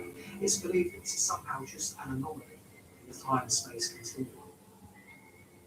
Of course, the power of suggestion is absolutely huge, and of course, a lot of people identify with Ruth Ellison and her plight. She was in a very abusive relationship, so a lot of people did feel a great deal of sympathy towards her. And also with the Amish martyrs, people who love God, they worship God, they love Jesus, they love the church, they just wanted the right to read the Bible in their native tongue. All these very sad stories do quite, they play on the conscience of people visiting, and it could explain why people perceive some of the paranormal activity. I'm not afraid to come to work. I mean, I absolutely love my job. I love working at the Crown Hotel and the King's Arms Hotel. I'm not afraid if there are supernatural things that happen here, because it's not the only place in our mansion that it does happen. To work here, it actually makes it a little bit more exciting to be able to tell other people my experiences that I have encountered, and maybe if they're more open-minded like me, then they would experience the same. I absolutely believe in ghosts, but I think we need to do a lot more research into what constitutes a ghost. Is it a stone tape theory kind of phenomenon, or is it spirits from heaven coming back to visit us, or maybe they need help getting to heaven, or is it literally just some kind of hallucination that's caused by other factors? I always get asked, do I believe in ghosts? As a scientist, it's not about belief. We have to go into cases trying to remain as objective as possible. If we go into a case believing it's a ghost, then we're bringing in subjective bias. We're potentially biasing how we look at the evidence. So we've always got to remain objective and not let belief cloud our judgment.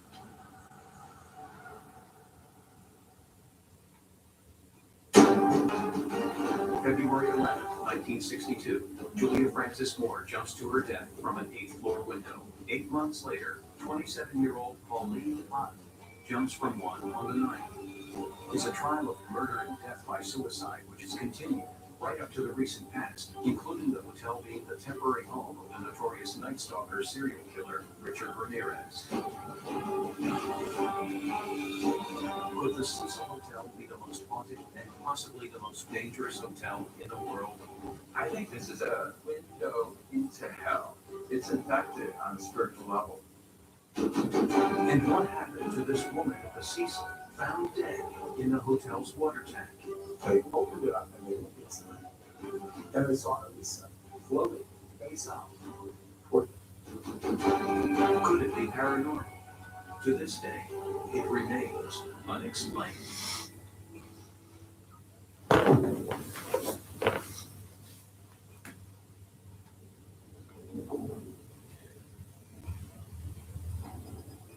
Many hotels have achieved fame for the people who stayed there, even for the people who died there.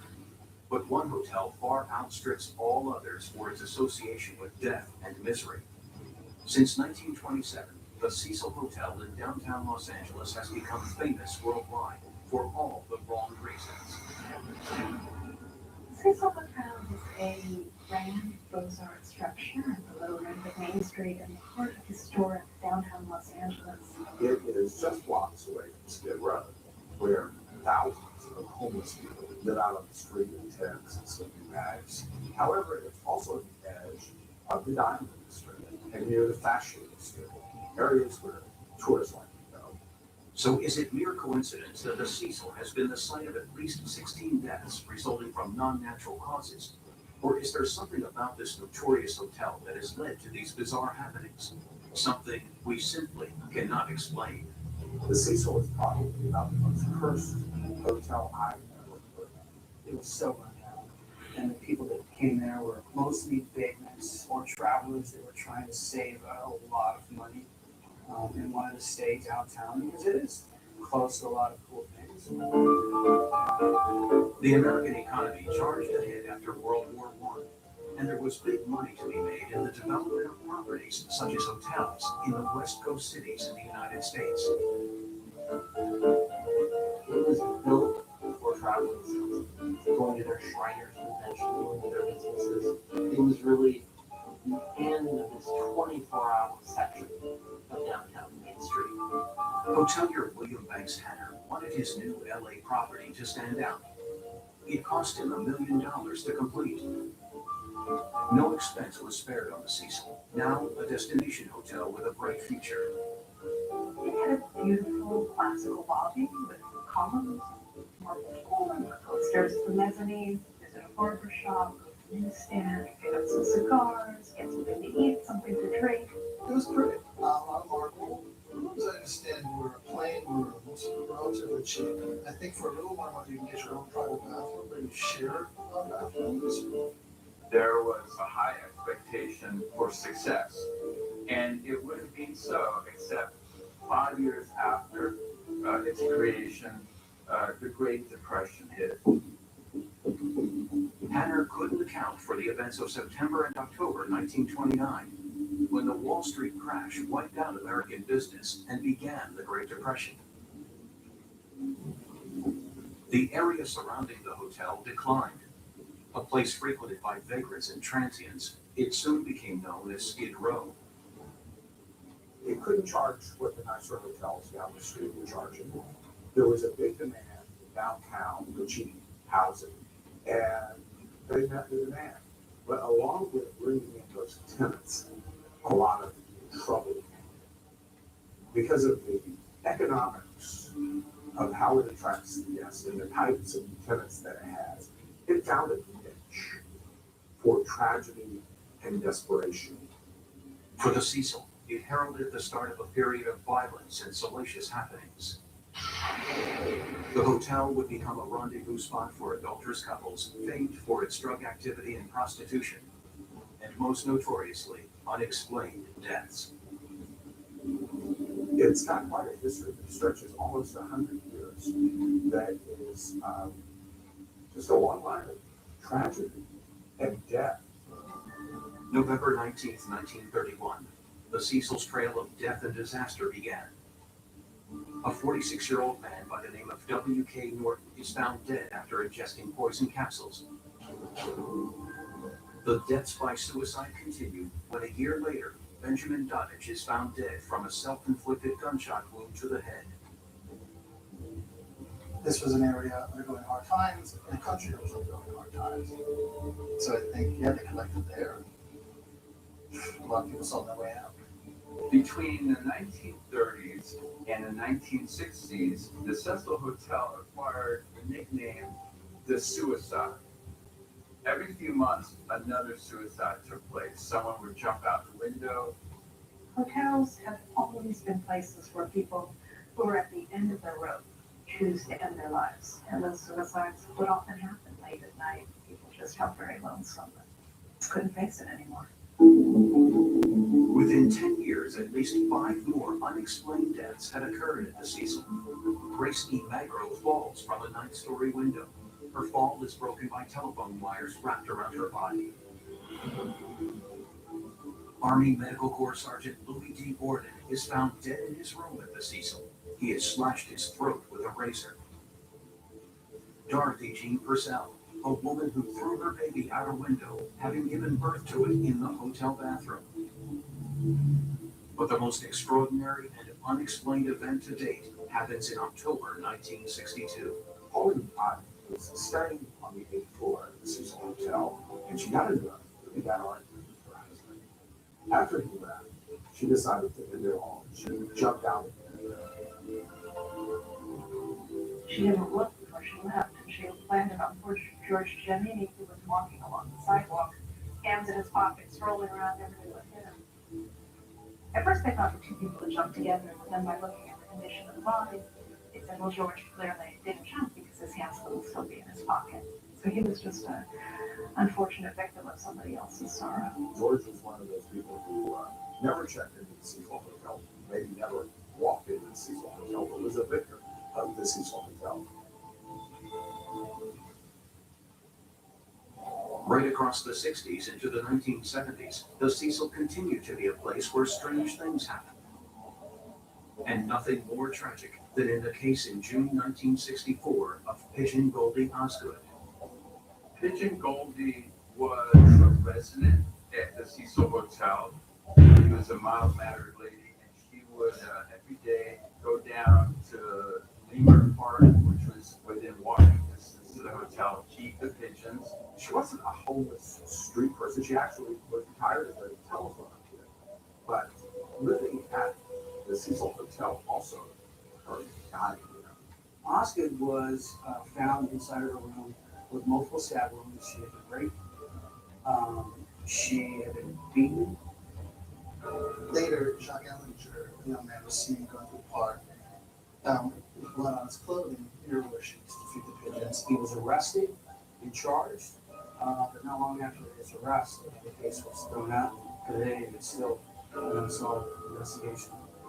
The death of Pigeon Goldie breaks my heart like almost no other. It doesn't seem that she had any family or anyone who was advocating for this murder to be solved.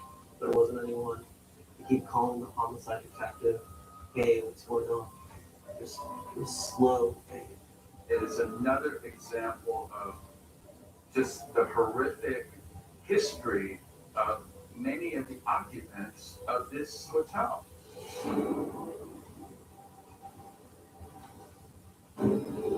Tragedy had always inhabited the hotel, but it was the extraordinary circumstances surrounding the death of a Canadian student and the activities of two serial killers that was to seal the Cecil's reputation as the most notorious hotel on earth.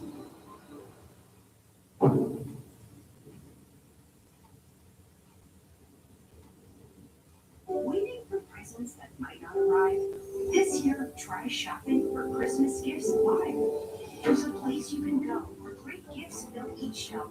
No need for shipping, just grab them yourself. Now find perfect presents up through Christmas Eve, and prices almost too good to believe. So if you still need gifts and it's already December, this is the place to spend less and gift better.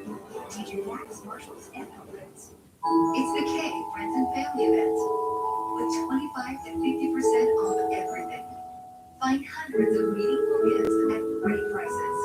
Buy online with a virtual consultant and pick up in store only at K.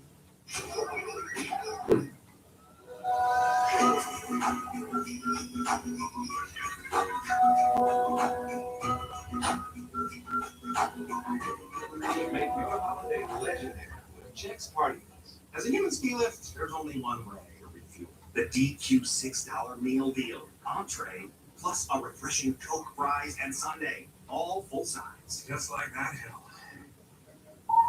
DQ, happy tastes good. The Pacifica Hybrid runs on good vibes and love.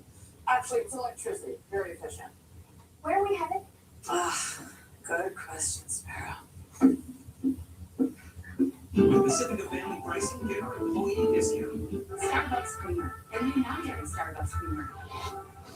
It's creamy, so creamy. It's Starbucks caramel macchiato at home. So good. This changes everything. Starbucks Creamer. With Metro, Hector rules his holiday. This year, he's putting in the extra mile. Take care of it. And saving up for something special. So nothing gets in the way of their holiday. You work hard. Switching to Metro isn't. This season, there's 0 fees to switch. Get our lowest price on unlimited, just $25 a line for 4 lines, plus 4 free Galaxy phones. Metro, empowering Hector to rule his holiday. Alice loves the scent of Gain so much. She wished there was a way to make it last longer. Say hello to your fairy godmother, Alice. And long-lasting Gain scent beads, part of the irresistible scent collection from Gain.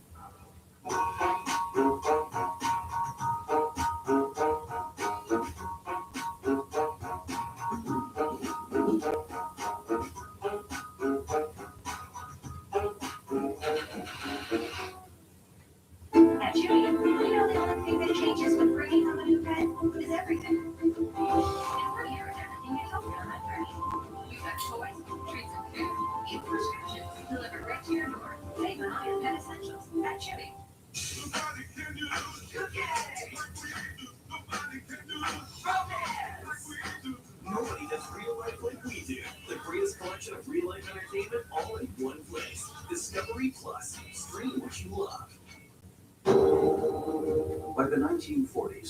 just over 20 years since it had opened for business, the Cecil Hotel had recorded more strange and violent happenings than most hotels will ever see in their entire existence. Residents had died from poisoning, gunshot wounds, throat slashing, and causes of death which were simply reported as misadventure. But there was more horror to come.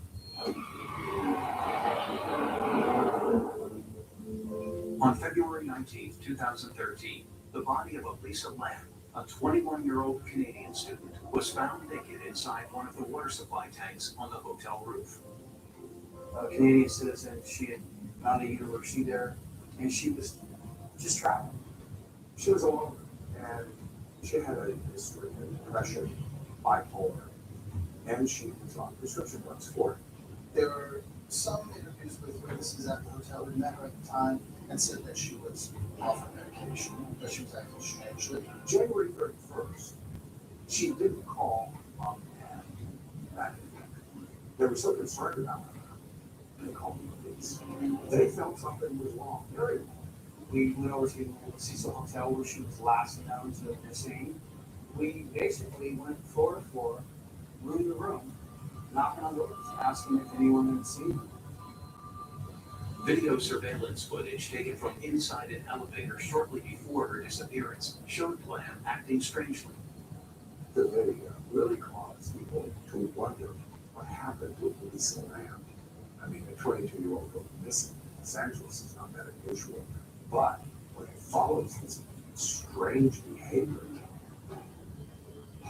She's pushing the buttons, she would peek out into the hallways as if she was looking for someone. She'd get back in, she'd go to the far back of the cab of the elevator. It's just really strange movements.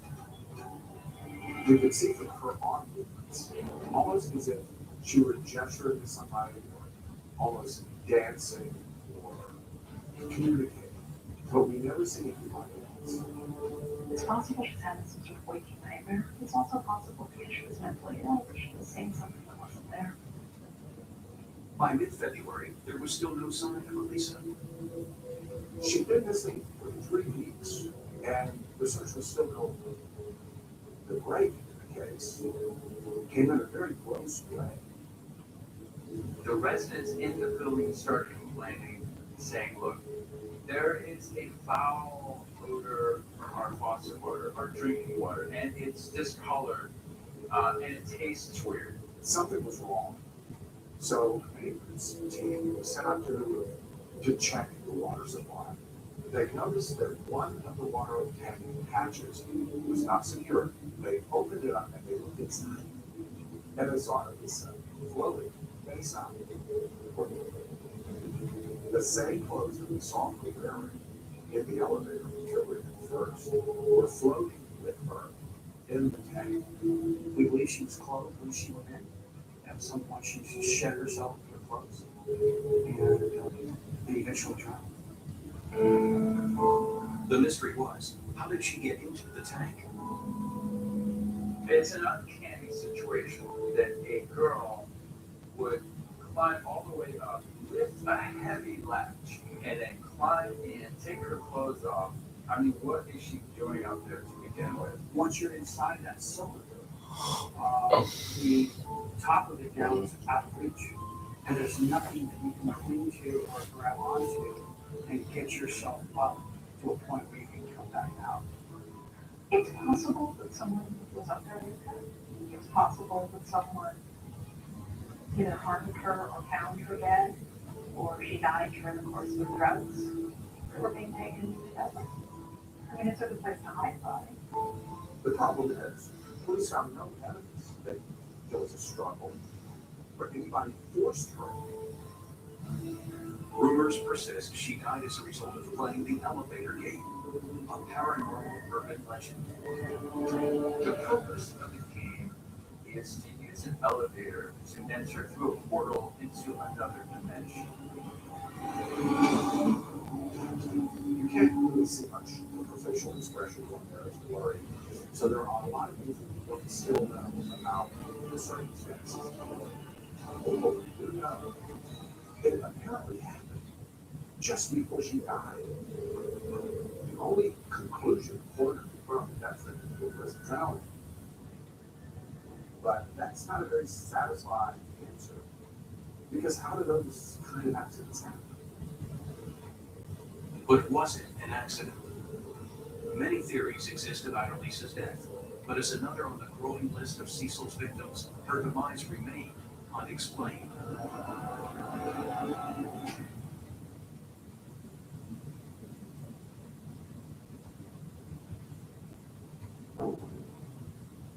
Look at this human trying to get at you.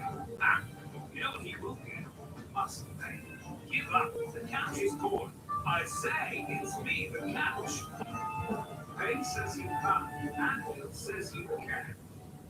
Cheese it, snapped. How's it taste? It's so thin, crispy, and cheesy. And I just want to keep eating it. And eating it. So good you ran out of cheese. I love this feel. I love it every time it's commercial. I can just drink another round.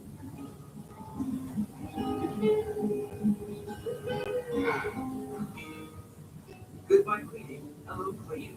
Now Brava Jet Pops right where you need it with an adjustable precision jet spray and an advanced pad system, and offers personalized cleaning suggestions unique to your home. Brava Jet M60 iRobot Home, only iRobot.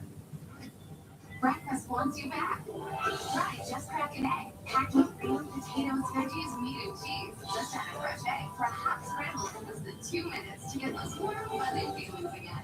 Take breakfast back. Find it in the egg aisle. At VisionWorks, we know it's easy to forget to use your vision benefits in front of yourself. This is us making sure you do. Use it before you lose them. Not by our 100-day guarantee. VisionWorks, see the difference. A migraine home from Innervate to show up for the sweet, the hectic, the tender, the tense, and the fiery. But for many, migraine keeps them from saying, I am here. We aim to change that with Innervate, a preventive treatment for migraine in adults. One dose once a month is proven to reduce monthly migraine days for some by half or more. Don't take Aimovig if you're allergic to it. Allergic reactions like rash or swelling can happen hours to days after use. Severe constipation can happen, sometimes with serious complications.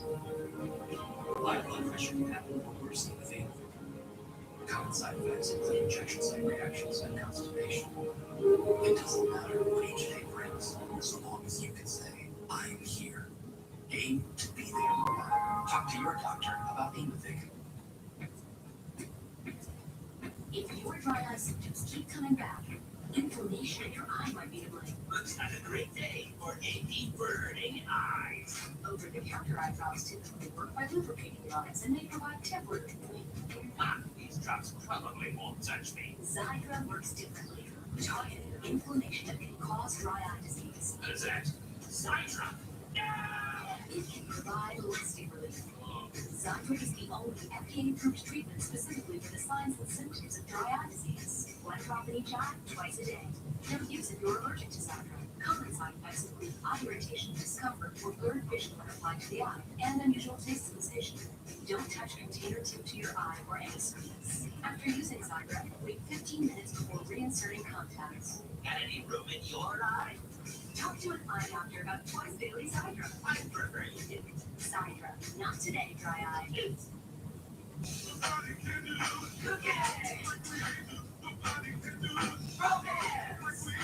Nobody does real life like we do. The greatest collection of real life entertainment all in one place. Discovery Plus. Stream what you love. Despite the numerous unexplained deaths, the most famous of Cecil's notorious residents is a man known worldwide for all the wrong reasons. In 1985, for several months, one of the guests on the top floor of the Cecil Hotel was Richard Vance. We know him now as the Night Stalker. Anyone who lived through his reign in 1984-85, his home invasion murders, just brutalizing people and committing unspeakable acts upon living people and other forces and leaving satanic messages behind. If you're a serial killer and you want to not be noticed, the Cecil Hotel might be a good place for you to headquarter serial killing operation. On occasion, he would even become covered in blood because of the type of works he was committing, and return to his room, go through the back alley, dispose of some of his bloody clothing again in the dumpster there, and go half dressed up the back stairs. And the Cecil was the kind of place in the 1980s where no one would notice or would pay attention to that. I think it was just like lost in the sea of characters that lived in Cecil. But Ramirez wasn't the only masked serial killer who frequented the Cecil.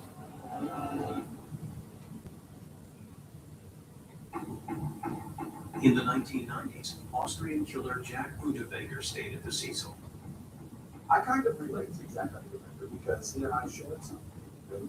He was a journalist who came to Los Angeles to cover Los Angeles crime. The difference is, I didn't kill him. He himself had done some time in Austrian jail for killing a lady, but eventually was released on good behavior, and that became sort of a minor celebrity as a journalist and a writer. He checked into the Cecil Hotel, and it's believed he did that because he was enamored about Richard Ramirez. And so he wanted to be like the Night Stalker. He's written with the Los Angeles Police Department, he just drive around, he figures out what prostitutes are because the police is driving. This is where we make all of our arrests. So you're like, oh great, let's just go back and start murdering women, which is exactly what he does. His particular style was to strangle them with their own bras. It's now believed that he killed 3 prostitutes while yes, in the Cecil Hotel. For someone like Jack Rutabaga, he got a kick out of walking into the Cecil and knowing that he was reviving a murderous activity that had stopped when Richard Ramirez had been captured. After being convicted of an additional 9 murders in 1994, he died by suicide in prison by hanging himself.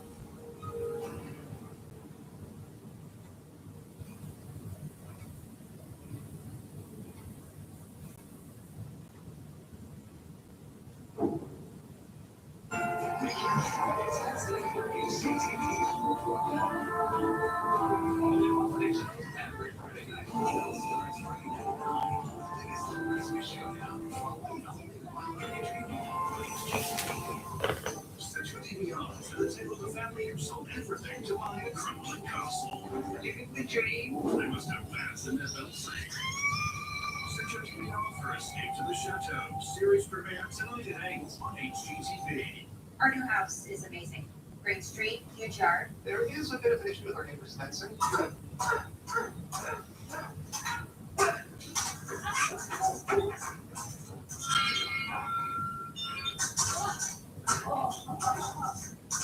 At least Geico makes bundling our home and car insurance easy. Which helps us save even more. Hey, sir, you just push it.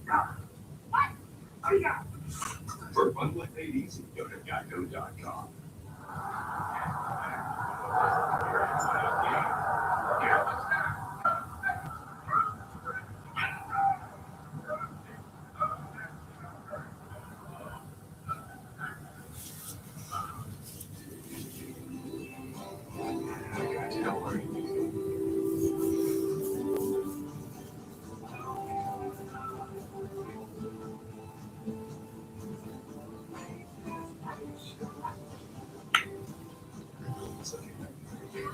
This holiday season, hurry in. We have no room salesmen and meals and machine. Hurry, receive $125 on select models through December 31st. Harry, the original spot.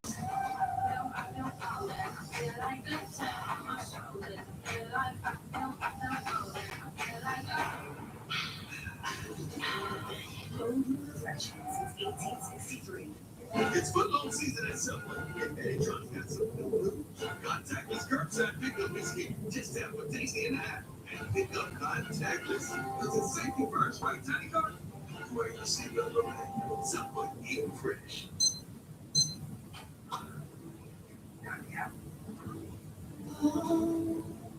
Nice.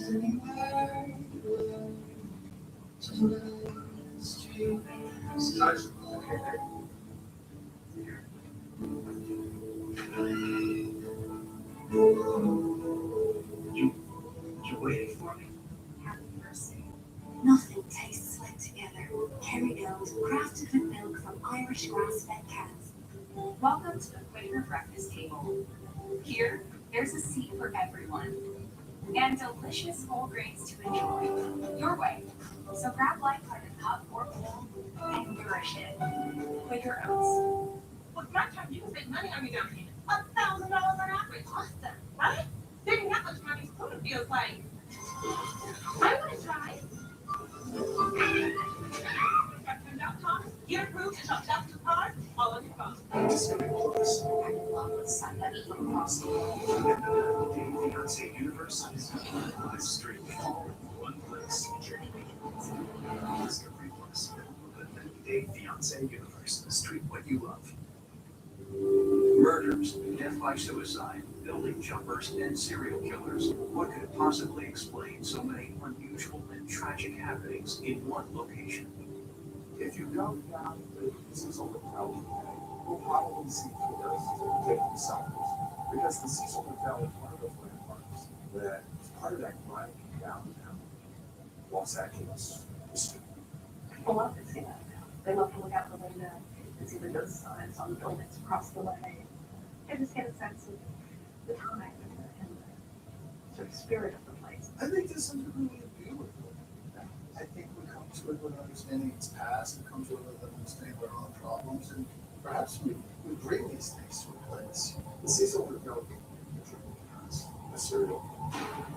Didn't make Jack into a copycat serial killer. They were already. So is it human attraction to dark place, or something from another world, which made the Cecil a center of doom and disaster? According to certain paranormal thinking, spirits will linger in a place unless it is dealt with properly. If there's a ritualistic banishment, something like that is needed for a place like this. I believe that this place warrants some kind of a spiritual cleansing. You know, it's infected on a spiritual level. Bad things have happened in plenty of places around LA, but this sort of concentration at this level of murder and suicide, sort of mayhem, I can't think of another place. Perhaps it was built on an ancient Indian burial ground or some, sacred land. These residency hotels downtown, these beautiful bizarre hotels built, this first boom of the early 20th century. I think all these hotels have these stories. And I think these are just these places where people sort of run out of options. This is what they've done. The economics of the Cecil Hotel, being a cheap place to stay in downtown Los Angeles, sort of became a magnet that drew people with problems into the rooms. And I think that probably is the reasonable and logical explanation for why the Cecil Hotel seems to be interesting. I think if there's a hell on earth, this is a window into hell. And I think it attracts dark minds. I would, relish the opportunity to stay there. I would probably get toilets about it. I wouldn't be rushing to stay. If steaks were hot, perhaps. I'd stay. I would make sure that the lawn was very good. I probably wouldn't stay there.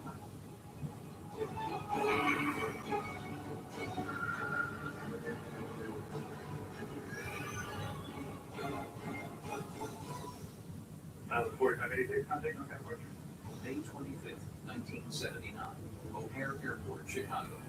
American Airlines Flight 191 is taking off from runway 32R bound for Los Angeles. That airplane was 2 weeks Yeah. Nobody had a clue that it would be the end of all of these passengers' lives. Moments after takeoff, disaster strikes. Most of it just tremendously frightening and dramatic. It's unmeasurable. But the worst aviation disaster in the United States isn't unique in its call sign. At least one other Flight 191 has already ended in tragedy, and more are to follow.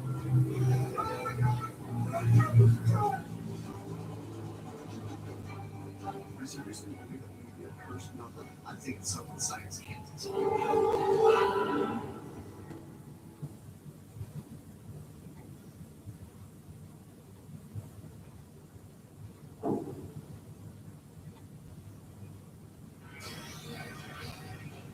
What's in a flight number? Many flight numbers are assigned based on any number of factors.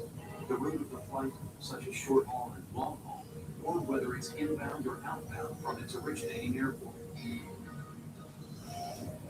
I always tell people that pretty much tell if you're on a very short regional flight or commuter flight, if you have a 4-digit flight number like Flight 191, rather than if you're on flight number 3, that's not going to be a short tunnel jump for lack of a better term. But when the worst happens, and a flight is involved in an accident, the airport will often retire that flight number from their system. I've seen this happen over and over in different scenarios. In fact, even if you talk about people in office buildings, there's no 413, but this is basically a superstition. Going back to 9/11, after that event, the airlines pretty much withdraw all those flight numbers that were involved in those terrorist acts immediately. So there's no psychological effect on the passengers that, hey, this plane crashed yesterday. Now we're on the same flight number at the same time, and we're very nervous. But there is one distinctly ominous flight number that appears to have a higher than normal amount of tragedy attached to it. That number is Flight 191. The idea that so many different aircrafts that went down all over the world is gotta be beyond coincidence. I think it may be cursed. I think the public loves a mystery. I love a mystery. So it's fun to move around in your head, things like that. Why is it 191? Do I think there's some larger forces at work? No. But I could be wrong. Flight 191 left the gate at Chicago's O'Hare Airport at 3 o'clock on May 25, 1979. For Bill and Corinne Borchers, it was to be the flight of a lifetime. My father, having been in World War II, had always wanted to see Pearl Harbor and had really always wanted to, they wanted to go to Hawaii. And they'd never gone on anything honeymoon with Dad in all their years of marriage. And Mom had just retired. And so I think they were starting to think they were finally going to be able to enjoy life. But United Airlines went on strike in the lead up to the trip, and the Borchers flight was changed on numerous occasions. And my mother said to me, there's been too many changes. Maybe we shouldn't go on this flight. Maybe we shouldn't take this trip. She said, I have a bad feeling. And of course, all of us said, oh, come on now. Of course, it'll be fine. My dad called early morning, and this is the state line. I said, why is it not fine? They said, no, we're going to go on. We're going to take a cab out. It'll be fine. I said, okay, great. Have a great trip. But within minutes of takeoff, American Airlines Flight 191 had gone horribly wrong.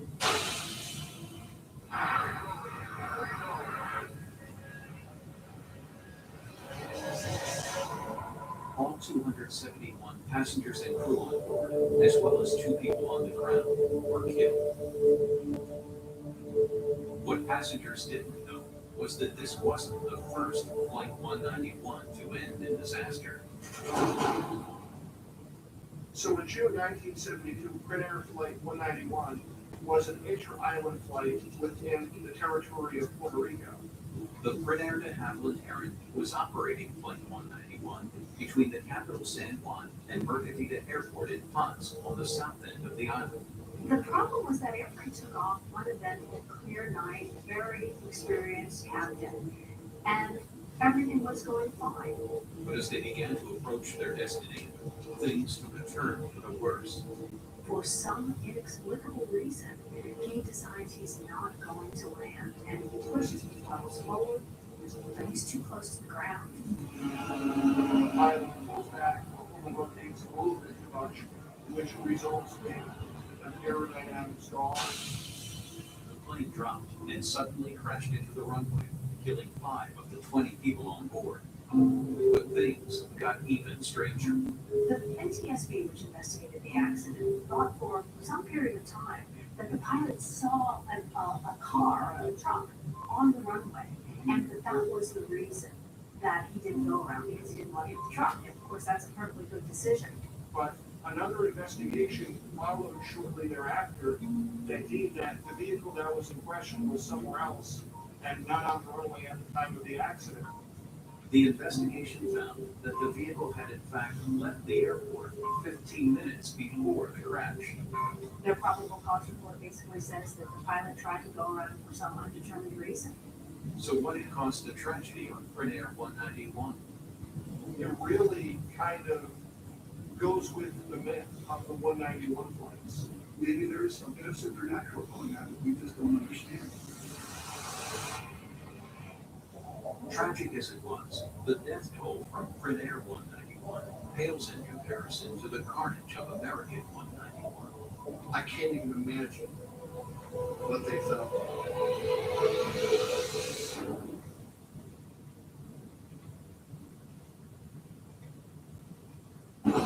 That pisses me off. I can't smile when I look at it. This to me, epic. Networks in your DVR. HGTV's giving back by giving away $10,000. 30 winners at home now for New Year's. Watch for the special program, all part of HGTV's great holiday give back. Every night starting at 8, only at HGTV. Hey, turn it. Baby, I got your love. Don't you worry. Say it. Baby, I got your love. The new LG wash towel. Redefine laundry in half the space. How does your love with Essence Home House?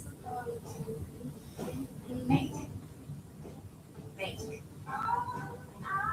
Share love with mom. Essence Home House, the original way to share love.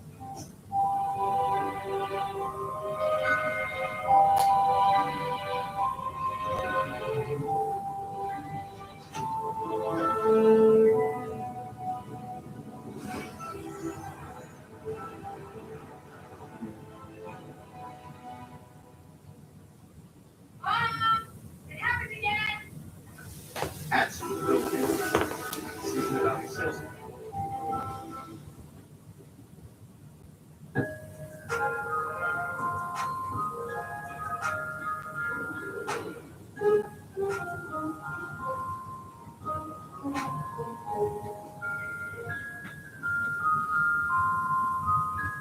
This is the Ergo Smart Base from Tempur-Pedic, and it responds to snoring automatically.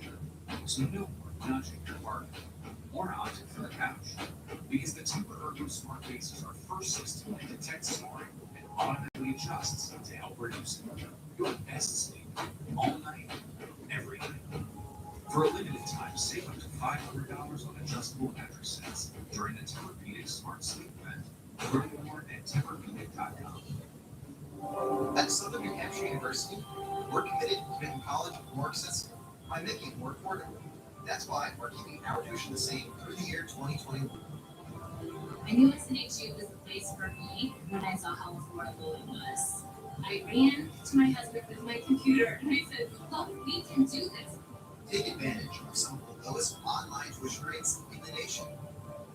Find your degree at snhu.edu.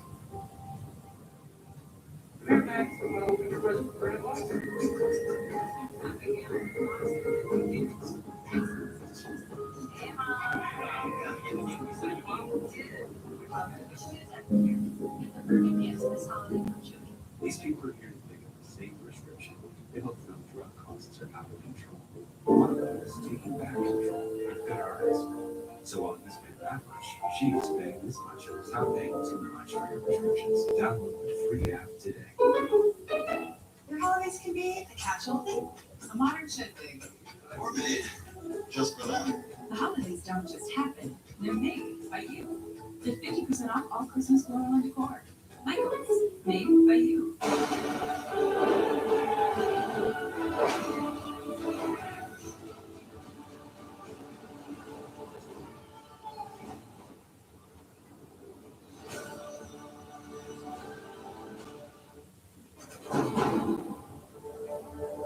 On a clear May day in Chicago O'Hare International Airport, the American Airlines Douglas DC-10 with the faithful call sign pushed back from gate K5.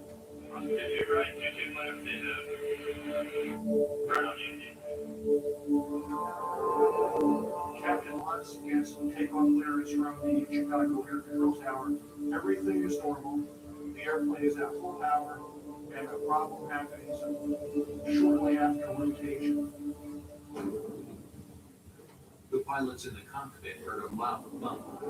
The number one engine, which is the left engine on the airplane, separates from the wing, and the hatches.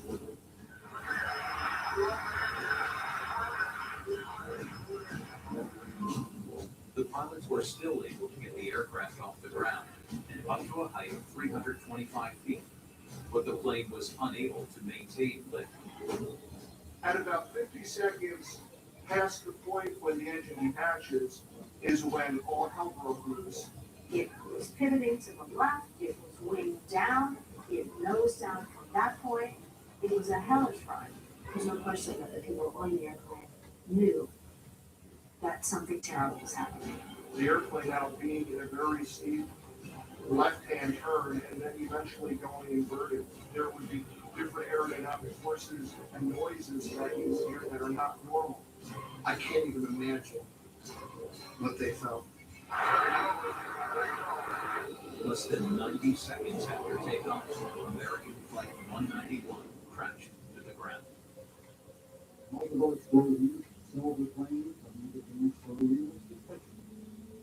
Debris and human carnage was everywhere.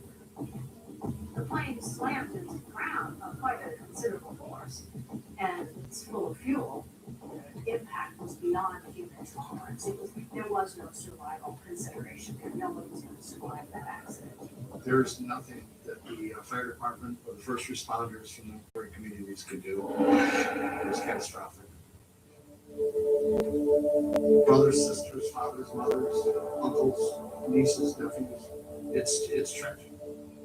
Melody Smith was the first in the Borchers family to hear the tragic news. That day, telling my mother and telling my sister was probably, I still can get teary-eyed about this 40 years later, because it was that pain that I felt. You know, I said there's been a terrible accident, and Mom and Dad are dead. We started realizing all of these that happened. That's what this. The Chicago crash remains the worst air disaster on American soil, but further disaster was averted that day. So what you see here is O'Hare International Airport with runway configurations, much as it was in 1979. Flight 191 taxi, the runway 32 right. Upon takeoff, a mechanical failure, went inverted and crashed here, just side of the trailer home and a commercial trailer park. The people that live in the trailer park directly next to where this plane went down, I mean, they're counting their blessings pretty much that they were victims as well. Imagine if it would have hit the petroleum yard, the O'Hare terminal, located just west. Investigators found that the crash was a result of improper maintenance to the left engine. But could there be more to it than that? For David Booth, news of the crash confirmed his worst fears. David Booth was a man from Ohio that on just about May 14th, or 11 days before the crash, he began to have a series of very strange dreams in which he was seeing a wide-body aircraft taking off from some Midwestern town. The dreams were not real specific, but taking off and crashing shortly after takeoff. And he had this dream every single night. It was driving him crazy. Booth contacted the Federal Aviation Authority about his premonition, but it was too late. He was on his way home from work. He heard on the radio on, of course, May 25th, that a plane had indeed crashed, and he said he literally pulled off the side of the road and was visibly shaken and almost and got sick, literally sick to his stomach. I think that there are people who are able to perceive things beyond what we conventionally think of as perception, seeing, hearing, tasting, feeling. So maybe he did have premonition. And David Booth was not alone. Someone else, due to God, foretold the disaster. Well, one of the most famous persons that would have been on that plane was Lindsay Wagner, and she's often known as from the TV show The Bionic Woman.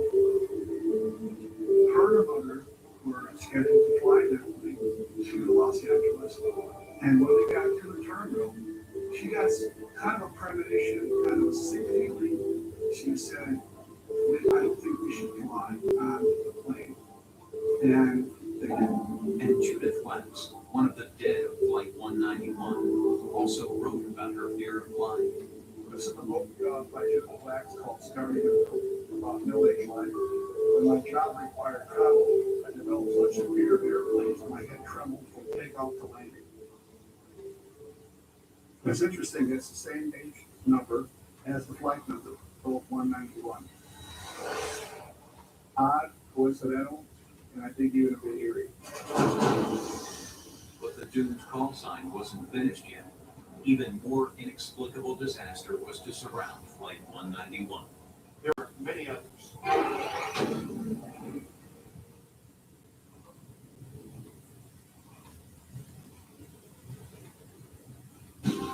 Taco Bell's grilled cheese burrito is filled with nacho cheese sauce and a delicious 3-cheese blend.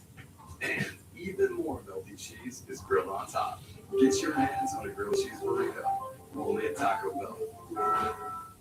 Your typical vacuum has bristles that can leave cleaning gaps, wrap hair, so Shark replace them with flexible power pins to directly engage folds and dig deep in your carpets.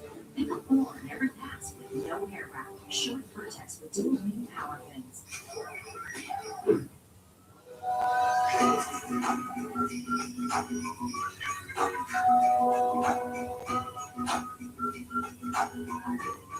Make your holiday legendary with Chex Party Meals. Simply almond. Simple, all natural ingredients and no thickeners. What's a thickener? I'm not sure, but it's not in my almond milk. Simply almond. Honestly simple. The Pacifica Hybrid runs on good vibes and love. Actually, it's electricity. Very efficient. Where are we headed? Good question, Sparrow. With Pacifica family pricing, get our employee discount. Save more with Target Circle. This weekend, get 10% off Target gift cards. In-store or at Target.com. Join Target Circle on the Target app. Today and tomorrow only. Save more with Target Circle, only at Target. Would you like to try a burger made with plants? Plants. It's delicious, and I'm a kid, so if I like it... Morningstar Farms. Grilling at home just got easier with America's favorites made from plants. Super Average is about sleeves that are capable, but when we realized she was battling sensitive skin, we switched to Tide Plus Downy Free. It's gentle on her skin, and it cleans her whole part of detergent. Tide Pods Plus Downy Free. Safe for sensitive skin with eczema and psoriasis. Starbucks Creamer. A new non-dairy Starbucks Creamer. It's creamy. So creamy. It's Starbucks Caramel Macchiato at home. So good. This changes everything. Starbucks Creamer. It's down to the wire. The team's been working around the clock. We had to rethink our whole approach. Working team, togetherness. Logistically, it's been a nightmare. I'm not sure it's going to work. It'll work. I didn't know you were listening.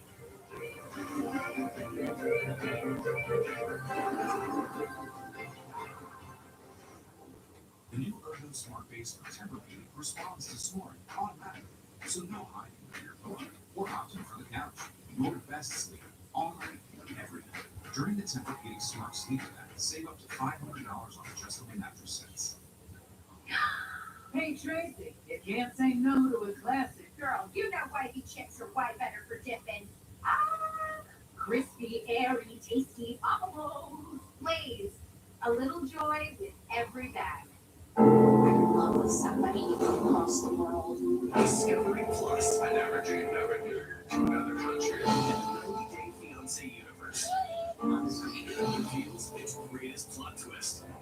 Everything you love is streaming in one place. I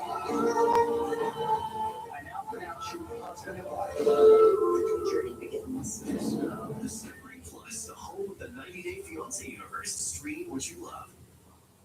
6 years after the catastrophic American Airlines crash at O'Hare, the dreaded 191 flight number struck again. On August 2nd, 1985, Delta Flight 191, which was scheduled from Fort Lauderdale to LAX with an intermediate stop at Dallas Fort Worth Airport, crashed on approach to the airport in Dallas. In a severe thunderstorm, the plane experienced a phenomenon known as a microburst on its approach to the airport. It's this very concentrated, fairly narrow force that is pushing down on a machine that is designed to fly. But meteorology, complicated physics. The severe downdraft pushed the aircraft towards the ground.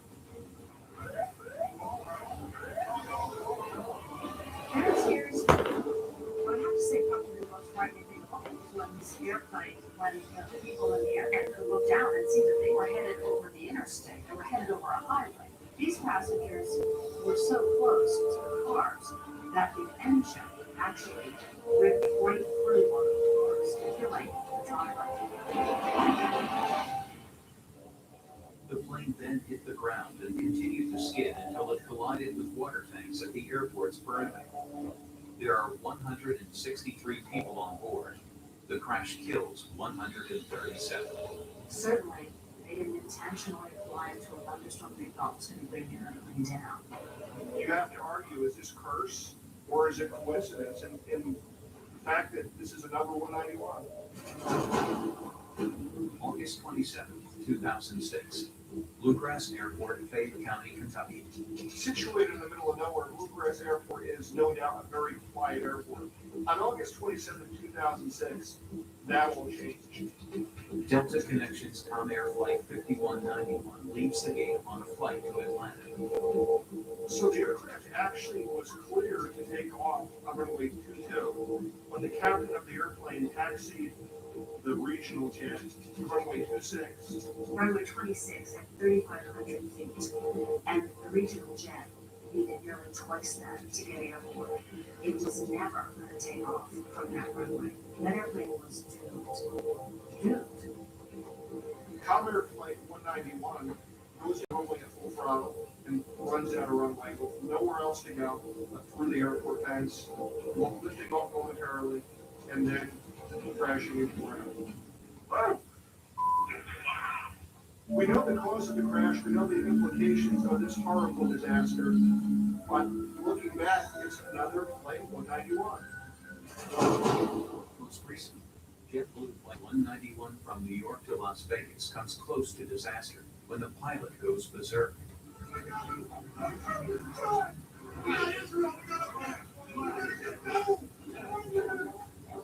The co-pilot realizes that the captain is demonstrating very disturbing behavior, and he pretty much lures the captain back into the passenger cabin, and as he gets out of the cockpit, he locks the door of the cockpit so he can't get back in, and additionally he changes the cockpit code on the door, which will prevent the captain from entering that code and regaining access to the cockpit.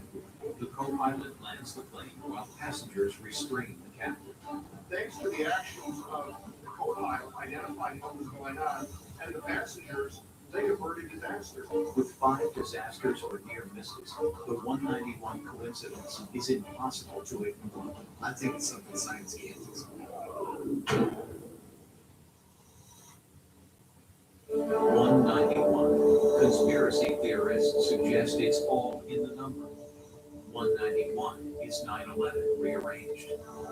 191 people killed in the Madrid train bombings of 2004.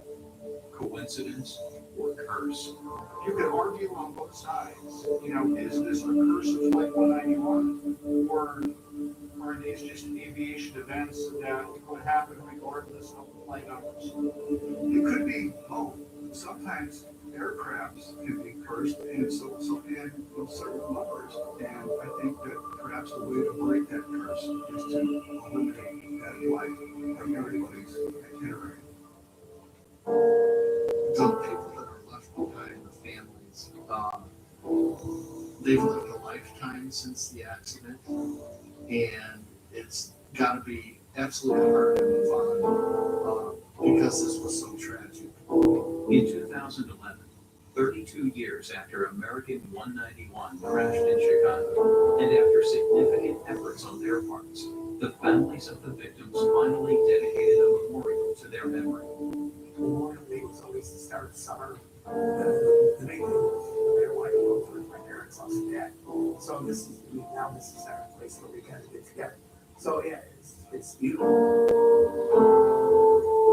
It's where they all are. Yeah. I feel that all of them are remembered together. It's beautiful. Yeah. Aviation is a high consequence industry. Small things can cause big problems. And so what Flight 191, any one of the ones you want to say, what any of those Flight 191s did, and many, many other accidents and near accidents, is teach all about the ways in which aviation can go wrong. The machine, the human, the technology, the system. A logical explanation, perhaps, but for anyone who has looked deeper into the mystery, doubts still remain about 191. I mean, all the numbers assigned to all the aircrafts all around the world, for so many to crash with Flight 191, those numbers, I seriously believe that we get cursed number. I'm not afraid of flying. I would get on any flight number. But I have to say, if there was a Flight 191, I probably would have to stop and think for a few seconds.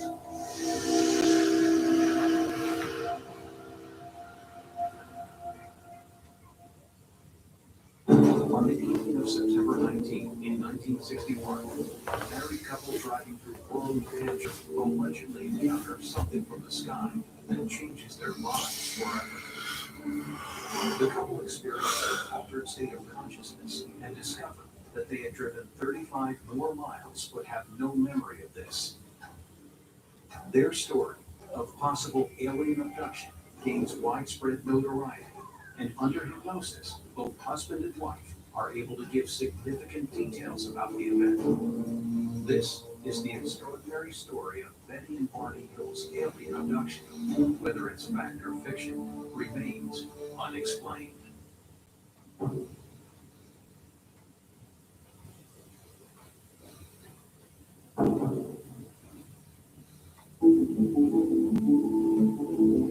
A husband and wife driving back home from a vacation are abducted by aliens in a spacecraft and later returned back to Earth. It sounds like a fictional plot from a movie, but according to Betty and Barney Hill, that's exactly what happened to them on the night of September 19, 1961. This is the first modern alien abduction story. Betty Hill told me to my face, point blank, I wish it had never happened, but it did. Even to this very day, there is no dispositive proof that that story was a hoax. Betty and Barney's account became the first widely reported UFO abduction story in the United States. Unlike the infamous Roswell crash site incident of 1947, the Hills say they were literally taken aboard a spacecraft by beings not of this planet. In Roswell, New Mexico, it was alleged that remains of a crashed UFO were discovered. When you look at something like the Roswell incident, which is the UFO story in America, it's hard to find something more important than the Roswell incident. The events of Roswell centered around a man called Mac Brazel. Mac Brazel goes out and he finds on his property scattered debris that he thinks might be from a UFO, and he brings some of it into the sheriff. And then the government came out and said that it was actually just a weather balloon and not a UFO. And some people suspect that this was a government cover-up and that the government has something to do with making sure that the details of this was not released. And we begin to look into it, and it turns out that what was seen, that what the debris was from a secret United States government spy balloon called Project Mogul.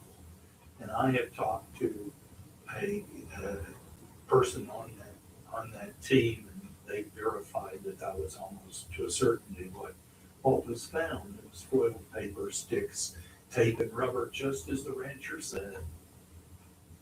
But it wasn't from a flying saucer. Despite this, the story of what happened in Roswell is believed by many to be an alien UFO cover-up, much like how people still believe that Betty and Barney really were abducted by aliens.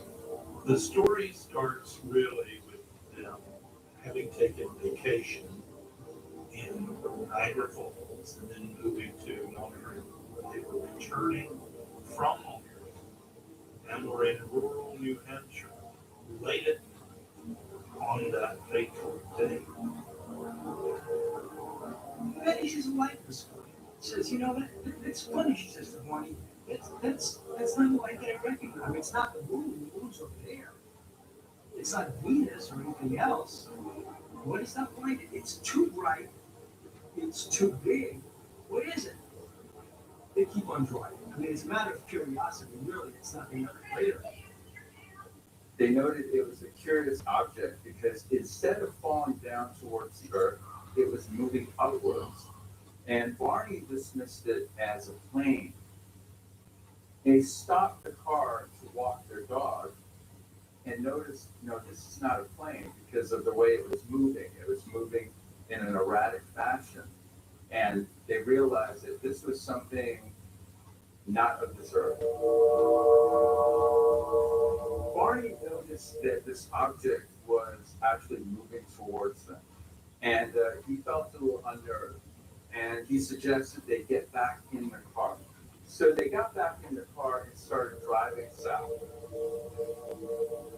And it's following them. And it's dropping, it's descending as it follows them.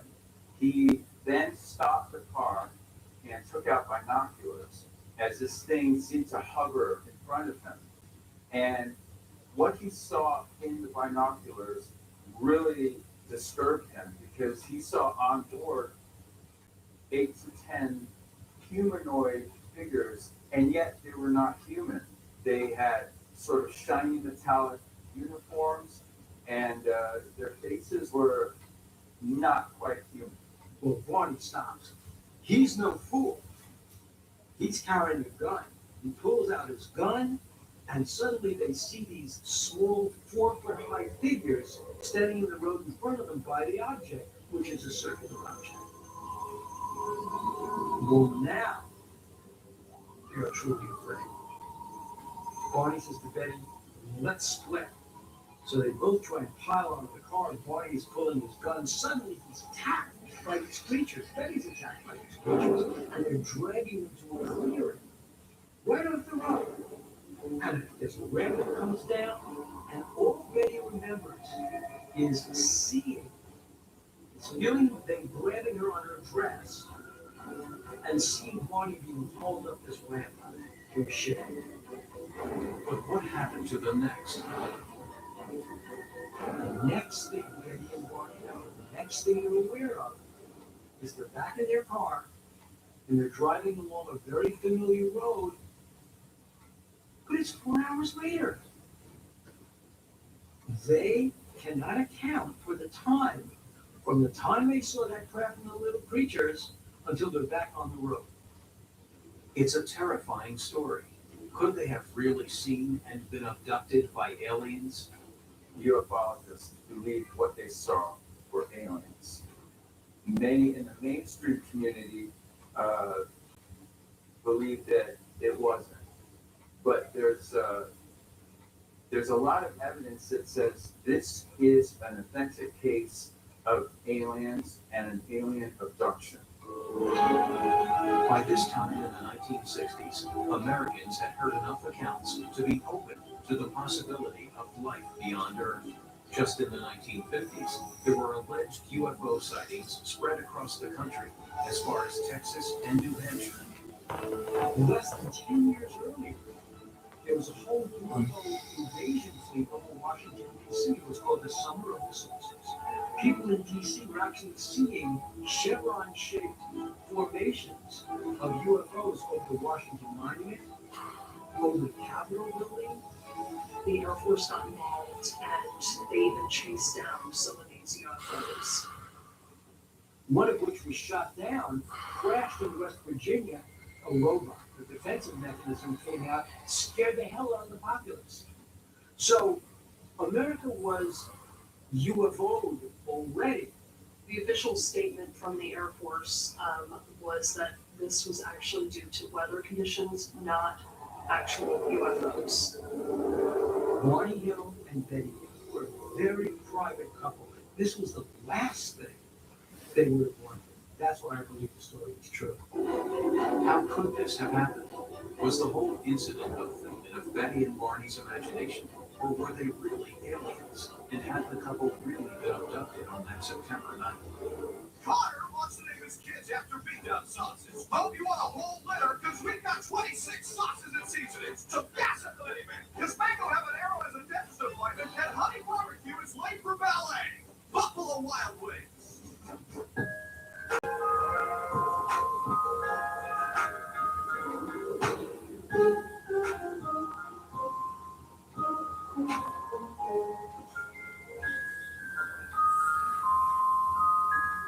Hi, I'm Creighton Thompson, the best dressed assistant locker room manager in the league. I'm here to help you protect your clothes from getting damaged in the wash.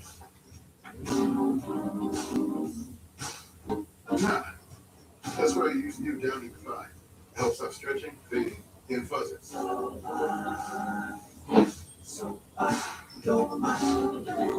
That's what's up. We have an assistant locker room manager. Help protect your clothes with new Downy Defy. It's the K Friends and Family event with 25 to 50% off everything. Find hundreds of meaningful gifts at great prices. Buy online with a virtual consultant and pick up in store only at K. New Advil Dual Action with acetaminophen fights pain in 2 ways. Advil targets pain at the source, while acetaminophen blocks pain signals. The future of pain relief is here. New Advil Dual Action. Experience clean in a whole new way. Now Roomba vacuums exactly where you need it Alexa, tell Roomba to vacuum in front of the couch. and offers personalized cleaning suggestions for a clean unique to you and your home. Roomba and the iRobot Home app, only from iRobot.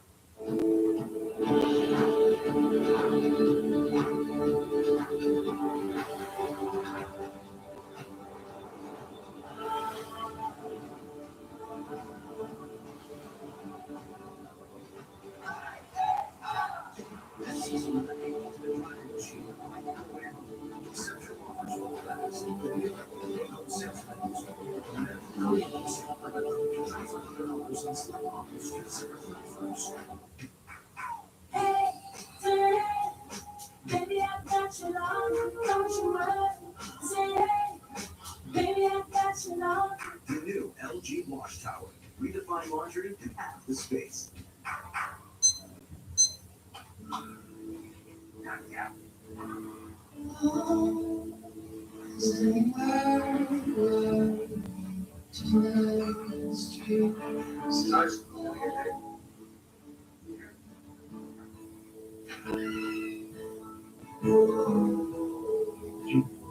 You waited for me? Happy birthday. Nothing tastes like together. Kerrygold, crafted with milk from Irish grass-fed cows.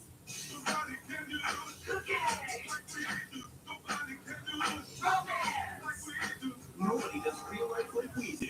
The greatest collection of real life entertainment all in one place. Discovery Plus. Stream what you love.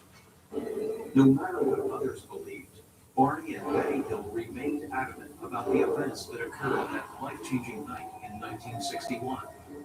They were driving when they encountered a UFO and alien beings abducted them, taking them aboard a spacecraft.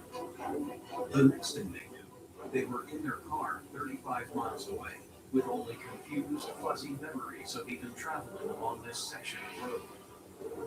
Though reeling from their shared experience, the couple successfully arrived at their home by about dawn the next morning. They cannot account for the time, from the time they saw that crab and the little creatures until they're back on the road. As the Hills tried to come to terms with their extraterrestrial experience, they had some odd sensations and impulses they could not readily explain.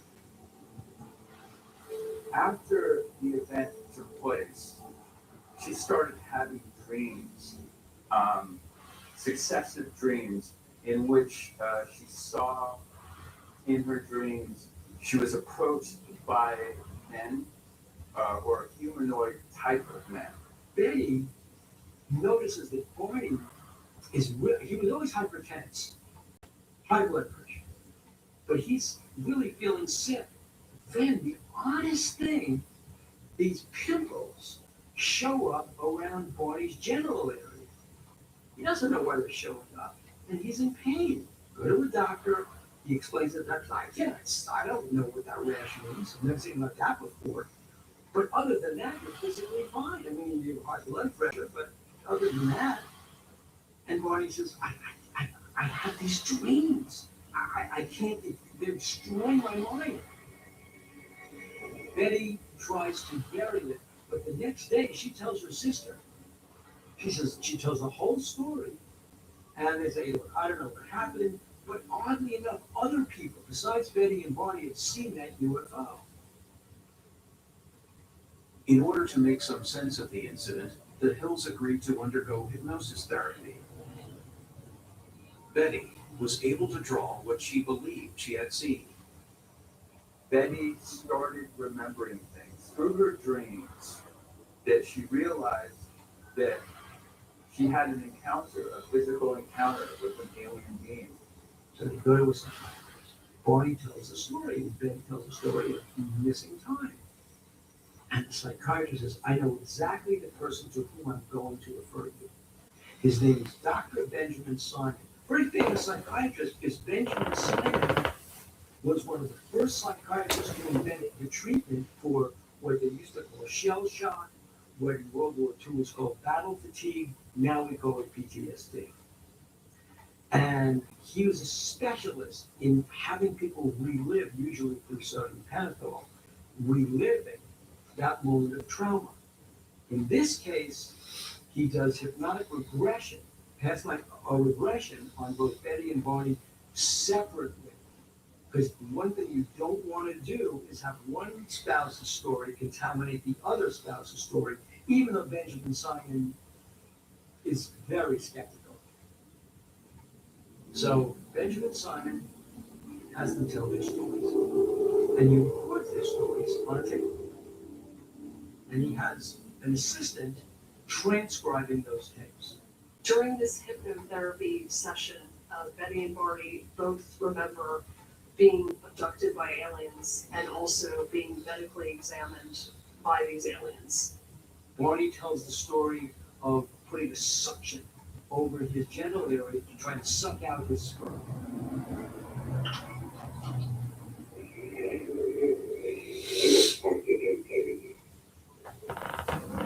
They took me and carried me up this ramp.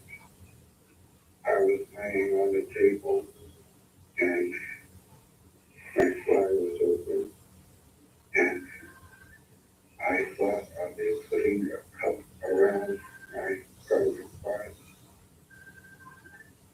Betty explains how this examiner inserts a long, thin tube into her womb.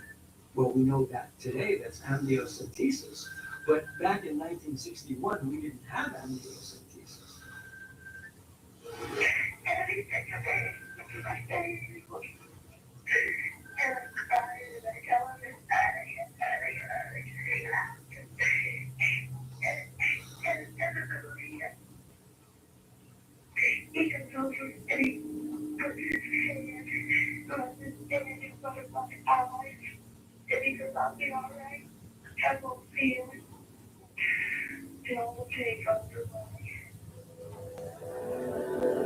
She strikes up a conversation with the examiner. He says, well, here's where the property shows this twin star system with a series of planets that have lines. And she says, well, what are the lines? He says, well, they're the trade routes. So in other words, it's not just that they're not from this planet, but they're trading with other planets not from this planet and other species. This all comes out of the case. Finally, the transcriber is flabbergasted by what she's reading. So what she does, in a breach of medical confidence, I might add, she takes the transcripts and goes to a reporter for the Boston Traveler magazine. He realizes, holy cow, I have the story of a lifetime. And he sells the story to newspapers. Now, two people who wanted to live anonymously, in privacy, an interracial couple at a time when interracial marriages were prohibited by law in some states in the United States, suddenly, where do they wind up? On the cover of Look magazine, the poster children were alien abduction. The story of Betty and Barney was about to take on a life of its own. But was it life from Earth or another planet? Simply Orange has always had natural vitamin C to support immune health because we adhere to one basic rule. What happens in the orange stays in the orange. Simply Orange. Honestly simple. Does entertaining get you down? Not anymore. Club crackers. Prepare less and enjoy more with milk in your mouth flavor. They're light, they're flaky, and they're buttery. Thanks, Club crackers. At VisionWorks, we know it's easy to forget to use your vision benefits before the year's up. This is us making sure you took them. Use it before you lose them. That's why our 100-day guarantee. VisionWorks, see the difference. Open it up! You saved the bottle. And the shit is for friendship. This is incredibly fun. My God! You should wait. It's a charger. It's gonna power our friendship. The Pacifica Hybrid runs on good vibes and love. Actually, it's electricity, very efficient. Where are we headed? Good question, Sparrow.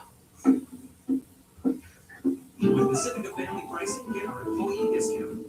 Want long-lasting hydration that actually lasts? New Cetaphil Deep Hydration Facial Collection gives your skin lasting 48-hour hydration.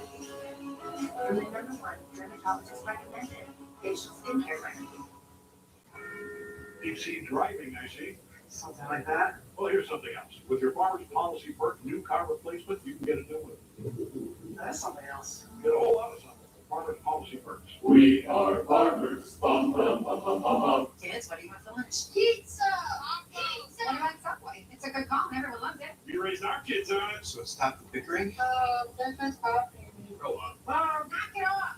Try the new Subway Buffalo Chicken or barbecue chicken. At Metro, we know you work hard. That's why switching to Metro is easy. Because this season, there's 0 fees to switch. Get our lowest price on unlimited. Just $25 a line for 4 lines. Plus 4 free Galaxy phones. Metro, empowering you to rule your holiday. Dogs don't know what's good for them. Like not being able to leave a good steak alone.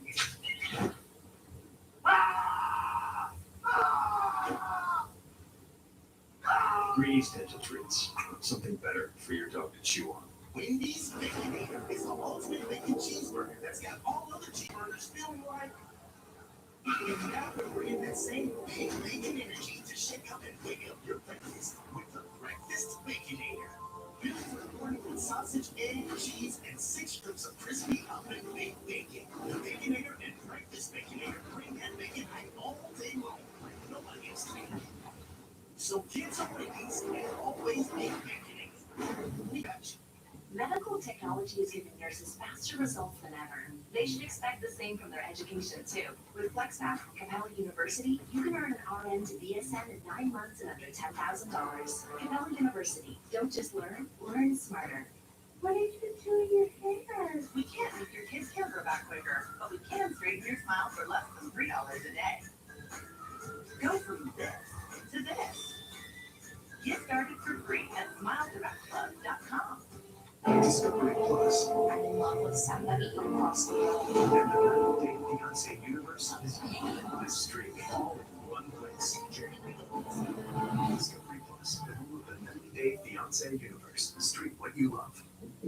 So was the abduction of Betty and Barney Hill a figment of their imaginations? Had the couple really been abducted by aliens on the September night in 1961? There was Betty's own strange artwork about what she encountered, followed by impressions of the couple's experience, which the artist David Baker helped her recreate. Did it hurt or help their case? Non-believers say that their accounts were actually too similar, and therefore they must have rehearsed it beforehand and it was made up. At the time, there were science fiction movies that had come out in which there were aliens featured, obviously flying saucers, and they were dismissed as sci-fi fanatics. If you wait around and people have had these rich, far out, fantastic abduction experiences, you can just about predict that they're all fantasy prone. And Betty Hill was just such a person, and we must not forget that. But why would Betty and Barney have lied about everything when they were such a private couple? It can't be a hoax if they didn't want to tell the story in the first place. They didn't want to go to a doctor. They wanted to let it sit. Barney's a declining physical condition that got him into a doctor. It can't be a hoax if the very thing Betty Hill is saying she experienced is true. However, a complete stranger was about to potentially confirm the authenticity of the star drawings Betty had made.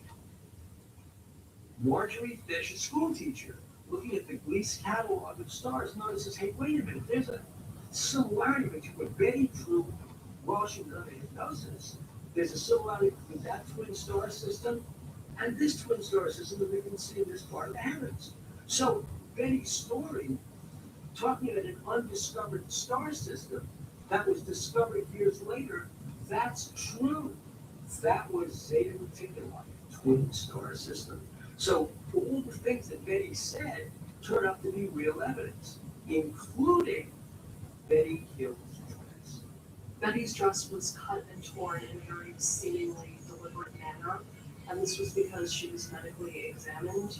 She found that her dress was ripped and there was like pink dust on her dress. Now she was going to throw it out and changed her mind and kept it. And people have done research on it and found that there was some material on it, which was hard to define, like a metallic type material. To this day, still has not been identified. That dress with pink stains on it went to a scientist in Ohio who used to work for petroleum companies, Dr. Phyllis Fletcher. And Phyllis Fletcher actually showed us the dress. We held the dress in our hands, and on the dress there were pink hand stains. Where Betty said the aliens grabbed her. Dr. Fletcher examines those hand stains and says, it's organic matter, it's certainly organic, but for the life of me, I don't know what it is.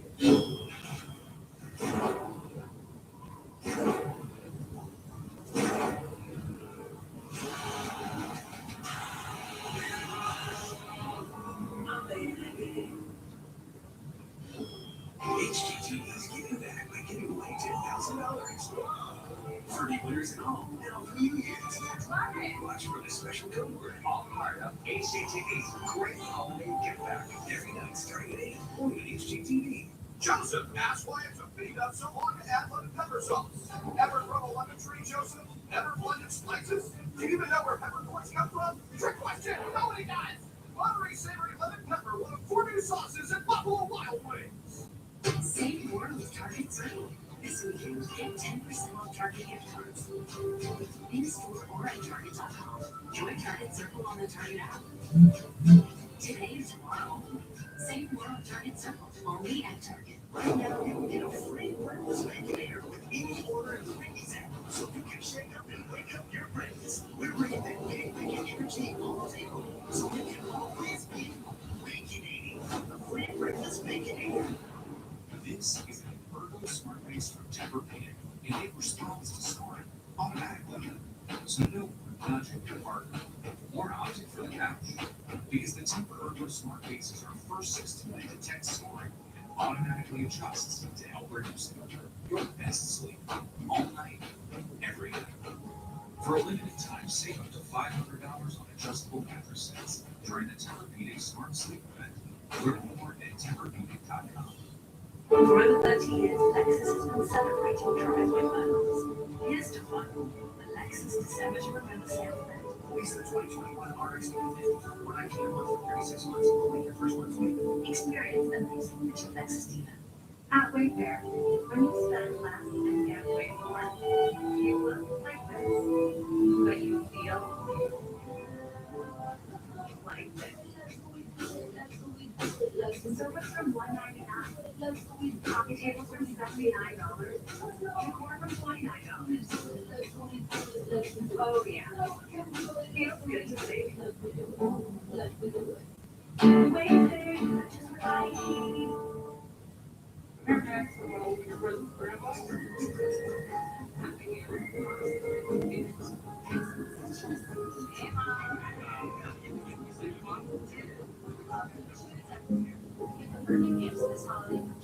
At Carvana, we have only one standard when it comes to the quality of our cars, the highest. It's why only 1 in 10 cars we look at qualify to sell on our site. If it's been in a reported accident, we won't sell it. And at our state-of-the-art facilities, our ASC certified mechanics roll up their sleeves and get to it, inspecting, dialing in, and fine-tuning every single car inside and out, bringing all of it up to our high standards. By the time we're done, our cars are beyond certified. They're Carvana certified. So whether you have it delivered or pick it up, we do it all so you can rest easy.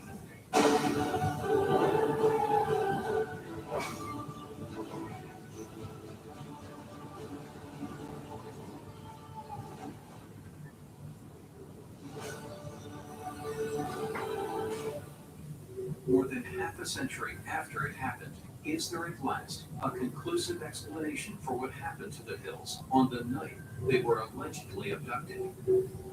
Something strange happened to Betty and Barney Hill, something way beyond normal. You don't have those stains on her dress and exactly where she said the aliens grabbed her. You don't have a car that has all these strange magnetic anomalies. You don't have that. You don't have Betty Hill knowing about amniocentesis 5 years before amniocentesis was developed as a medical procedure, and you don't have somebody saying, these are stars that pushed up the sky where nobody knows they're there, and they're howling at you saying it's a hoax, until years later, there they are in Southern California. So I believe the story is absolutely true. But not everyone shares this belief. People do this all the time. People ask me, don't you believe in life on other planets? And I say, well, that's a different issue. The issue is that might there be life elsewhere? Sure there might be. But when we talk UFOs, we're talking about something that has visited the planet Earth. And we should be very, very skeptical of that. The extraordinary story of Betty and Barney Hill's alien abduction may never be fully explained. I think for good or ill, this would be a defining feature of Betty and Barney Hill. And it is often cited because it is one of the first alien abduction cases to be popularized in our culture. And I think in terms of that, it's a very important thing. It might, in fact, be the biggest story in Earth history if it proves to be true. Have we all lived in a past life? I encountered 26 lives myself. Had one woman felt that she was there at the Jesus crucifixion. Are our current lives actually be reincarnations of a previous existence? He could remember thousands of incarnations. What if you previously lived the life of a famous person? There's no way I can look at anything, but at the same time, there's information that I didn't know we have. I was Cleopatra, I was Cleopatra, I was Cleopatra. Reincarnation and past life regression, paranormal occurrences, realities we don't understand, or elaborate hoaxes by people wishing they were someone else. Either way, it's unexplained.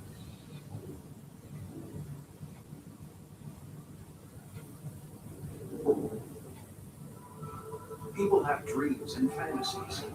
But imagine if you were able to tell what had happened to you in a previous existence, and what if that existence was that of a famous person? This gives a counselor to learn from it. It's not something that's very. Imagine you had lived the life of a movie star like James Dean, or a 1930s screen goddess like Jean Harlow, which Valerie Franich believed she did. There's no way I can prove anything. But at the same time, I get detailed information about, stuff, a house, places that have been, that I've never been to.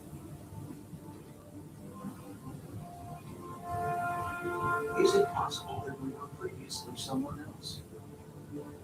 Everyone reincarnates including galaxies. As a matter of fact, Stephen Hawking said that galaxies die and are revived again. Even the plants, the leaves are falling, then comes winter, conservation, and there is again spring, and life springs again, right? So we're not different as people. Could we really become someone else when we die? It seems random, but it's actually not as random as what it is. Energy cannot die. It's the law of conservation of energy. Energy cannot die. The energy of us, which as a nurse I've measured EEGs, EKGs, which is heart and brain and organs, we can measure all that energy. So it exists. And so when we die, we lose energy. If you pick up the energy going on, our body has physical DNA, but now we have a soul DNA. We have experiences and remembrances that our soul, our energies carry. You believe that reincarnation is not as rare as we might think. 3/4 of the population believe in reincarnation.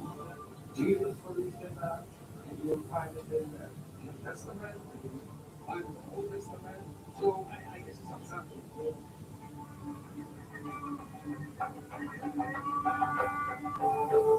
To define reincarnation, it's the doctrine of cyclic existence. In other words, rather than linear existence, which has a beginning, an end, and perhaps a bunch in an afterlife, or simply an end, this existence is cyclic. Reincarnation is in fact central to some religions. It's a central tenet of Hinduism, most definitely. Also, it is the central tenet of Buddhism, of Jainism, and also Sikhism. Buddhism teaches the concept of samsara, a beginningless, constant cycle of rebirth, life, and death. Liberation from this is only possible when one attains nirvana. The whole purpose, really, of Hindu and Buddhist spiritual life is to break that cycle, because samsara is a cycle of suffering. Say in life we messed up. Say we did something wrong. Say we were evil and never learned that why we were evil or never redeemed ourselves from that. That will hold in our soul DNA. Then, when we merge in and incarnate again, that is now part of our physical body. So now we get the opportunity to sort it out this time. People come back in all shapes and forms, depending on their karma. I personally say that I encountered 26 lives myself. The Buddha himself, when he was alive, said that he could remember thousands of incarnations. It's based on what your soul has decided it wants to experience. So we can skip all sorts of things and go back to the 1500s or the 1400s. We have had cave experiences. I have when I've done regressions. So it's probably more random than not. The self can come back to the lowest system of life or the higher stage of life, depending really on how that was being. So if it's hard karma, the stage of life will be more difficult. If it's good karma, then you'll get pushed on up into a higher stage of life. Past lives and reincarnation appear to manifest most predominantly in the lives of the famous. So the belief in past life is actually very common among celebrities. For instance, Dolly claimed to be St. John. Bill Collins also said that he had died in the Alamo. And of course, General Patton thought that he was a Roman soldier, and Stevie Nicks thought that she was a medieval monk. But I actually had somebody who did a regression.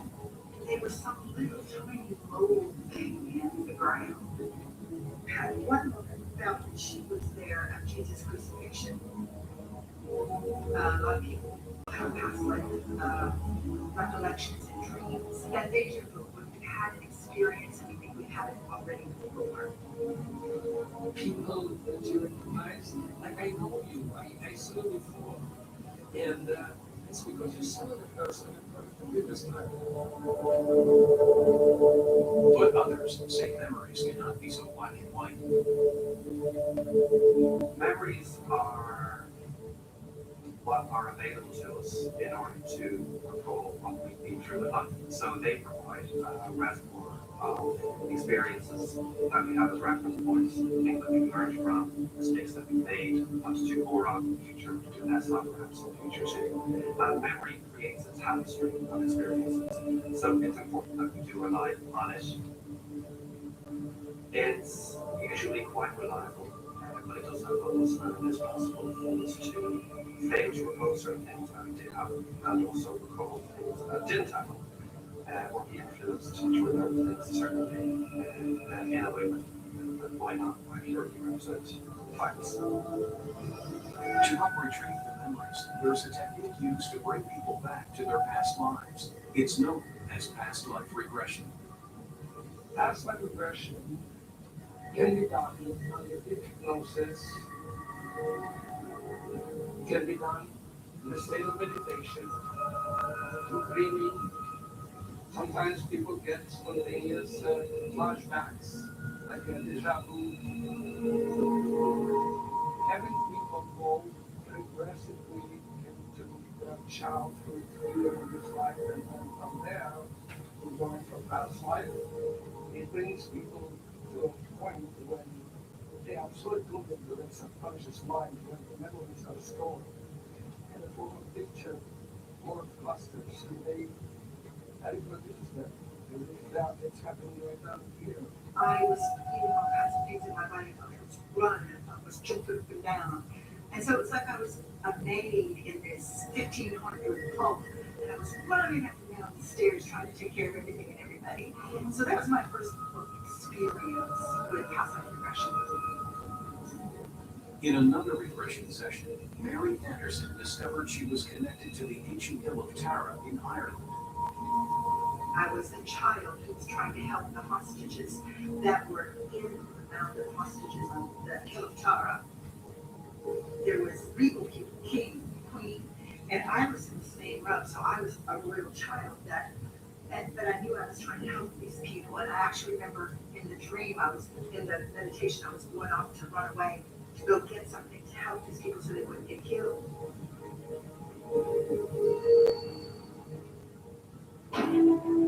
So how realistic is it that anybody could have lived the life of someone else? The life of someone who was world famous.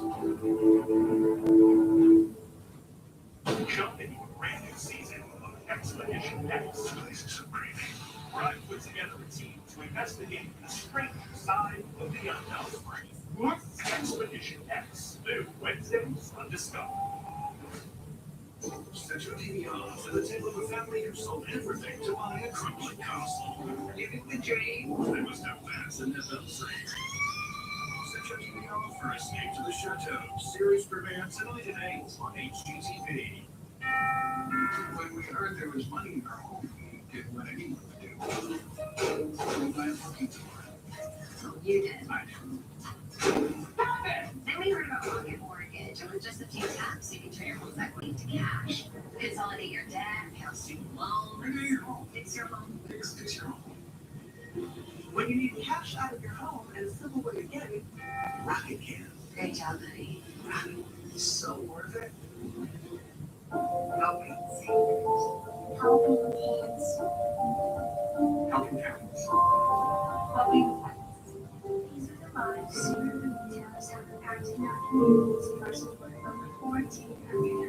charities. In fact, this year, Penelope Terrors will proudly donate over $200 million to national and hometown charities through the Subaru Share the Love event. Hit 0% for 63 months, and Subaru will donate $250 to charity. Your typical vacuum has bristles that can leave cleaning gaps, flat hair, so Shark replace them with flexible power pins to directly engage pores dig deep in your carpets. Pick up more in every pass with no hair wrap. Shark Vertex with dual power pins. I have moderate to severe black psoriasis, and now their starter is 3 out of 4 people achieve 90% cure skin in 4 months after just 2 doses. Skyrizi may increase your risk of infections and lower your ability to fight them. Before treating, your doctor should check you for infections and tuberculosis. Tell your doctor if you have an infection or symptoms such as fevers, sweats, chills, muscle aches, or coughs, or if you plan to or recently received a vaccine. Ask your dermatologist about Skyrizi. When it comes to health insurance, don't settle for less. With Ambetter, you get low-cost plans loaded with valuable benefits, a network with hundreds of doctors to choose from, convenient telehealth options with $0 copays. Plus, you can even qualify for financial help to lower your premiums. Wow. Now, that's better. Ambetter is reliable coverage that's a great value. Find your plan today. Ski lift, there's only one way.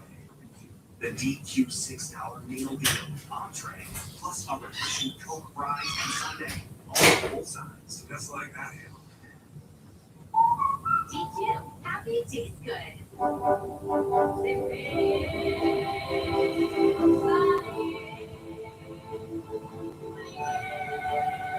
Smooth driving pays off. You better get better hands. Also, make a call for a quote today. Who are you? I'm Ian from the future, here to tell you to choose free cancellation on Hotels.com because no one knows what the future holds. Thanks. Anything else? We're long. Discovery was across the world. Universities of the street. One place. Discovery Plus.